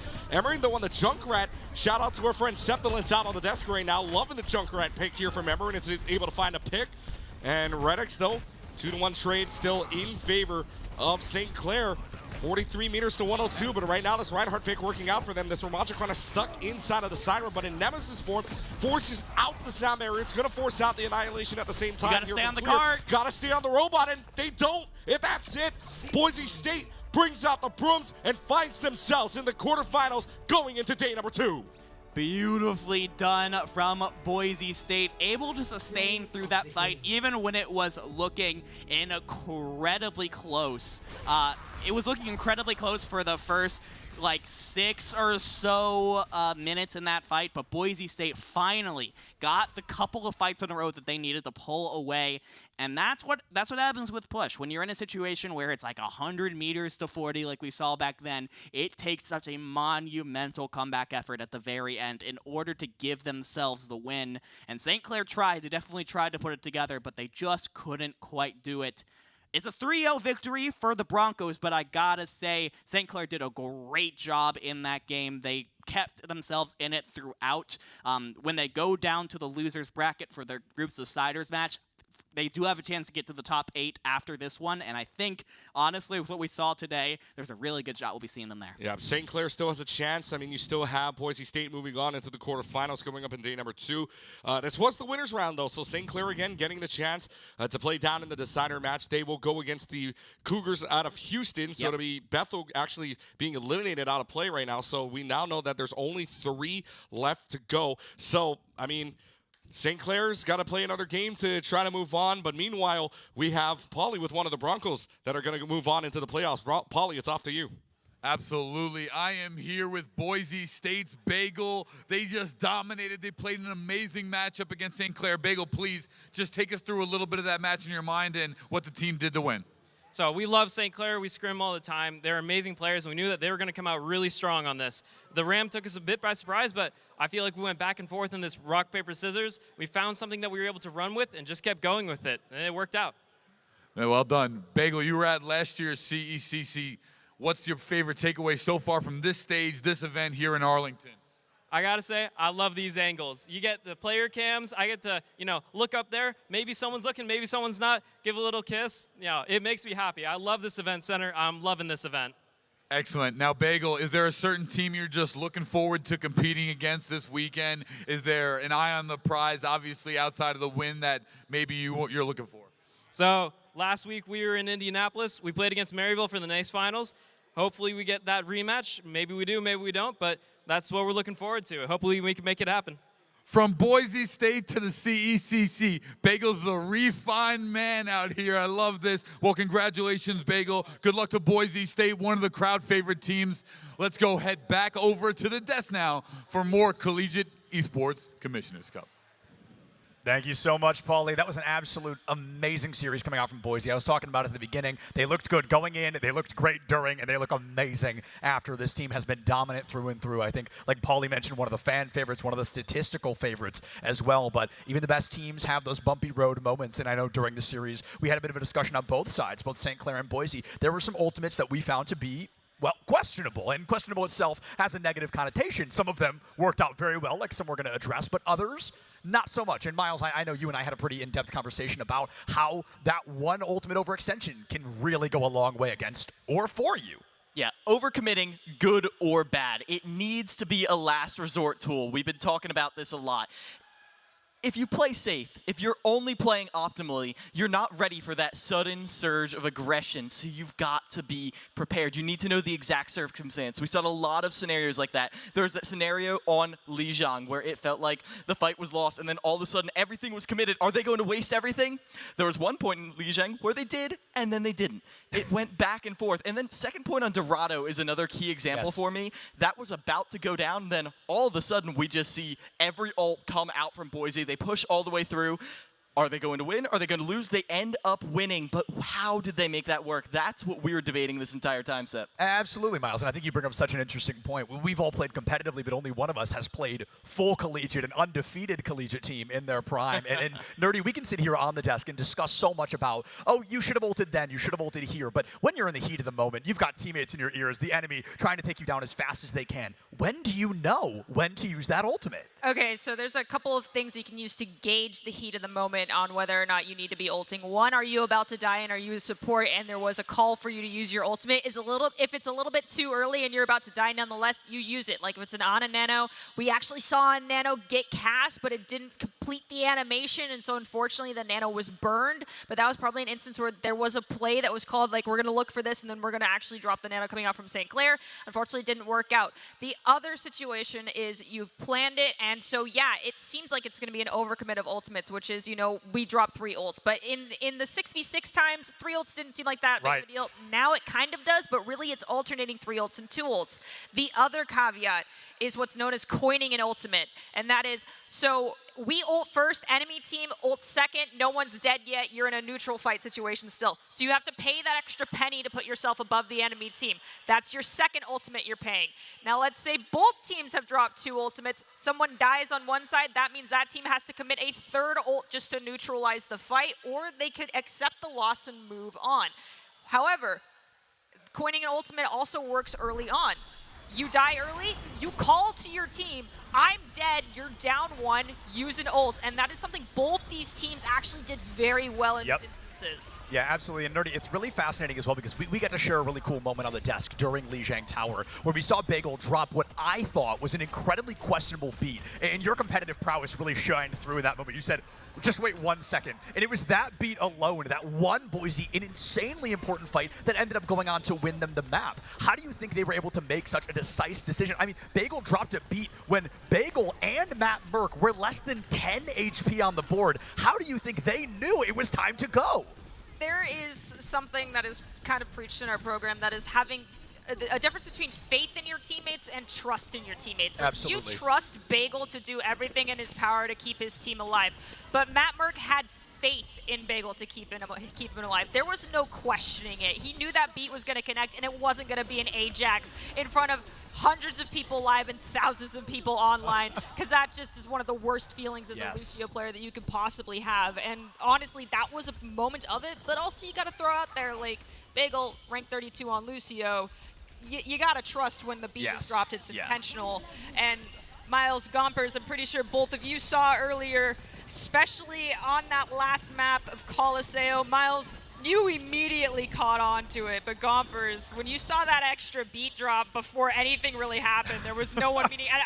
Miles is like chomping at the bit right now, but I got to feed this one to Gompers. When you saw that beat drop, were you kind of like, what just happened? I mean, kind of.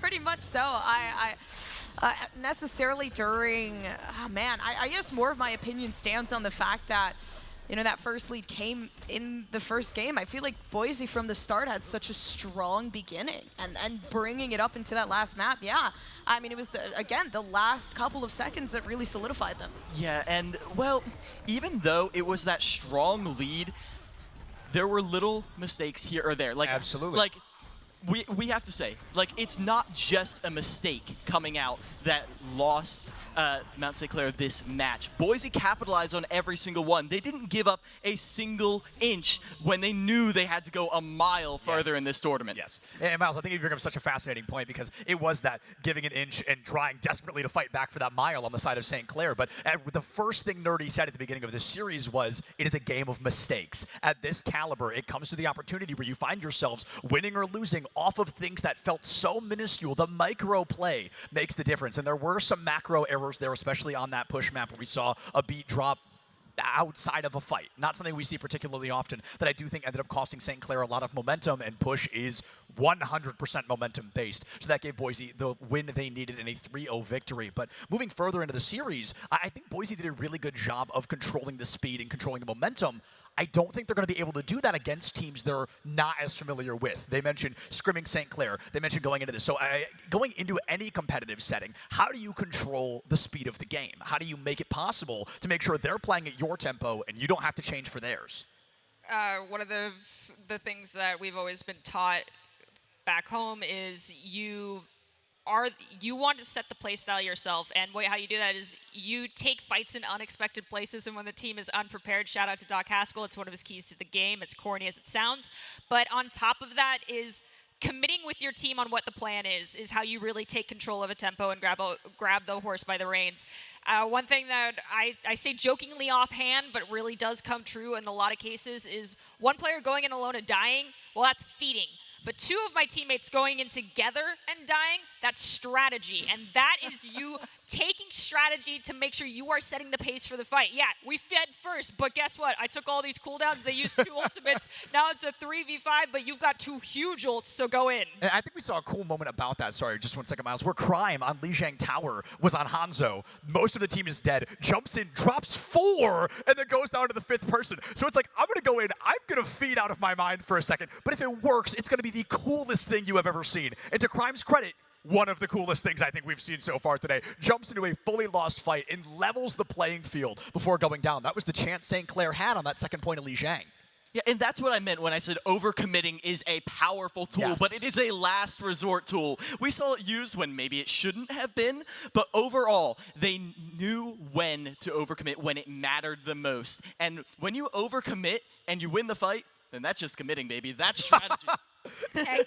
What do they always say? Like, it's not a bad idea if it works, right? Like, if you commit in and you overcommit, but it works out well. I think that's really fascinating. And Gumpers, I know you spend a lot of time with first-person shooters where respawning isn't particularly important. So do you find a difference here in terms of overcommitting in this game maybe costs a little bit less? Do you find it to almost be more beneficial versus other games where overcommitting costs you the only life you have for that round? Yeah, I feel like it's really dependent on what you're playing. Like, Sure. Of course, I feel like the tank role definitely plays into that very heavily. And if you're not using your tank in that exact form, you're not getting anything done. Right. So I feel like in that instance, you really need to think about what you're doing there. Okay, what am I playing? What is the situation here? Where are my healers? Who do I have? And just the overall situation. Yeah, absolutely. I think it's a really fascinating concept because some games, like I mentioned, some have respawn, some don't. You've got to weigh, is it worth it to put this life, put this ultimate on the line, or is it going to cost my team down the line? And I think we saw that exact kind of scale being weighed many times. We saw some interesting blizzards, some beat drops, some kitsune rushes. All of them had my eyebrows kind of up in that moment, and then each of them,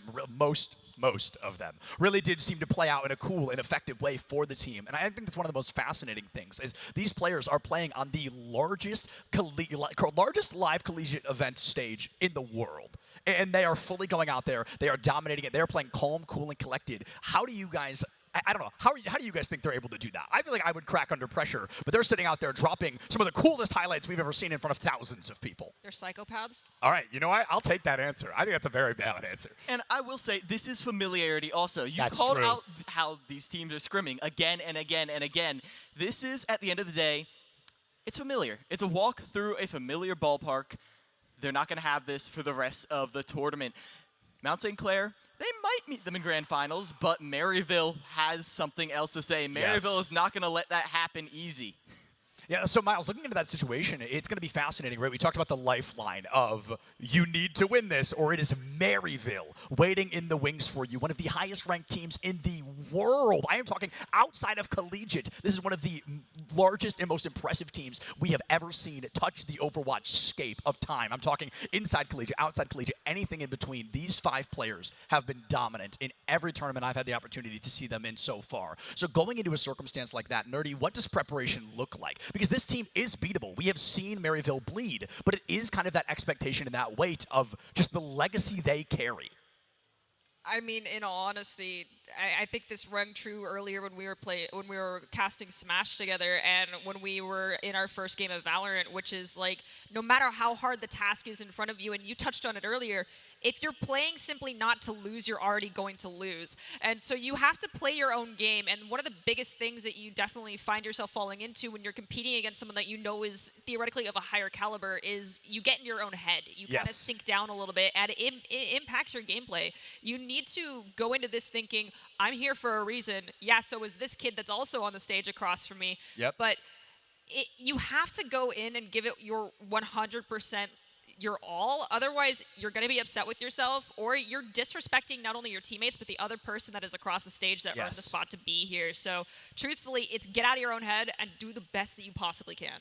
Yeah, and I think you bring up a really fascinating point there, Nerdy, due to the fact that we talked about, during the break or during the game, rather, when the 4 of us were just kind of chatting, we talked about how both these teams came in with so much to prove, with so much to fight for. St. Clair being the only Canadian team making it in the Overwatch bracket. Boise really desperately fighting for that first place. I've seen Boise come in second, come in third, come in fourth in a lot of tournaments lately, and they've been so close to that first so many times, and I think we're seeing it in their play style tonight, in their play style this weekend. This is a team that has watched every second of every second place finish they have ever had, and they are trying to change any and everything they can, because I know Boise has the potential to be that first place team. They just need to find those broken pieces, and we've been praising them a lot for it, but I know Boise likes criticism. I know they like to improve and like to change, so I feel like we kind of talk about St. Clair in the ultimates we've seen. Were there any moments from Boise, albeit the bagel beat, which we did discuss, the famous bagel beat, were there any moments there, Nerdy, and perhaps Miles and Gompers as well, where you thought maybe Boise was sweating a little bit, starting to slip a little bit?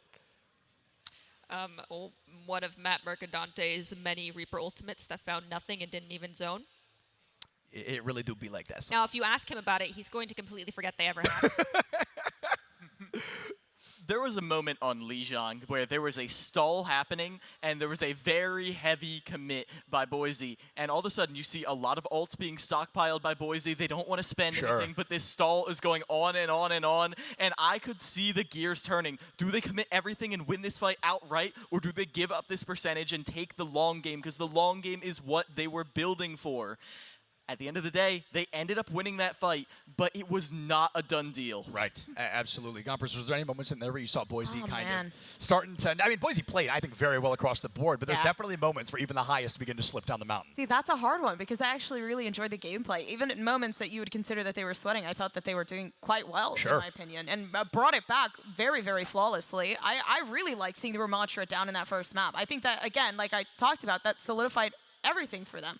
Being able to see the aggression, bringing back to your point, okay, well, you know, what are we looking at here? What is over-aggression really starting to look like, and is that appropriate? I think it was in that moment, and especially on control, you need to have that power, and then moving forward, it kind of solidified that third map for them. Okay, you know, I'm comfortable doing this. Now I'm in my safe zone. I'm just going to keep doing it. Yeah, absolutely. And I think another thing we saw from Boise that is a personal favorite of mine that we see about this team a lot is they can play, I think, maybe any character in the game. I think everybody except Bagel, who was on Lucio the entire time, which is a very intelligent pick. I'm not harping on that. But I think just about everybody else played at least 3 characters. We saw it completely across the board. The rotations, the meta changes, the team adaptations. That is not something we see from teams of a lower caliber. Boise is showing what that high tier of play is, and St. Clair, got to give them credit for it, went blow for blow with Boise every single time. You're going to swap, so are we. Oh, you're swapping again? So are we. And they continued to meet that punch every time. And I've got to say, Boise walking into mirror matchup after mirror matchup, into surprise mirror matchup, and into a random Ramattra halfway down the line, they seem to come out on top of every single fight. And I think that is a really difficult thing to do, but it goes to show the prowess that this team can bring to the table.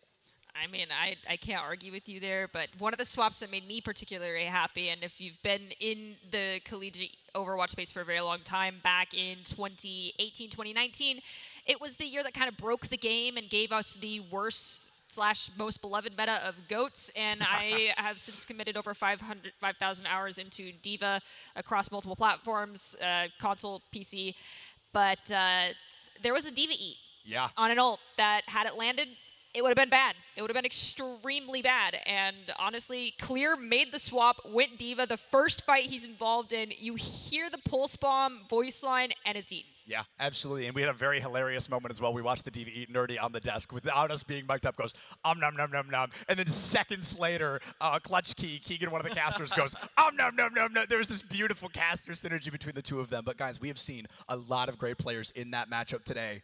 One of them got to be that most valuable player, right? Nerdy, who are we thinking was that MVP on the stage of this first game of Overwatch this weekend? I mean, I was talking about it with Miles at the very beginning, and I said, well, and Miles even mentioned themselves that they are biased towards tanks. You mentioned it, you're biased towards tanks. I play a tank, I'm biased towards tank. But when you see just not so much like a skill differential so heavily, but a ability to make or break a fight so heavily come from, unfortunately, one mistake or one success. And it came down between the Lucios, so we ended up out here on desk agreeing that those few life-saving beats were enough to keep the Broncos alive. I mean, any support will say your tank's not alive, because your tank wouldn't have gotten that play OTG if your support wasn't alive. So for once, we're actually not talking about an Ajax beat. We're gonna give it over to Bagel, especially because of that first beat on Lijiang Tower. That's when kind of all of us here had the aha. That's most likely our player of the game. Absolutely, Miles. Yeah, and it's also Bagel driving that aggression in. You've talked about controlling that aggression as you go in for that powerful push, that decisive push. And it's that speed that drives everything. If you lose that, you're losing 3 gears on your engine. All of a sudden, you are up the creek without a paddle, and that is no place to be. Bagel was not leaving their team stranded. Bagel was coming in with the life preserver when needed, but even without that was still leading the charge, still guiding them through all that, and because of that, that is going to be our MVP. Well, that does make it already a 3-vote there, so the majority rule ends in favor of Bagel, the support getting the opportunity to be the MVP, and I'm glad that we get to talk about that as well, because there are a lot of supports we end up seeing in circumstances like infamous Ajaxes, right? When you see an instance, it's like, and Bagel was milliseconds away from one. I do want to highlight that, but it was those milliseconds that made the difference and gave Bagel an incredible performance to continue that momentum. As Miles mentioned, that energy, that steam came from Bagel, came from that incredible supportal combat we continued to see in all those great healing and ultimates as well. So big congrats to Bagel, big congrats to Boise as well. And folks, if you liked what you saw in that first Overwatch series, do I have good news for you? We have another one just on the other side of this break. Don't go anywhere. We'll be back in just a bit.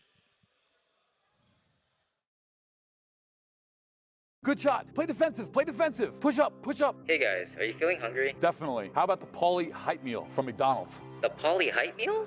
You know, the Pauly Hype Meal.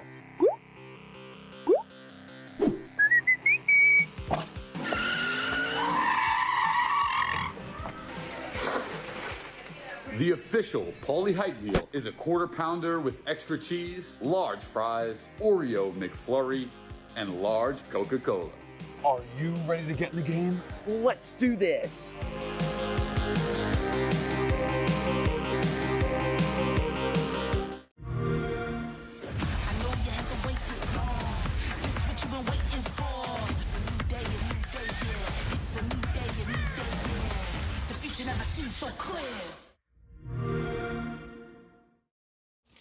For legal reasons, we can't say an Egg McMuffin is a hangover cure. But it probably wouldn't hurt to have one delivered. Just putting it out there. Order McDelivery in the app.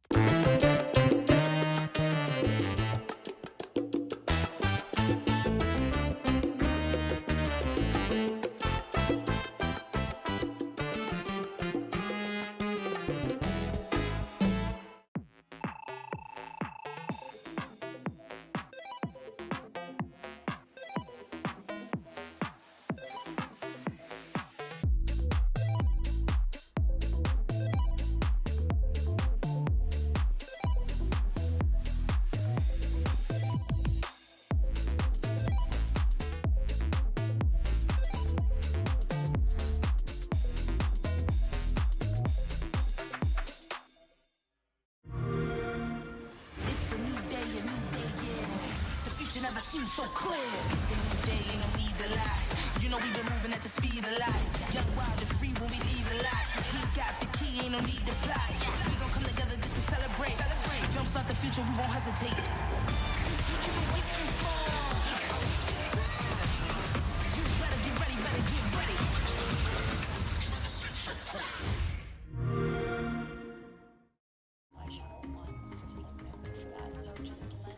Your favorite thing delivered right to your door means that you never have to stop doing your other favorite thing. Nailed it. Order McDelivery in the app.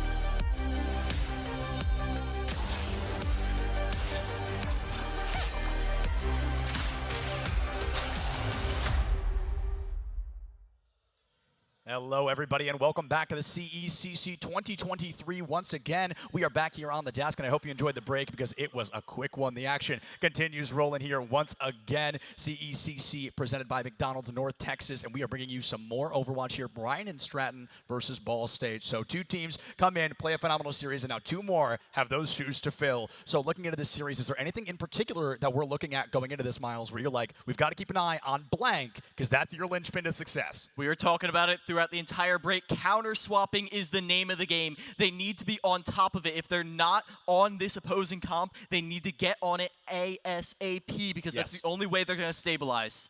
Yeah, absolutely. And stabilization, Nerdy, I think you did such a good job discussing that last time. Stabilization, the second you don't start swimming, you're going to sink. So how do these teams make that happen? How do you stabilize quickly? Is it just swapping to the characters they're playing?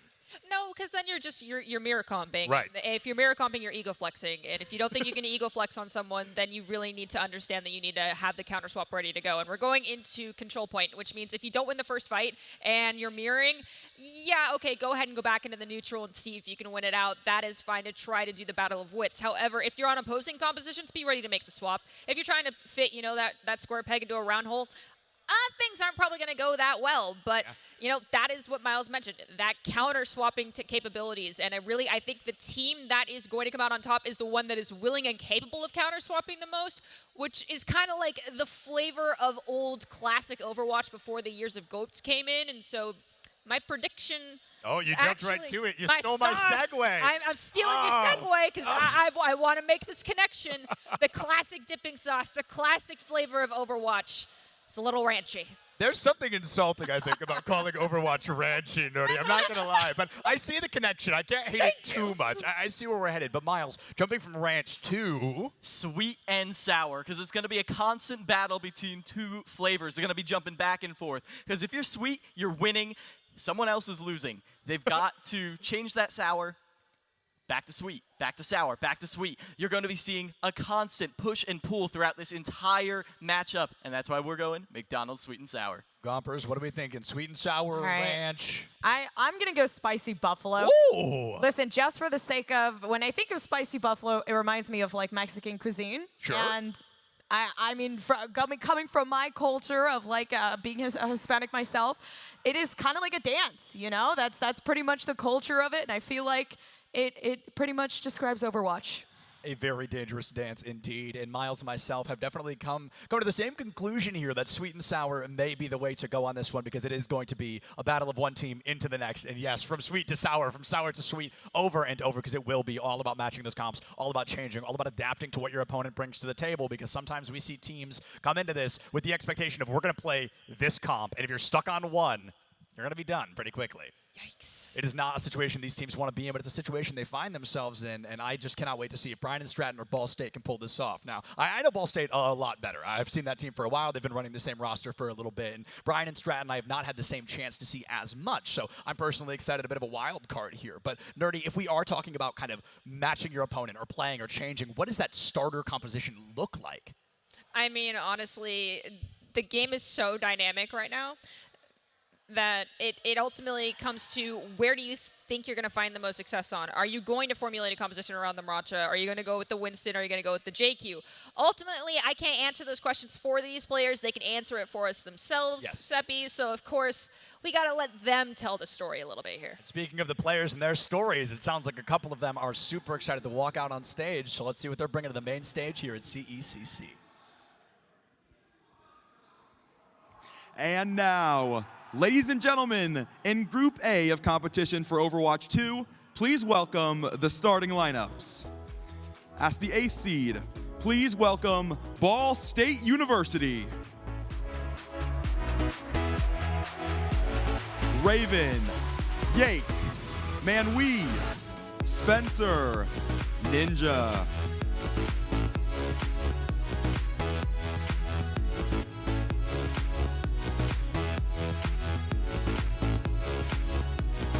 And their opponents, the 9th seed, Bryant and Stratton College, Virginia.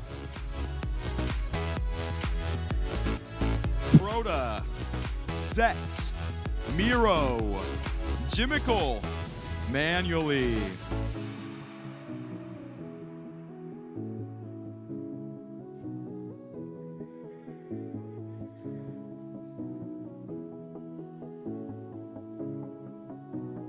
Now, welcome to the stage to facilitate the pre-match showdown, your host, Paulie Hype. Woo! Let's go, baby!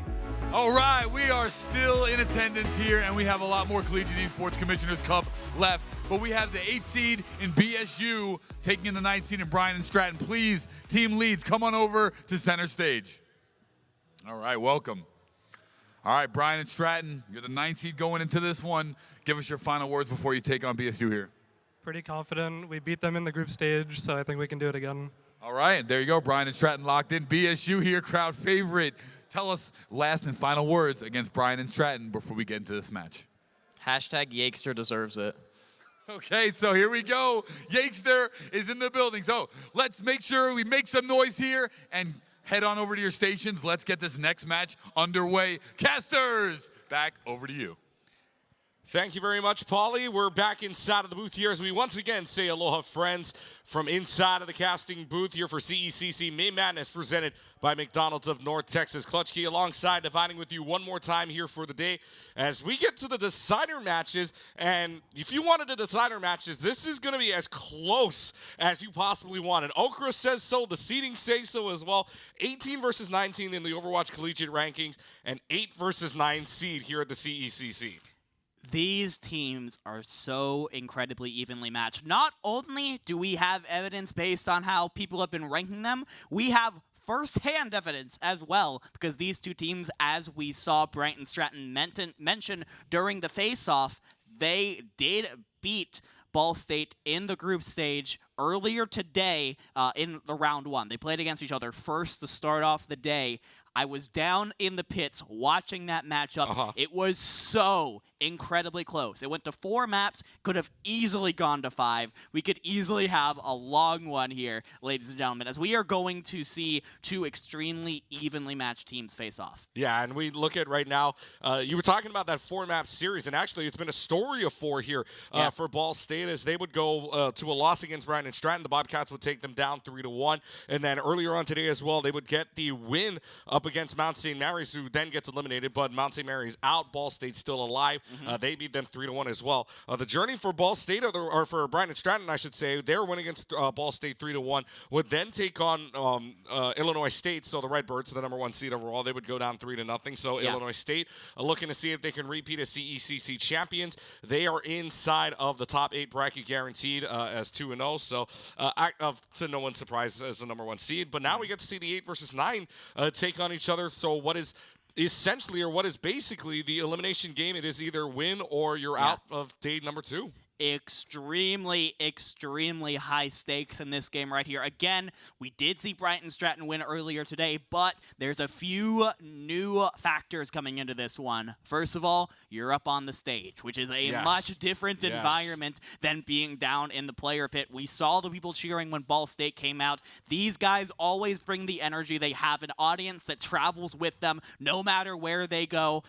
That is going to make things a lot more difficult on Brighton Stratton. It might feel a little bit like they're playing an away game this time around. Also, we have the fact that Ball State, like you mentioned, went down into the losers bracket and won their game in order to get here. Now they're riding the momentum of having that win. They have those kind of first land jitters out of the way, and now they're feeling a lot more confident. This team, when they are confident, they can go up against just about anybody. Yeah, and right now, again, high stakes. Ball State 1-1, Brian Stratton 1-1. But one of these teams is going to move on to see day number 2. The other one is going to have to watch day number 2 from the sidelines.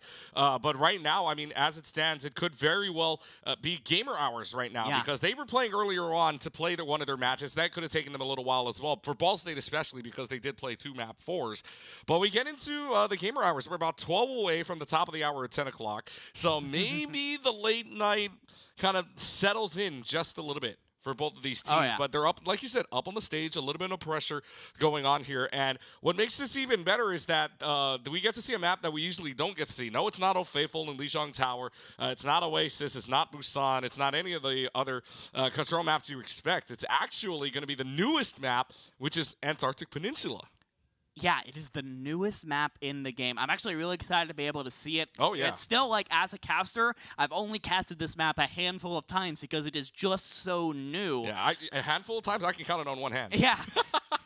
Exactly. Literally, like 3, I've 4. got 3. Yeah, I've got 3 under my belt. Yeah. So, but when we've seen this map, it is the most brawl-heavy control map in the game. it is a very close range. You kind of have, in all 3 maps, this situation where you have a kind of closed-in area where there are maybe some high grounds that a Hanzo or a Cassidy can shoot down on, but it is too close to the action for any real long-range DPS to get values. So we're going to be seeing most likely a lot of Ramatra from both of these squads. We're going to be seeing a lot of that Hanzo Mei base composition, and both teams running a lot of it in their round 1 matchup. So they both feel very confident in this composition. They both feel very good about their ability to beat the other ones.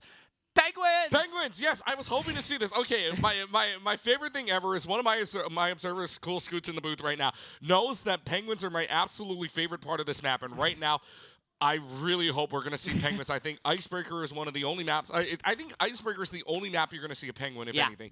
So if we get Icebreaker here, that would be great. I am very, very much hoping we get to see a Penguin once that we're done with the fly-through here. But again, Antarctic Peninsula, very new map, home of Mei, I guess you could say. So maybe we'll see the Mei as, I mean, Mei's been popular no matter what we've seen so far. So about 5 seconds until we get to the prepare to attack phase, prepare your defenses, or rather to the gates unlocking here. When you take a look at the team compositions on either side, and there's the this is pretty much different. There's the Penguins inside. Yeah, absolutely. And interestingly, we're not seeing the Hanzo coming up from Ball State. Ninja Curly Fry is going to be running with the Sojourn. This player is very proficient on this character. Not quite as strong as she was on release, but those railgun shots do pack a punch. Well, packing a punch goes Miro as they're already inside of Nemesis form. Actually, both of the Ramachas going into Nemesis form right away. The Sojourn take. First time I think we've seen a Sojourn all day long, actually.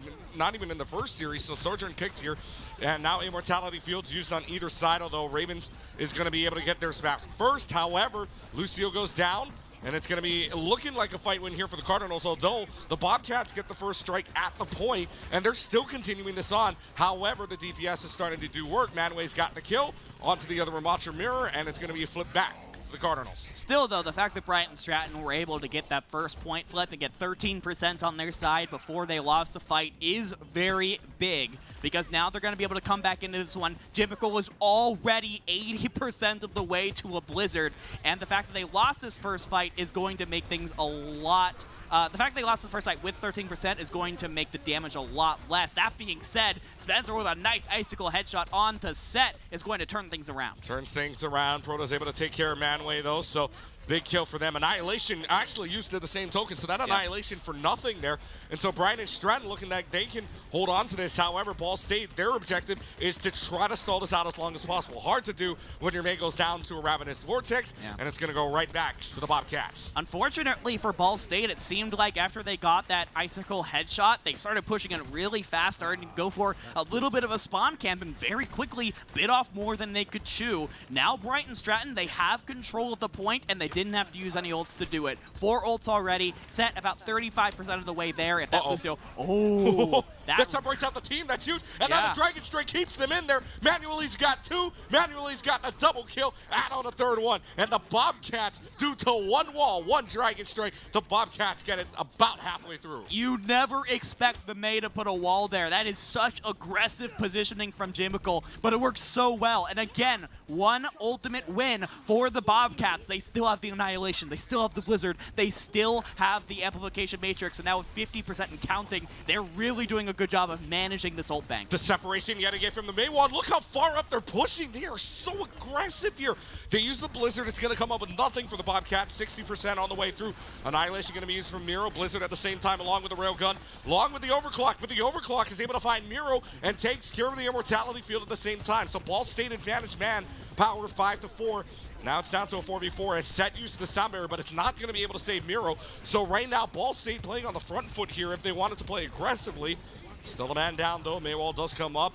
Ninja Curly Fry on the slide away shot, able to take care of Set. And right now, there is a lot of health bars falling low. Thank goodness for the Immortality Field. But the Annihilation is going to be able to take care of Proto. And the Cardinals back in command with 88% for the Bobcats. An expensive fight, though, for Ball State. They used 4 ultimates in that one, everything except for the Amplification Matrix. So even though they do have that available, you are going to have to play into the Dragon Strike on the other side. You're not stuck in a small corridor anymore, so you're not going to get... Oh, man, you're not going to get kills with that, but that headshot potential is still massive, as we just saw. Yeah, the Mei wall there as well for a little while, but that falls down. Brian and Stratton back in command. Down to 10%. It's going to be your final fight, and really, Ball State's got to rush this. They only have 5% left until the Bobcats capture the point, so it's now or never here. They're going to have to fight right on in, and that's the perfect time to use a Dragon Strike to separate out the team. Miro's got the Nemesis form, and Miro's just going to go ahead and punch them all away. 3 kills for Miro inside of the Nemesis form, trying to clean up house here. The Bobcats only have 2 more kills to go before they just ruin everything for the Cardinals, and they are off to a 100 to 61% start on Icebreaker, and what a way to break the ice. Beautifully done from the side of Brighton Stratton College. They really took control of the tempo. Like we've been saying before, the desk was saying before, being able to take control of the tempo and control the pace of the match is so incredibly important. And there was a point there where Ball State tried to take control of the tempo by going for a spawn camp. Didn't end up working out for them. Instead, Brighton Stratton were able to take control, and they never let go of it once that happened. Now, as we head into sub-level, interestingly, we'll see if Raven Strider is going to stick onto the Ana. It feels a little bit fragile in the backline right now, especially if Miro can just go into Nemesis form, walk past Manway, and get to the Ana. But theoretically, that is tons and tons of healing for the tank. I was also about to say, a big thing here, too, for the Ana as well is that there is no Cuticle to kind of counter out that if they land a Bionade. So if this Ana can come up huge, I mean, it would be a worthwhile investment to get to the Ana. Not only that, the Nano Boost onto an Annihilation would be great. However, you don't have an Annihilation to start, and you don't really want to run into the arrows of Manually when they're just hitting shots over and over again. Set takes care of Manway, and this is just going to be a rundown here. The aggressiveness of the Bobcats gives them first flip. Yeah, you just love to see that first pick come through from Manually if you're a Bryant and Stratton fan, and you just roll that into a first fight victory. Manually is already 67% of the way to almost 70% of the way to the Dragon Strike. Is more than doubling everyone on the field except for Proto. Yeah, I just noticed that too. Manually is building up an ultimate at speeds of light, if you will. Manually is doing it automatic. Yeah. Very nice, very nice. I see what you did there. 22%. Oh, but Ninja Curly Fry sends him back to the shop.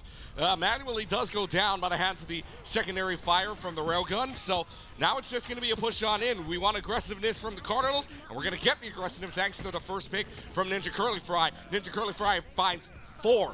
And the Cardinals are back in command. When you let that Sojourn get in uncontested, she's so good both at close and long range. Close with the projectile pellets and then long range with the railgun shots. And Ninja Curly Fry does just that. So many final blows for that senior player on the side of the Cardinals. But again, Brighton Stratton coming back into this one with Jimmicle, Manually, and Proto set to have their ultimates up. Well, they're going to run right on in again, and the aggressiveness of the Bobcats forces back the Cardinals to regroup for a little while. Immortality Field having to be used very early on. You're lucky enough that there's a drop area right there, and Manway actually using the Annihilation. So while they drop down, the Annihilation finds 2. They're able to counter that right away, though. Raven Strider, Spencer both going down, so that's a big healer and a DPS down. Manway's still able to find 3 despite all the chaos going on. And the fact that there's only 2 support versus a DPS and a support means that potentially, I mean, Brighton Stratton's going to fight right on in, and Proto's still playing DPS, so it's going to be back to the Bobcats here in just a couple of moments, unless Ninja Curly Fry can play hero, to which we say no. Yep, not quite the bloodthirsty support, the Baptiste gun. If you're getting headshots with it, it does a surprising amount of damage if you're a DPS. And Brighton Stratton, again, only have to use a DPS ult in that one. They've done a very good job of managing their ult bank throughout. However, Ball State's coming in with 4 ultimates, so slight advantage for them if they can use them right. MTS Matrix used to start, so there's 1 of your 4 there.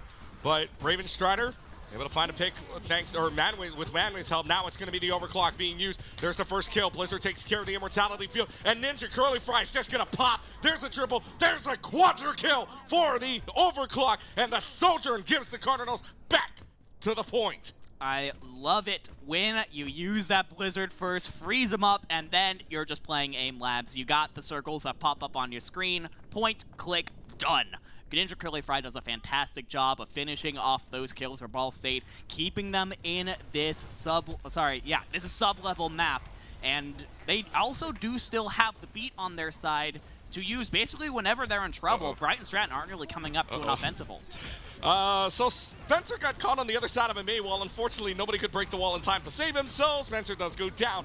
Jimico also following up with a pick. Set using the sound barrier for insurance to help themselves get a win here. Aggressive win, might I add. Jimico finds a second. It's going to be the Bobcats flipping it back to try to take the lead. Yakester uses the ultimate as well. well. Oh, I saw that too. Ball State, I was just praising them for being able to have that beat, but instead Yakester uses it when they're already down their May, and Bryant and Stratton were running them over. In fact, I think Yakester might have been stunned out of it. I didn't actually see it get cast. So now you don't have that. Ball State is lurking with just an annihilation from Manway, which is a very, very good ultimate, but 88 to 89% on that side. If Bryant and Stratton win this, map 1 is theirs. Soldier just sliding out of that. Ninja Curly Fry stays safe. 95%. Bobcats take the lead, forcing this into overtime. Here comes the annihilation, and this is not going to save the team out of Bryant and Stratton. Ball State take command with 10% left to go. They can run them over here, and they can take this map away.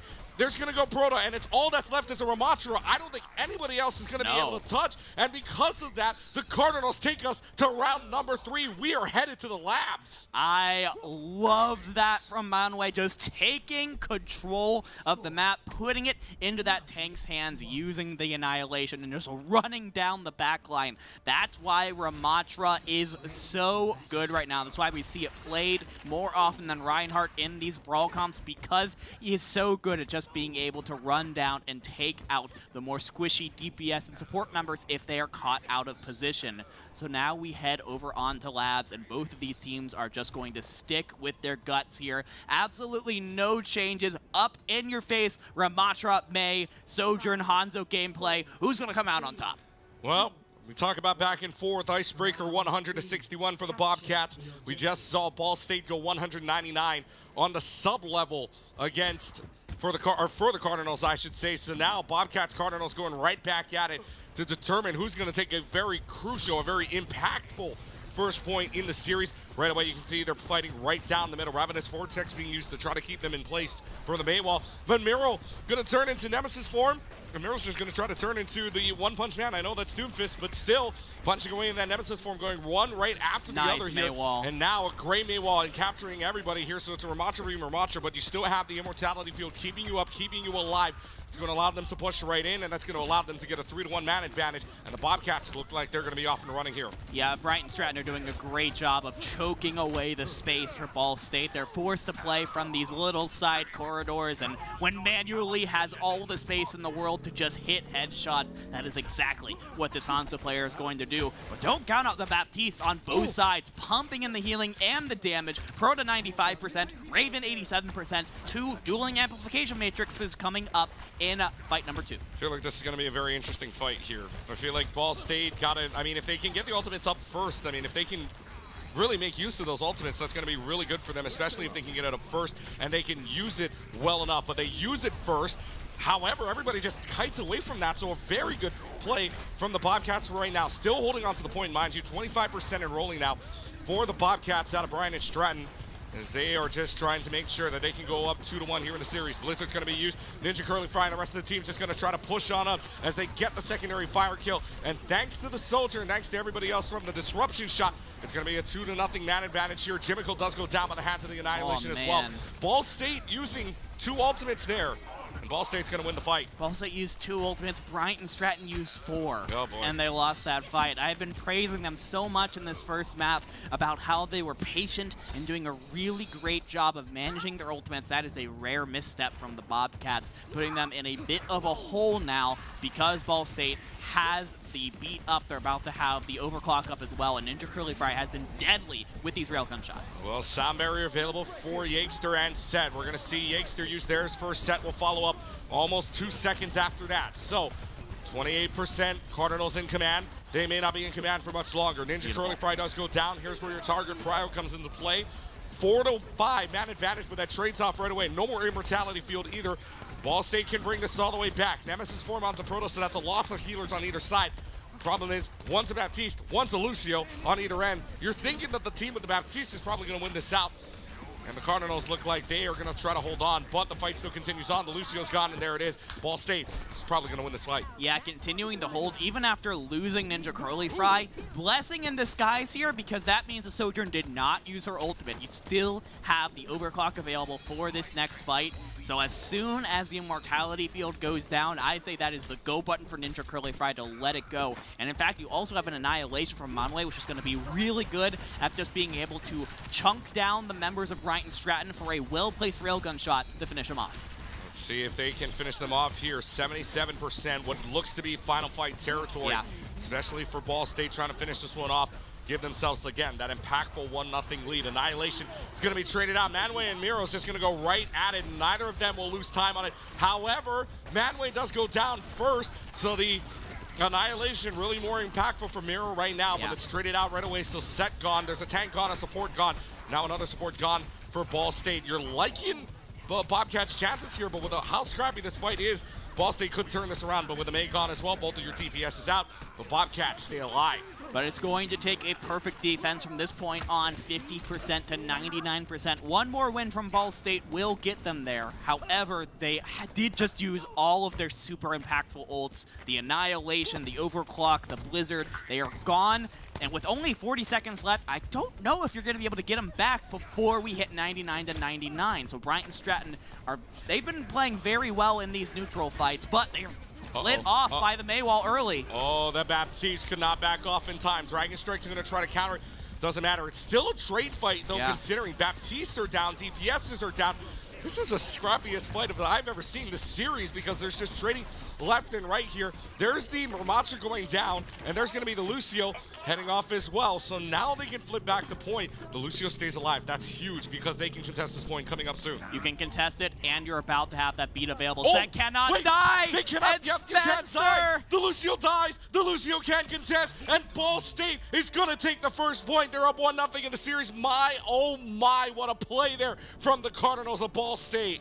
The headshot from Spencer came in so clutch because Set was in perfect position to just buy time. Was about 2% away from having the beat up. It probably would have been just on Set at that point, but all that Brighton Stratton needed was a little bit of time to come back into that one with the ultimates that they had in their bank, and they might have had a shot. Instead, one well-placed Icicle puts an end to all of their plans. Ball State Cardinals start off 1-0, but I have to tell you, Clutchkey, this is how their match started in round one as well, and Brighton Stratton took the next 3 maps after that. So some deja vu maybe. Or something else. Yeah, I mean, I don't know. I was talking to Enjoyable, who is the manager of Brighton Stratton during their game, and they told me, you know, we're just kind of bad at control maps.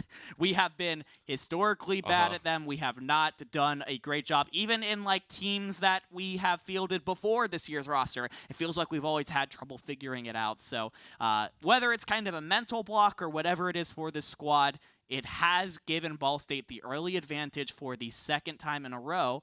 Hey, look, we got a little bit of player stats here. Let's take a look at this one. Yeah, and you can see these, I believe, Spencer and Jimical were the... Spencer and Jimical were your DPSs here. DPS. So really, the DPSs on either side, very well done. I mean, this was, I believe, the maze that really came out. But, I mean, Spencer and Jimical, you can see the damage dealt. But the final blows, the deaths were pretty much equal. But the final blows, 12-7. But still, somehow, some way, Ball State still able to come out with a win here.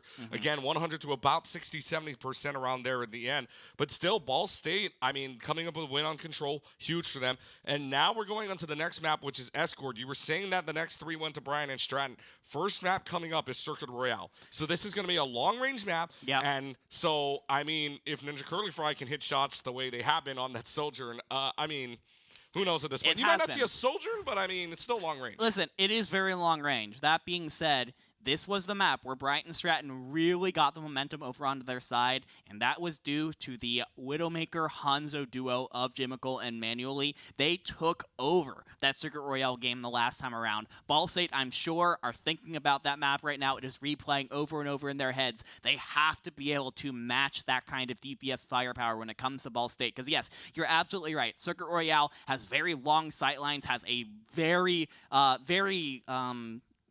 oppressive high grounds is the word that I'm looking for. You can just get on there and you can just destroy people from below. That hill on point B is brutal to try and climb as the attackers. So I think that Ball State are really going to be looking at, like, a good Widowmaker can just take over this map. Ball State have got to do a better job than they did in round 1, is my point. Same sides, by the way, so Ball State's still in blue, Brian and Stratton in red. Brian and Stratton will be your attacking side to start as we go right on into Circuit Royale. And again, like we were saying, high tier, I guess you could say high level map. I think it's probably one of the highest elevation changes, if not the highest elevation change in the entire game from point A to B. It feels like climbing Mount Everest when you're in there. Oh yeah, it feels like climbing. I mean, I wish that was Nepal, but I'm pretty sure Shambhala Monastery now has the kind of high steep as well, going from point A to B as well. So I mean, not new, I should say, but Circuit Royale probably one of the first to have this kind of big hill going up.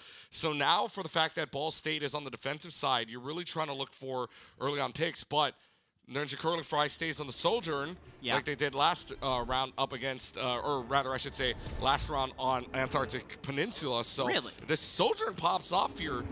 I mean, Ninja Curling Fry did pop off for at least 4 on the overclock. I'm looking more at what's next to the Sojourn. Oh, right now. Oh, you mean that character? You mean that guy? Yeah, you mean that guy? Yeah, that guy. I'm sure there's nothing to worry about for that guy. No.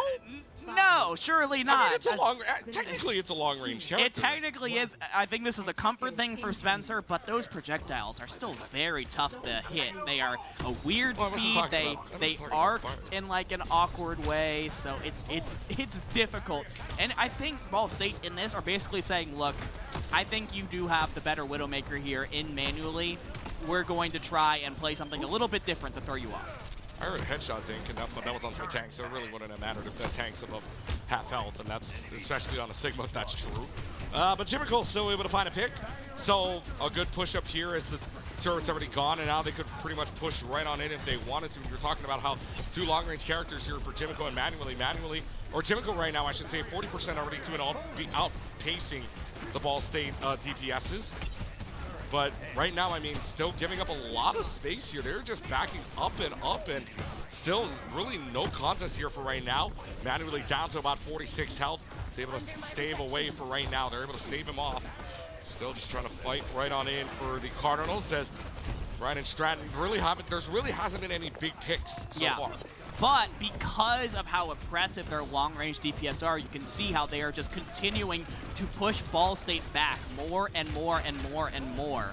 Manway, though, is coming up very close to that Gravitic Flux, is going to be doing a lot of damage when it comes out, but manually finally finds a pick onto Yakester right as that den was coming close to the Transcendence. But they're going to use the Kitsune Rush to try to counter this out. Manually, though, able to find Manway and Dragon Strike there as well, so the Kitsune Rush is going to go for absolutely nothing. Brian and Stratton going to win this fight out. They just need to take care of Ninja Curling Fry, which they do. At another 2.5, you got 449 in the bank. It's just going to be so tough for Ball State if they're going to be continuing to run this DPS combo. Because at the end of the day, Ball State's composition is trying to achieve the same thing that Bryant and Stratton's is. They're hanging back, trying to play around the Sigma Shield and get picks at long range.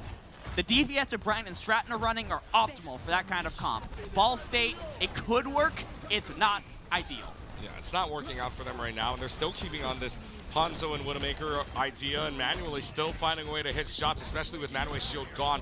All you need to do now is find another headshot, and you pretty much have this fight won. And, well, there goes Spencer out of the way, so they may be halfway through, but the hill don't look so brutal anymore. Oh, yeah, you have climbed the hill just effortlessly for the side of Bryant and Stratton. They have 4 minutes, and they are looking solid. There's one more fight here, opportunity for the Cardinals to get back into this one before Bryant and Stratton are able to take point B. And they do have 2 really big ultimates in the Gravitic Flux and the Transcendence. Gravitic Flux is up. No one's down to half health, though. They're going to use the Immortality Field anyways.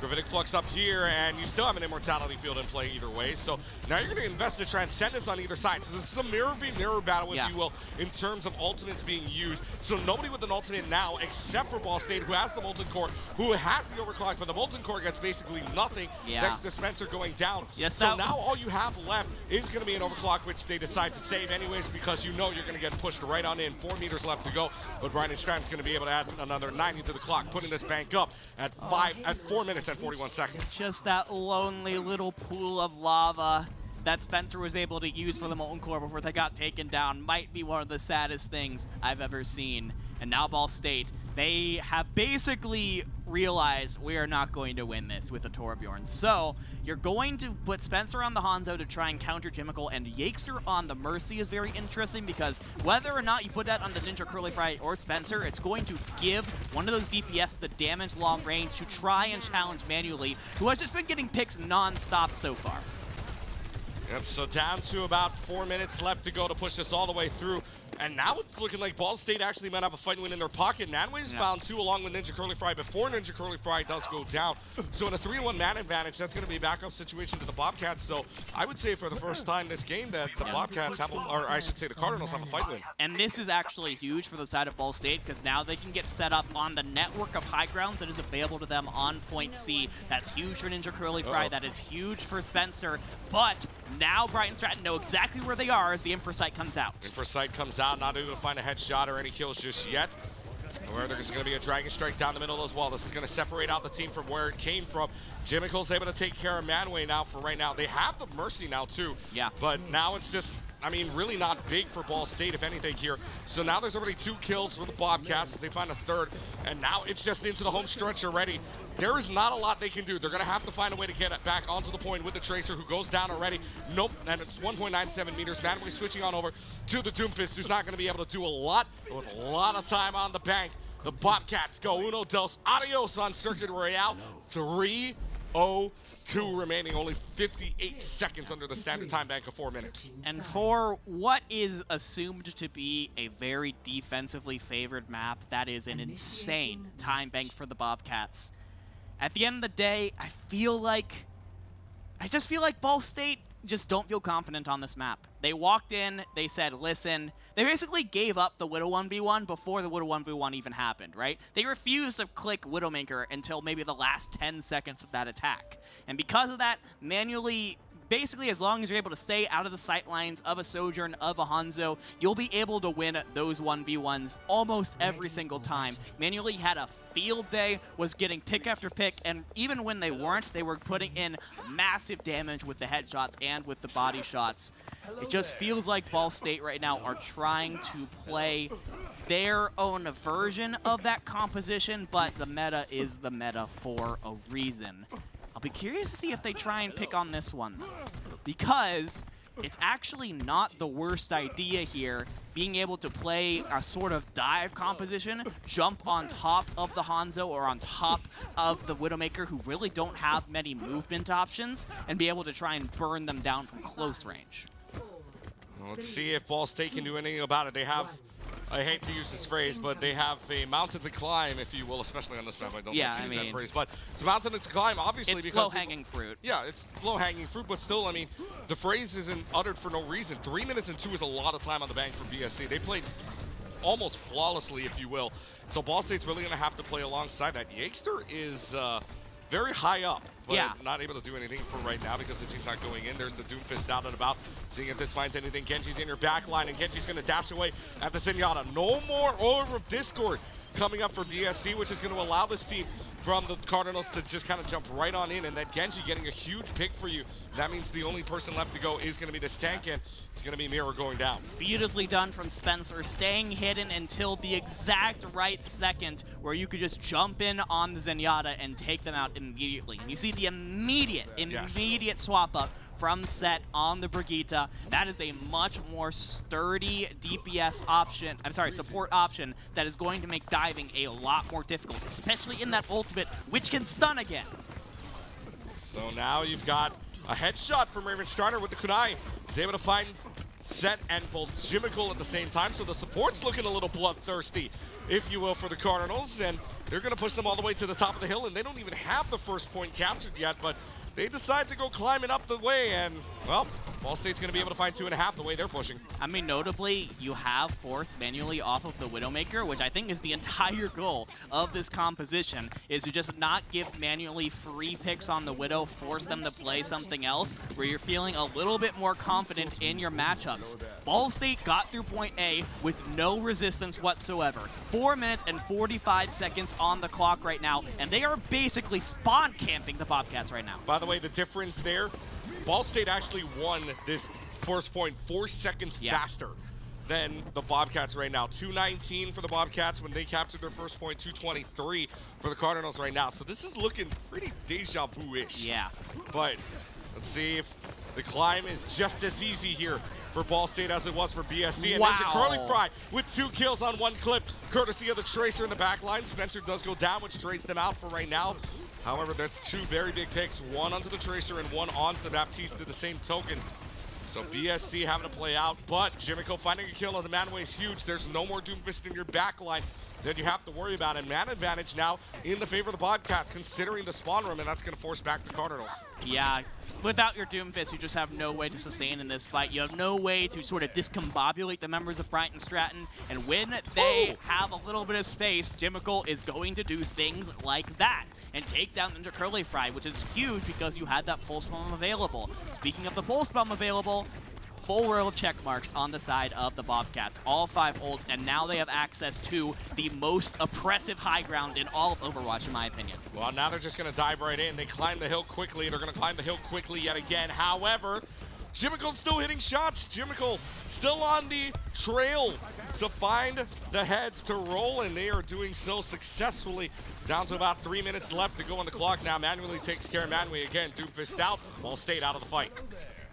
Yeah, now that you're set up on this high ground, it is going to be so difficult for Ball State on this close range comp to be able to close the distance without just taking a ridiculous amount of damage. However, now Pulse Bomb, Dragon Blade, and the Beat available, you're in a pretty solid position, and Manway is forced to use that that Meteor Strike just to, I was gonna say to escape, but you're actually going in further. With very low health, mind you, but gets hit by the Sound Barrier, luckily enough to save him.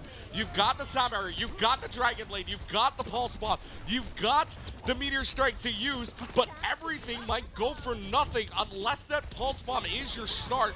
You lose out the Tracer, Kitsune Rush also used, so Ball State's gonna use everything that they have in the bank, but it's gonna pay off in the end. 5 ults used, and Ball State desperately needed to win that fight in order to take control of the top of this hill. There is time for another fight here. Miro onto the Orisa is actually a really interesting potential Doomfist counter, maybe able to use the Javelins to kind of knock the Doomfist off balance and give the team space. And with the Dragon Strike, Brian Stratton goes in for one more fight. The Orisa in as well, so we've got the horse in play. Miro's already gotten Spencer down. And I'm gonna tell you what, they are going to win this fight, but the mistake from Ball State, they got off the point for a little while, which caused it to glitch stop for a second before they got back onto it. I think if they had kept 3 on, they would have been able to capture that point. I mean, look, it was almost 4 meters about. All you need to get was 4 more meters, and you would have been able to get that point before the recontest came in from the side of Bryant and Stratton. So yeah, I agree. The fact that they got off the point for just a second there has cost them the contest for the moment, and now you're just working with the Meteor Strike. The Meteor Strike is available to them. They're going to jump down. They're going to do a lot of damage, too. That Meteor Strike was kind of big. Hits at least, I think, 3 people there. But it's not going to be enough still. The great support line from Brian and Stratton keeps the rest of the team up. Zed and Proto doing work, especially on that App Matrix, giving them a lot of chances to save the rest of the team. And now Ball State going from 4 minutes 53 down to less than 60 seconds. Yeah, I was about to say, this time bank has disappeared in the blink of an eye for the Cardinals, and they are looking rough when it comes to their ultimates. The closest is Ninja Curly Fry and Spencer, and they are at about 65-70% to their ultimates. Meanwhile, Miro, Manually, and Set are all close or at the ultimates there. But Manway gets in and takes out some of the more squishy members of the squad. This Doomfist is doing work. Manway's found 2. That forces out the Brigida ult for right now, so the Brigida stays alive thanks to the shield, but the Doomfist still doing work. Down to the final 5 meters left to go. Set's able to whip shot onto Raven Strider. But is it going to be enough? That's a great Bionade as well. And the Pulse Bomb trades out either way. There's going to be Manway for Jimico, so the fight still continues on. EMP is going to come out, finds 3. Manually Set. Protocol caught inside of the EMP. Is it going to be enough, though? Still fight continues on. It's still a scrappy fight, but Manually might be your MVP here. The Tracer might be able to win out this fight. 1 second left to go, and Manually single-handedly ties up this series at 1 apiece. My, oh my. Are you kidding me? You so rarely see a situation like that where you trade back and forth until there is one player left standing on their lonesome by the point. Whether it was on Widowmaker or whether it was Tracer, manually proved why Brighton Stratton were so confident going to Circuit Royale. Again, deja vu, just like in this round one matchup, they were able to tie things up here and get the momentum in their favor. The question is, now that Ball State has the map choice going into push, will they be able to make a decision, be able to swing the pendulum of momentum back in the Cardinals' favor? Well, I mean, right now, at least we know we're going to see 4 maps. Best of 5 now turns into a best of 3, and this is now just exciting. We're going to see the next push map coming up here, and well, there's really only 3. I mean, it's either Coliseo, it's either New Queen Street, or it's Esperanza. And right now, if I'm reading this correctly, for the side of Ball State, they are deciding to go to the newest of push maps, which is Esperanza. I actually, of the 3 push maps, I like Esperanza the best to play on. I think that the open skies that it offers is really nice. It also has some really good high grounds to play around, as well as some nice 90-degree turns if you want to try and play a sort of close-range composition. You can play a lot of different things on Esperanza. Meanwhile, like on Coliseo, you're kind of forced into a brawl comp. I think Ball State... I don't think they played Esperanza in their last game, so this is a little bit of a curveball here from them, trying to throw a new map at Brighton Stratton, see where they're going to go with it. I was about to say, yeah, you said that this might have been a little bit of a curveball, and maybe this is to throw them off because maybe they have notes for the other map. I mean, maybe it was a New Queen Street or Coliseo. I believe it was, sorry.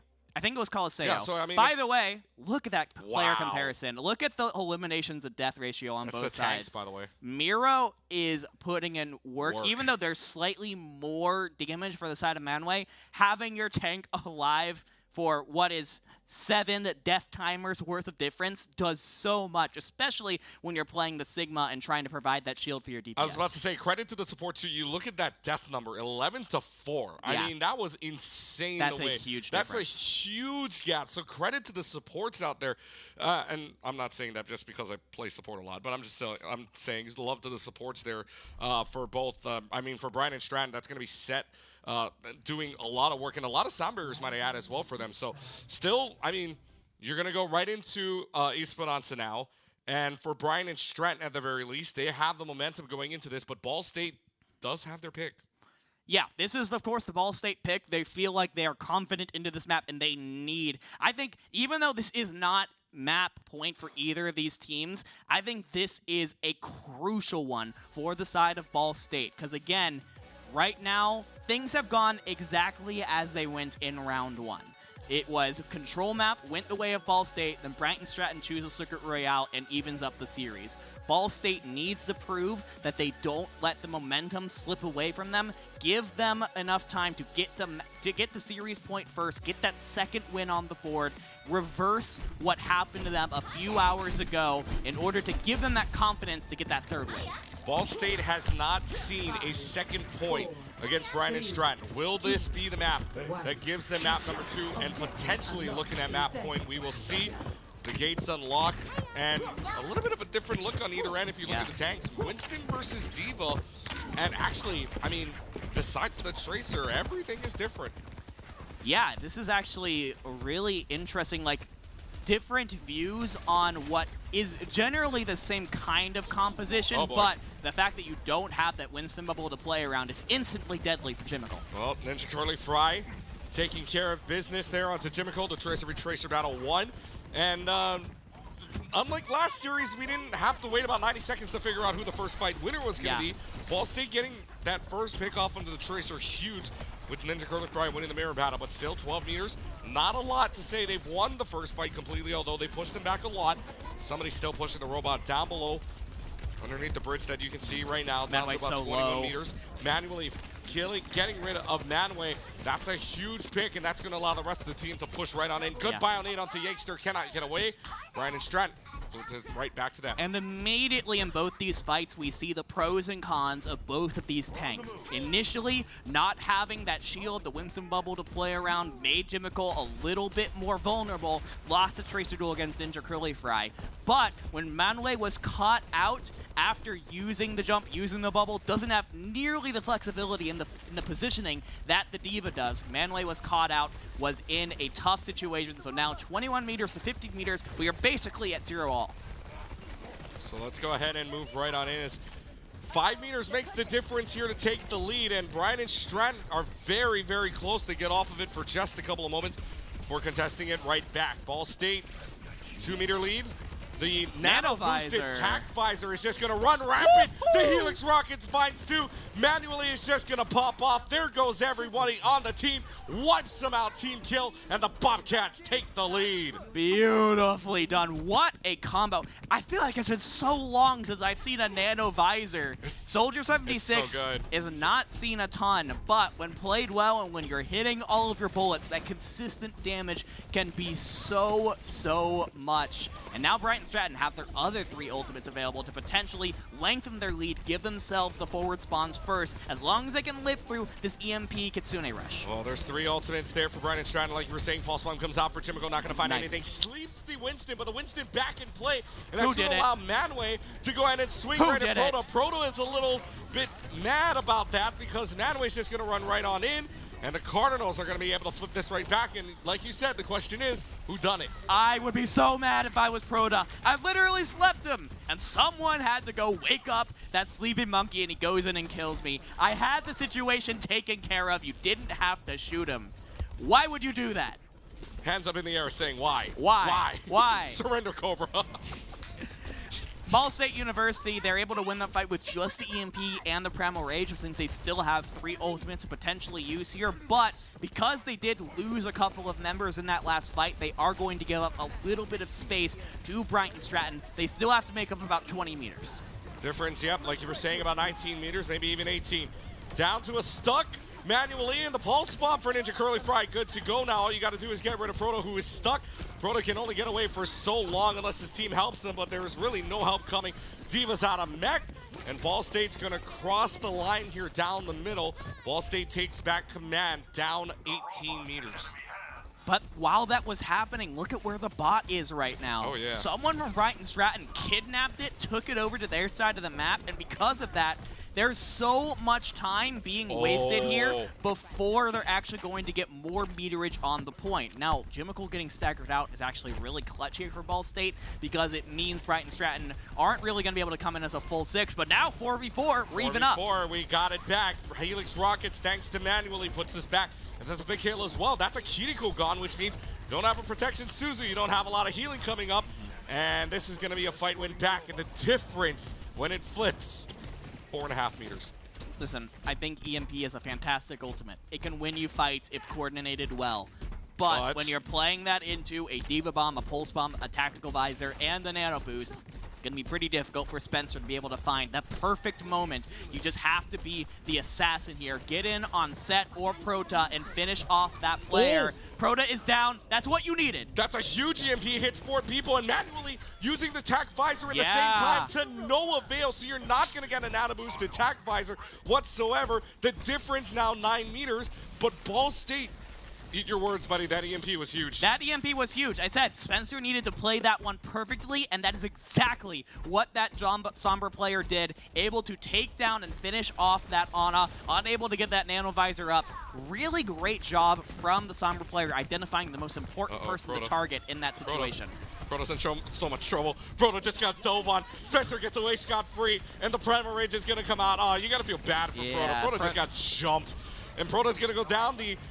There's going to be the Winston Primal Rage out and about. It's a 3-for-1 trade for right now as they all escape. And it's going to be the Cardinals taking checkpoint plus the lead. I mean, you got to feel bad for your Ana players all over the place. This is just your life. Constantly getting dove upon, being the getting hacked and destroyed.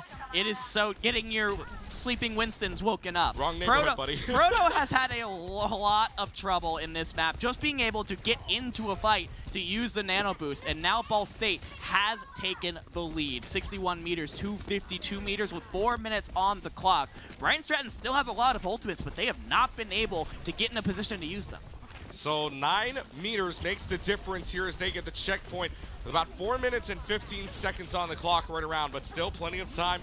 Brandon's trying to bring this back. It's so close, in fact, that they still can't. However, the railgun shot from Manually is good to go. They get rid of Ninja Curly Fry. It's a nano boosted Miro for right now. He tries to chase out something. He's not going to find anything for right now. There's a backline Kiriko with the Kitsune Rush, and this is going to be a fight win for Ball State, who turns this right back round. Beautifully done from the side of Ball State, I gotta say. This rush composition seems to be perplexing Brighton Stratton right now. They don't seem to know what to do with Manually when you're not getting the headshots with the Hanzo. It is very, very difficult for Manually to continue to bring in value. So you swapped from the Soldier now onto the Sojourn, but it feels like it's mostly the same results here, at least so far. Ball State with the prime, sorry, not the primal. Well, actually almost the primal. Pulse Bomb, EMP, and Beat available for them in this next fight. EMP finds 4 huge sets, not even going to be able to use the sound barrier. Everybody gets wiped off, and the EMP comes up big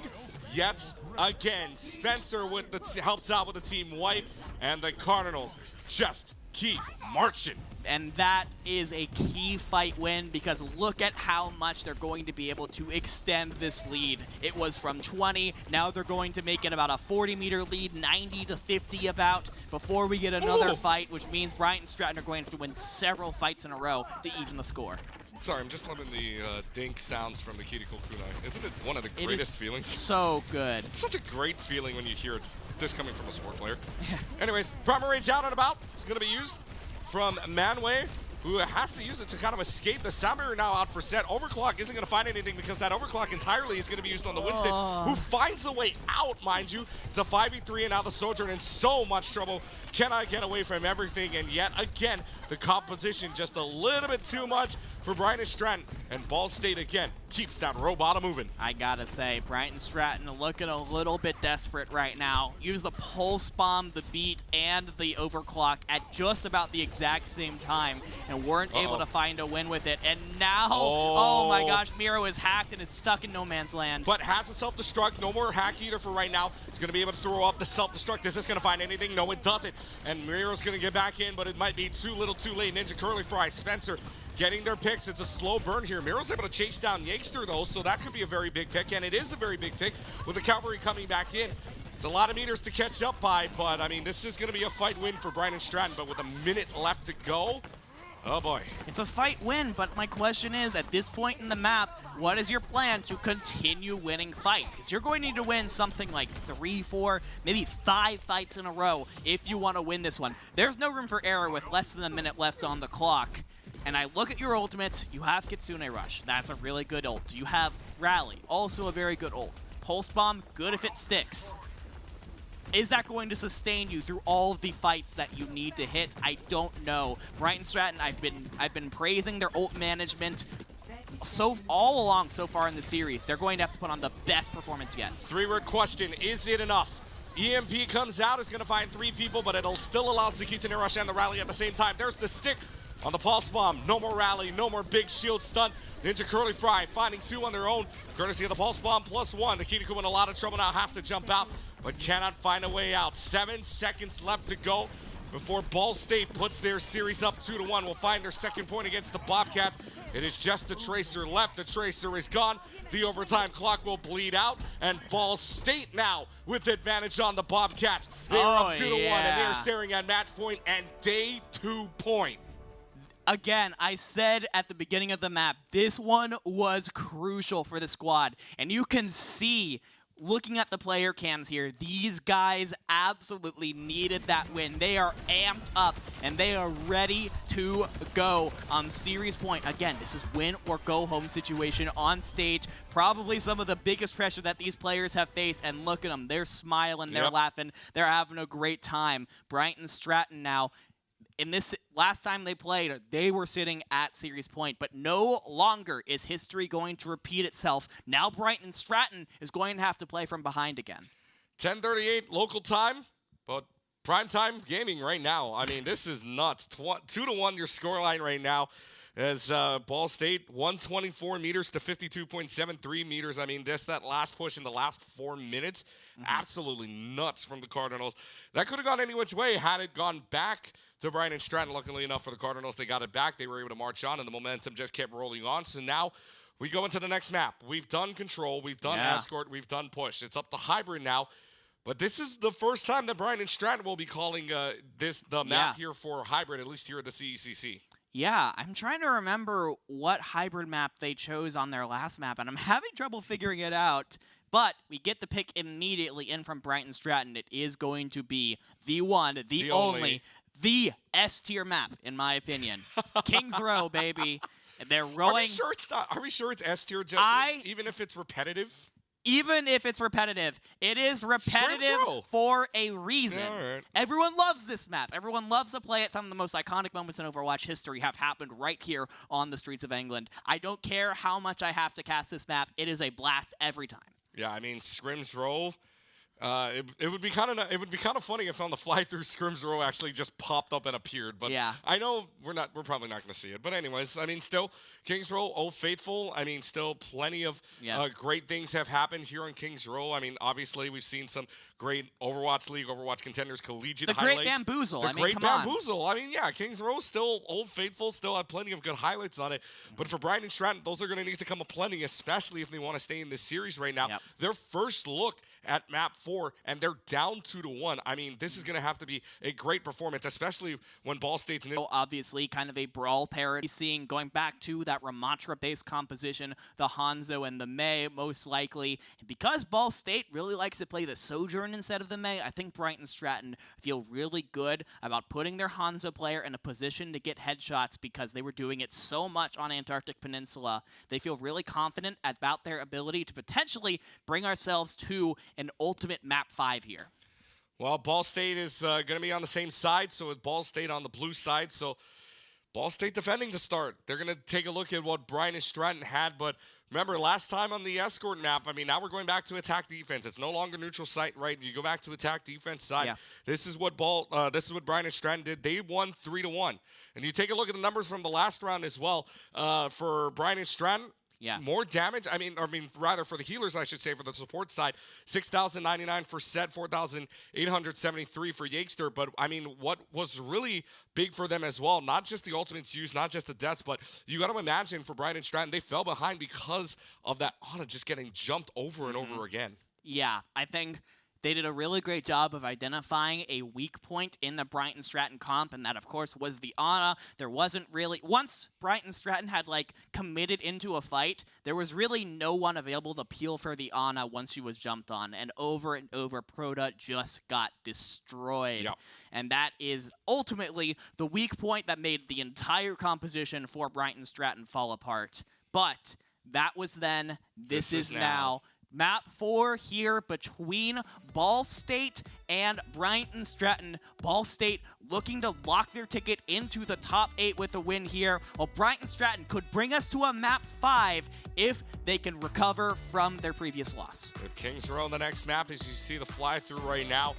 25 seconds remaining. I mean, Kings Row, this is where a lot of highlights happen. This is where a good majority of your highlights happen, whether it's a good shatter, whether it's a good Earth Shatter or a good Overclock. Highlights come from here. Kings Row is where you got to show up, and showtime in prime time, really, especially as it's 10:42 local time here in Arlington, but still plenty of game left to play here if you're Brian and Stratton. You got to get the win here. You got to go up to game number 5 as well. With 4 minutes left to go on the clock, the doors open up, and for the team composition right now, the biggest difference, the Hanzo versus the Sojourn. Yeah, the Hanzo versus the Sojourn is going to be, like I mentioned, they feel really good about Manuel's ability to get headshots in these fights, get those one-shot kills that can turn a fight on its head immediately. Nemesis form, though, to start us off. On either end gets a kill. However, Manway going down very early on. Brian and Stratton can play a little bit more aggressively. It's just Lucio that's got to go around, got to hit a shot. Manually does so onto Yakester. That's a big pick for them, and now the Maze in a lot of trouble. Spencer's out as well. You're down 2 people. You've already given up 2 ticks. At this point, you got to give up a third, and a very quick attack here gives Brian and Stratton 5 minutes and 15 seconds to push this up. Incredibly well done, and because Ball State ended up going down so early, didn't really give the opportunity for Raven Strider to build up that all-important amplification matrix. It's so important because it is often the first ultimate to come online, and Proda is ahead of Raven Strider by about 30%, which means Brian and Stratton are going to be able to get this off probably uncontested if they use it quick. So a 45-second attack, I mean, pretty quick. Yeah. We've seen, unfortunately, we've seen quicker, but still, I mean, I've seen up to 28-second pushing, which is just insane in itself, but still a very quick one. Still to compare to a lot of games anyways, down to about 5 minutes left to go. They're getting pushed back. That may well already happen to be used, and they have to push all the way back already. Look how aggressive this team from the Bobcats are. And what they don't know is that Proto's in the back. Proto's going to use the application matrix, but so does Raven Strider. In the end, though, Manuel's going to find a headshot onto Raven Strider. The Annihilation used there, the Dragon Strike used there at the same token. 2 ultimates used for the Bobcats, which is going to allow them to push right in and the payload to continue on moving. Brian and Stratton are just snowballing themselves beautifully right now. You win your first fight, you're able to get up to your ultimates a little bit quicker, use them aggressively before the Cardinals are able to come up to theirs on their side. And in fact, you're actually going to get a swap here. Raven Strider thinks we don't have enough healing. You're going to swap over onto the Ana. I actually do like this in this situation because there really isn't anyone that's going to be able to just get into the back line unless Miro just tries to walk past everybody, which you could potentially do, but it would be tough. Now, one more fight before point B is here, and Jimmical has Blizzard. Blizzard is out, and this Ramachara is stuck. No support ults to keep him up either. No immortality field's going to keep him alive. That's a sleeping Yakester right now, or I shouldn't say sleeping Yakester, but that's a sleeping Lucio that's down, and that's going to be a huge fight win here. And 5 minutes and 26 seconds. I mean, this is insane. They haven't stopped. They are taking control right now on this Brawl map. I don't think the cart has stopped moving at all. Ball State have not only have they not really been able to be able to use their ultimates, they've been swapping around so much, they haven't really even been able to build up to their ultimates either. Raven Strider is almost there. Manway has been going down so fast, they're still only 60%. Ninja Curly Fry, Spencer, and Yakester, though, are going to be the saving graces here if they're going to get there. Could be a fight you want, though. They're going to use the Blizzard, they're going to use the Overclock. Doesn't matter, that trades them out right away. Yeah. Miro is down, but that's both of your DPS is down as well, so if you can get Manway to get a couple of picks here, that would be huge. They invest the nano boost to keep him up. That's going to be a huge nano to keep him up. And now this Maze just going to be in a lot of trouble. Jimmical is in trouble. Has to use the main wall to try to escape. Good support line to keep him up. But that nano boost was enough to stave them off for now. Still 4 minutes, 20 seconds on the clock, though, for Brian Stratton. And really all it's going to take is one more good fight to get you just about to the end. Annihilation is out. Blizzard's out, but the Annihilation able to get out. However, almost got booped right back in to the Blizzard, able to escape, though. Good bionate onto Manually and Proda. That's going to force them back, which means, I mean, good wall as well. That makes Manway go all the way around, and now Manway's in a lot of trouble. Good bionate out to keep this Ramachara alive, but now they're stuck in the corner as we approach in the home stretch. Less than 4 minutes remain. Plenty of time left to go, but Brian and Stratton making this look easy right now. Storm Arrow's gotten onto the Ramachara as well. Make that a Soundwave kill onto Lucio v. Lucio battle. Nobody touches the point. And 3:46 on the clock. The Bobcats go uno dos adios, completing in the entire King's Row with a huge, enormous time bank of 3:46. That was just a brawl masterclass from the Bobcats. They won the first fight, and they just never looked back. They have such a good understanding of this composition, how not just using their ultimates, but being able to use them at the right times to be able to take control of the tempo. This was mentioned on the desk before. Being able to control the tempo is so massive on these brawl maps, and Ball State University were constantly on the back foot over and over and over again because Brian Stratton used their ultimates so incredibly aggressively. So now Ball State has to put up basically a superhuman performance on their attack in order to match this time bank. Superhuman's an understatement, my friend. They're going to have to put up a titanic performance. I mean, this is just going to have to be the biggest performance ever for Ball State to even try to match up. Mind you, Brian and Stratton didn't even fall below 3 minutes on their time bank at all. Never fell below 3 minutes. Captured the first point with 3 minutes and 15. Captured the second with 3:56. and finished off with 346. I mean, how impressive is that you couldn't, that train did not have any brakes? No, you start with 4 minutes on the clock, you only lose 14 seconds. Nuts. It is crazy at the end of this one. But now Ball State going to have the opportunity to answer, and interestingly, foregoing the May, instead you're going to use Sojourn Hanzo to just try and melt the shield of Bryant and Stratton's Miro as quickly as possible. It's going to be all damage all the time for Ball State. Well, let's see if they can melt it away. Disruptor shot out and about. That's going to keep Manway out for a couple of moments since he has to regroup with the team. So Ball State's able to go in for a couple of moments. That allows Manway to just kind of go right on in. Miro already up to 23%. So is Manway right now. Manway 35% away, or 35% along the way to a Dragon Strike. Adding on a bit more. Proto gets a kill onto Manway, and Ramacha down means that you've got no fight left in you. Ball State having to back off. Yeah, and already, just with that one lost fight, Bryant and Stratton are immediately ahead. And yeah, you're probably not going to be able to match that time bank. All Ball State can do is just try and be as efficient as possible with the time that they have. But looks like Proda has about a 10% lead over Ravensrider when it comes to that amplification matrix. It builds up so fast, I don't think that really matters. They're going to have amplification matrices on both sides, and looks like we actually have a pause called. Maybe some tech issues coming in from one of these sides. You could tell both teams were kind of in a situation where they just kind of paused. No one was engaging. Yeah. So something's going on. Something is going on right now. It is, again, tech pause just for a little while here just to see maybe what's going on. But right now, Ball State, I mean, not looking all too great on the fights for right now.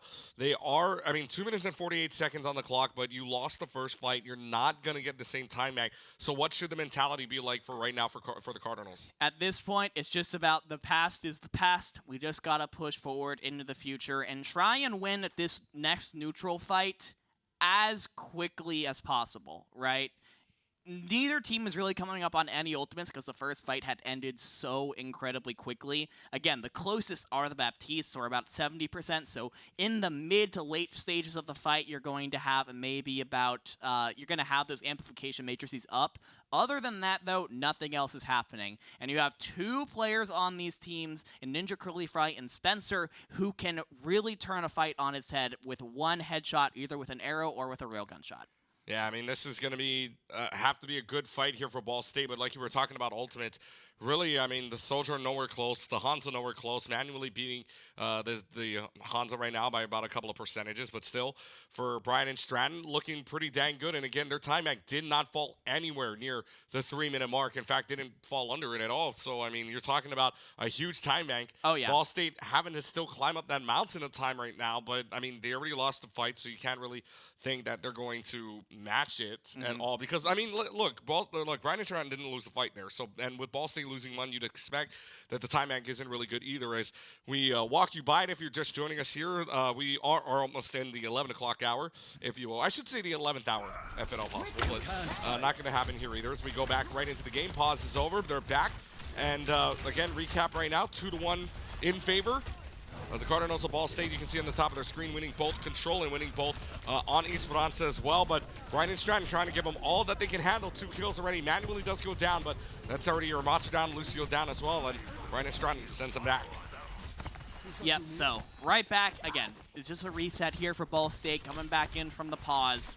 You've got Ravensrider with the amplification matrix available. Proda has it up as well. Ninja Curly Fry and Spencer are the two people I'm really looking at for Ball State to be able to try and open this up with a pick.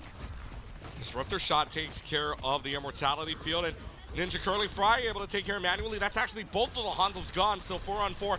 Annihilation out and about for Miro, but Miro's not going to find anything with it. The Annihilation for Manway, though, forces them all the way back, and no more Annihilations on either side. There's just the May left to go. First tick is gotten. They use the Blizzard. They could bring this all the way back with the Immortality Field. Great usage there. The May's going to get away. The Lucio is going to get away as well. They're just going to go all the way up to the top of the Blizzard, going for nothing for Jimico. However, pick's still starting to fall in the color of red. And now it just goes right back to them. Manually back in, though. You want to be careful. Watch out for the Hanzo, who's hitting arrow shots. Overclock has to come up big, but the overclock is probably going to fall for nothing here. Only down to 7 health. And Brian and Stratton look like they were able to hold on. That is so tough for Ball State. Look at those ults. They used just about everything in that fight. And were not able to get that last tick for it. and now you're down to about a minute left on the clock. In all fairness, Bright and Stratton did use a lot of ultimates on their side as well, and you have found manually, but this time is going to be such a limiting factor for Ball State. They need to go now or never here. They've got the second ticker ready. All they need to do is stay on here, and the Lucio's already going to have to use Samir to try to keep BSC into this. But right now you trade out a DPS for a DPS ethical, or Chemical, I should say, and Spencer gone for right now. So they're down to less than a minute left to go, 45 seconds. Trying to chase down what they've got. Yakester and Manway both getting their kills. Manway into Nemesis form finds 2. And finally, Ball State able to break the door open. 3 minutes and 2 remain. Finally, they're able to get there. But my goodness, it was a fantastic first point defense from Bryant and Stratton. Already, Ball State, I think it's basically impossible for them to be able to match the ending time bank of Bryant and Stratton at the end of that one. So it's just going to be about how much can they salvage if they get there with any time at all. And in all fairness, the Annihilation and both support ults are really good tools for Ball State to be able to continue pushing through this point B point.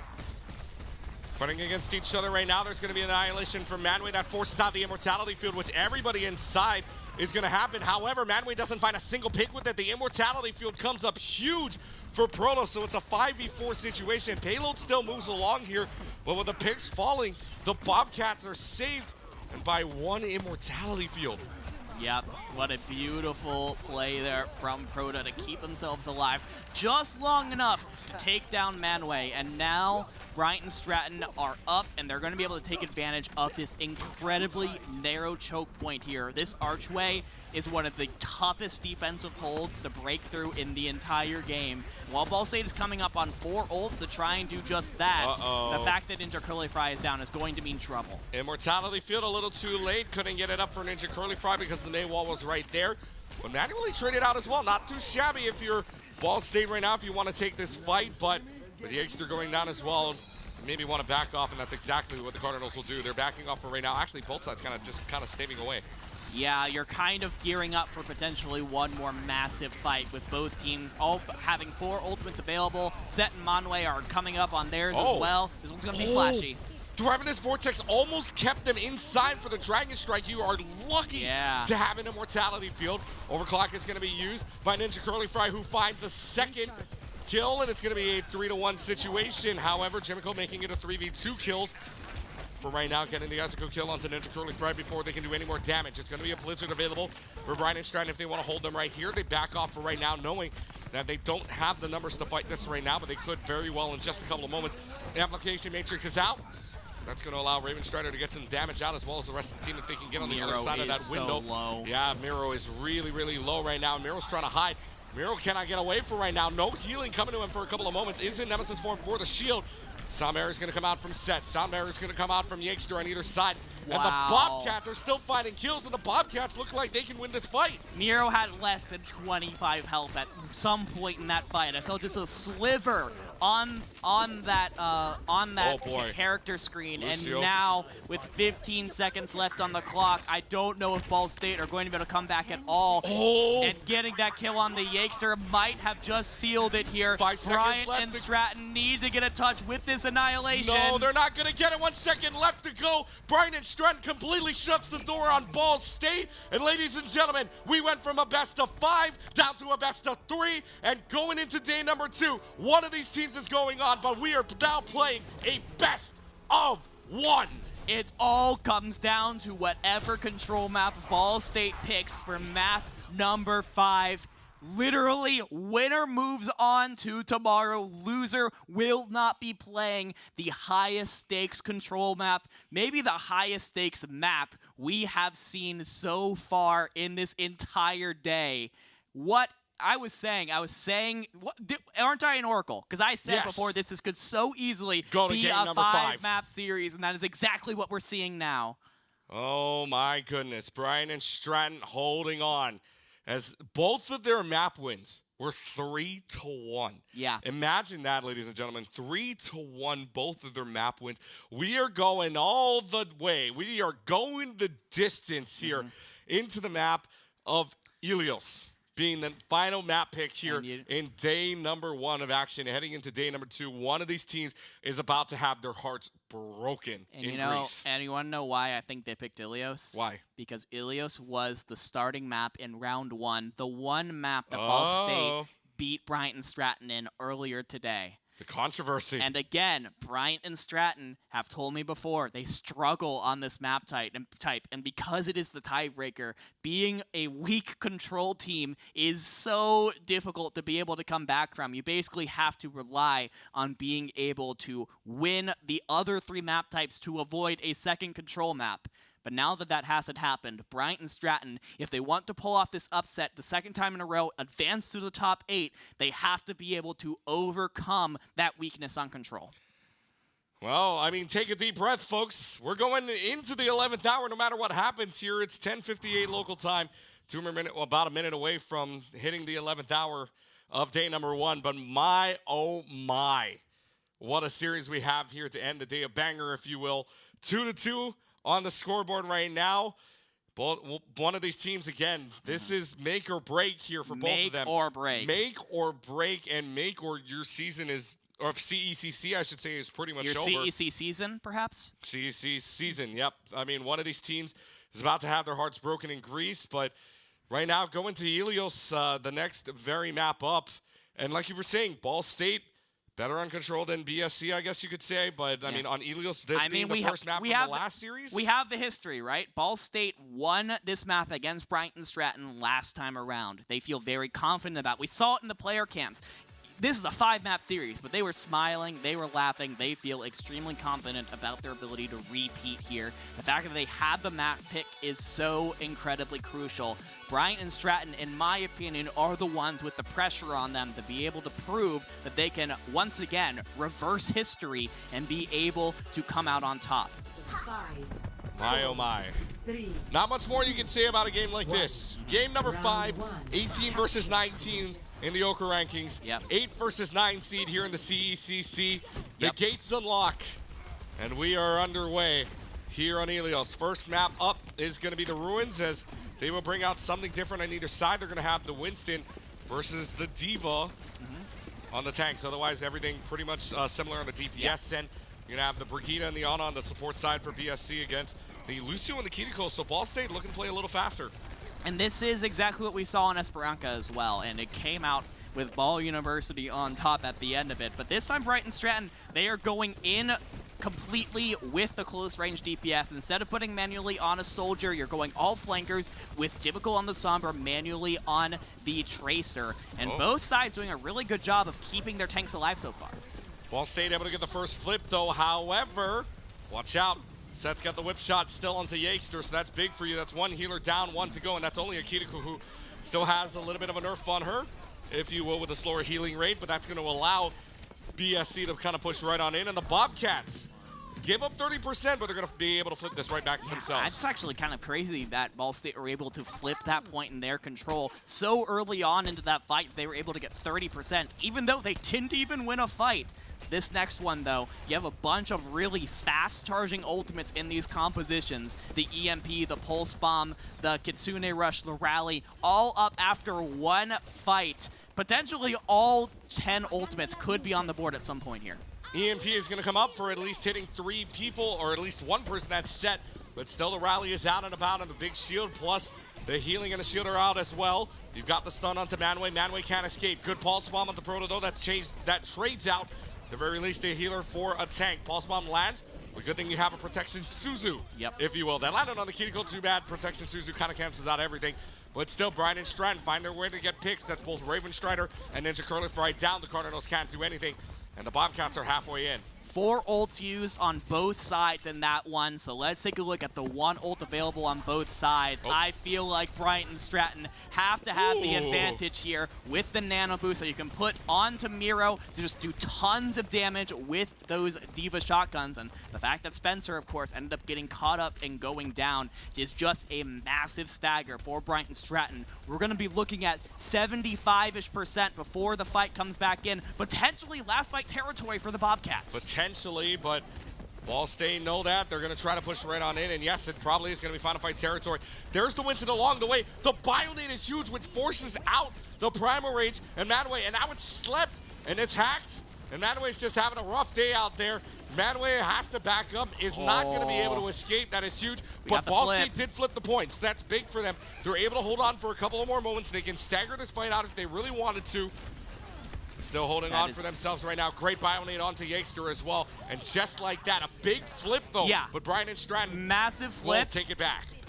The mental math is hard. I'm not as good as math as I think that I am, but the fact is that could have easily been a map win immediately for Brighton Stratton. Ball State has a little bit of time here to go in for the recontest and an EMP to do damage, but Spencer's down. That's such a huge pick for Miro. That's huge. Spencer does go down. Yakester contested the point to take us to overtime, but it ain't gonna matter much. 3 kills already falling for the Bobcats. EMP just to secure all here for Jimical, and it's gonna be the Bobcats who are looking at one more map point to take the series and move on to day number 2. Spencer just could not have been caught out there. That EMP was the win condition for Ball State. You needed to be able to have that to disrupt the momentum of the Bobcats in order to get yourself back into that fight.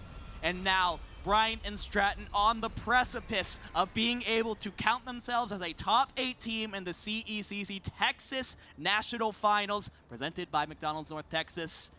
One sub-map gives you the win. Can you get it done on Lighthouse? Gotta get it done on Lighthouse, but deja vu, if you will. Right now, Brian and Stratton 1-0 earlier on inside of control. That was back on Antarctic Peninsula. Ball State would go on to win that 2-1. So is this deja vu. It has to be right now for the Cardinals to win this one out. They will trade out the Winston for the Doomfist instead here on the Lighthouse. So we go right on in. 14 seconds left into the point unlocks, but Manway's going to dive right on in.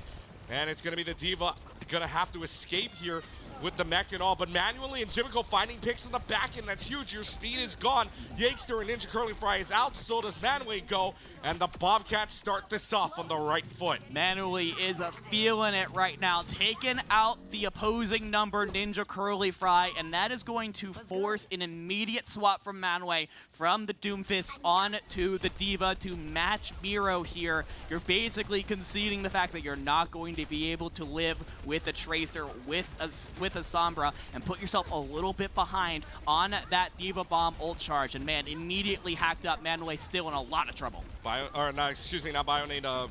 The protection suits are already having to be used very early on.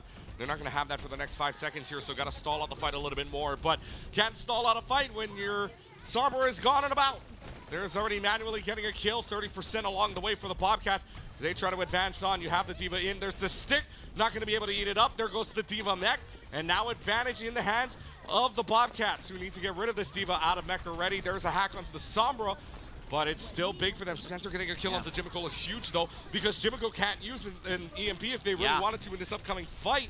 Still manually taking care of Yakester. There goes the self-destruct down and about. Manway does find set, but dies before you can even get back into the mech. And it's a 3-1 trade, and the Bobcats will hold on. Ball State are playing so aggressively. They're trying to put everything into this fight, whether it's ults or bodies. But at some point, you just have to back up and take a breath, because now at 70% and counting, this might be the last good fight that Ball State has in their favor. They might have the Kitsune Rush available and the beat and the EMP. They have to get it done right here, or the Bobcats are going to take it.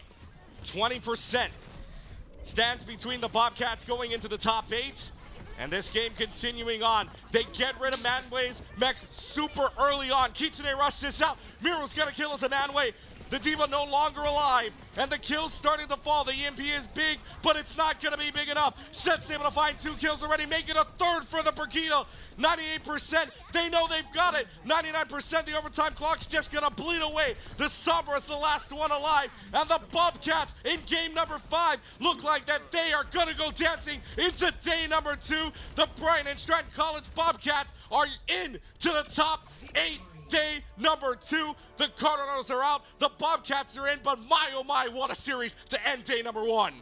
Enjoyable told me, the general manager of this team said, we are not as strong on control as the other maps. I could not tell on that one that we saw just there. That was a masterful display of all of the compositions that they tried to play. They tried to play a little bit slower with the with the supports in particular, with the Brigitte and the Ana, and that extra healing ended up doing wonders for the side of the Bobcats, being able to not just win, but emphatically place their stamp in the top 8. My, oh my, what a game. As you can see, the players right now heading on over for the handshakes. Bobcats even have a cowboy hat on, know that they are riding on in. They are going to giddy up right into the top 8 finals, the quarterfinals happening tomorrow. But, I mean, geez, that is as far of a game as you wanted it to go. That went to game 5, as close as it was. Again, we talk about the Oka rankings, 18 versus 19.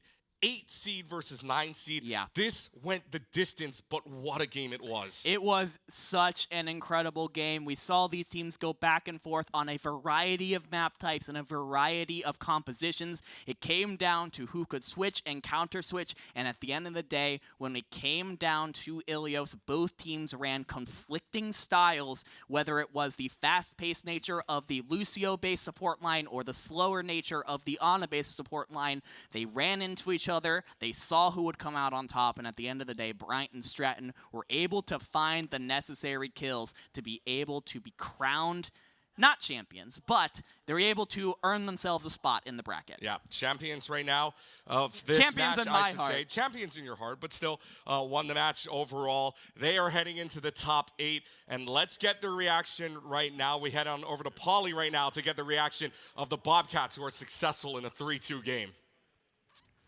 Wow, welcome back, everyone. That was an amazing matchup right there. Brian and Stratton, I'm here with Miro from Brian and Stratton College. Take us a little bit through that game, the team chemistry, what you were talking about, and overall how you got the win. Well, team chemistry off the chart, you know. But overall, got the win because we stayed positive and kept them, mental fortitude, and just knew we can outbrawl them. Absolutely. You were ahead. It was a game 5, going back and forth, absolute intensity. Take us through that final map, game 5. What were the comms like? Did they pick up? Did you sit back more and get comfortable? What was the tempo like on the team? Comms definitely picked up, but everyone just had to get their composure together and be confident, and it's easy. Excellent. How do you feel, Brian Stratton, going into day 2 tomorrow? You'll be here Sunday for the finals. Take us through how you feel. We feel good. We feel good, but there's definitely some teams to look at and worry about. But I don't know who we're playing against next. Is it Fisher? Do you know? I don't know, but who are you looking to play against if you had to pick one? Boise? I know they just won, so Boise. We haven't played them in a while. All right, Boise State. Well, we'll see you tomorrow, Brian and Stratton. This is Miro here. We have more grand finals tomorrow at the Collegiate Esports Commissioners Cup. But to end out day 1, we'll head it over back to the analyst desk for some more great analyst work. Thank you, Pauly. Thank you so much, Pauly. We are super excited to be back here, just getting ready to wrap things up. And I've got to say a huge congratulations to Brian and Stratton there. Things were looking a little bleak in the middle, but by golly, did they make it work. And to save a little bit of time, we chose our MVP before we jumped over to us, and we do want to give them a bit of a highlight there. 7 more elims than anybody else, the most eliminations in lobby. A big congratulations to Manually for deadlifting the team to a great performance there. The most consistent player, I think, across the board that we got to see tonight. Look at that, 128 eliminations across 5 maps. Absolutely incredible. But I've got to say, we saw a lot of consistency from Brian and Stratton, but Gompers, we saw the lack thereof, I think, from Ball State in a lot of that performance. Yeah, there were a lot of hero changes, which is something that, we talked about very, very heavily down in the desk, and it really did come from just not knowing what to do. Yes. And a big portion of that was, looking at the tank Manway actually resorting to using that Doomfist, and then it not working out to the power or to the extent they thought. Right, absolutely. And Miles, looking at that, the Doomfist was definitely an unusual pick, but I think Circuit Royale in particular continued to be full of unusual picks as Ball State was desperate to grab and try to find their footing on that map. Yeah, if you're not finding success on a meta comp, you have 3 options. Own up to your mistakes, go to the mirror, or do something crazy, and they threw one heck of a curveball on circuit. We saw a very off-meta, let's just say a creative composition. Absolutely. To open that up, but then they went over to this dive composition, and it did hit them from the side. They weren't quite ready for it, but eventually they ended up on this mirror. But during all those switches, all of that change, what was happening to the cart? It was just zooming right on down repeatedly. That was a massive swing in the momentum of this match. Yeah, absolutely. And Nerdy, looking at that, I think Miles brings up a great point. It was constantly trying to adapt and trying to change, but unfortunately you couldn't touch the cart in time because you were stuck swapping your heroes in spawn. Which of the three choices that Miles presented do you think may have been the easiest, at least from our standpoint? Of course, being players in the game is a whole different beast, but looking from that outside perspective, what were you thinking? What was plan A for Ball State in that moment? Honestly, there should have been a swap to dive almost immediately. Sure. I mean, you're seeing double. I'm going to put this in air quotes. Double hit scan, double sniper coming out. Yeah, the Widowmaker, Hanzo, Jimical, as well as manually, both clicking heads left and right. RNG just took the wheel for both of them at various points in time, and I saw a red hit marker where I didn't think anybody's head was. And when that sort of stuff is happening, how do you counter someone who's really far away from you? Good pathing, use of natural cover, and diving the living daylights out of them. You want to make them regret their decision to choose such a stationary hero to begin with. That really comes down to understanding when and where you need to initiate from, but the counter swap to dive should have come so much faster because it did work. It just wasn't too late. It did work too little too late. The fallacy really does work, unfortunately, against Ball State in that moment. They look phenomenal, but unfortunately will be a map 5 loss to close out tonight. That's right, folks. It has been a very long day, and we've been very grateful to have you here with us at the CECC, presented by McDonald's North Texas. And speaking of McDonald's, the Collegiate Esport Commissioners Cup 2023 is presented by McDonald's North Texas, the official quick service restaurant of Esports U. You can get a free large fry with a minimum purchase of $1 when you download the McDonald's app. You can click a link that somebody's dropping in chat right now to download that app now. Before we go ahead and close it, I want to give a huge shout out to everybody that made this possible. I'm not going to name names or we'd be here for 5 more hours, but all of our producers, all of our observers, all of our TOs, and our casters, hundreds of people have put thousands of hours into making this event possible, and it would not be possible without them, including my 3 lovely desk analysts here that have been joining on the desk pretty much all day long. Folks, the fun here at CECC continues tomorrow. You can join us tomorrow at 8 a.m. Central Time for a broadcast to Seize the Awkward, where we discuss mental health and gaming, brought to you by the Ad Council. I will be on that,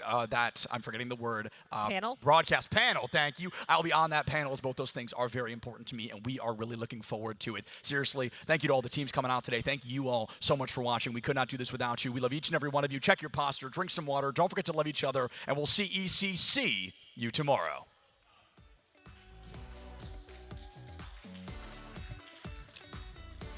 High five.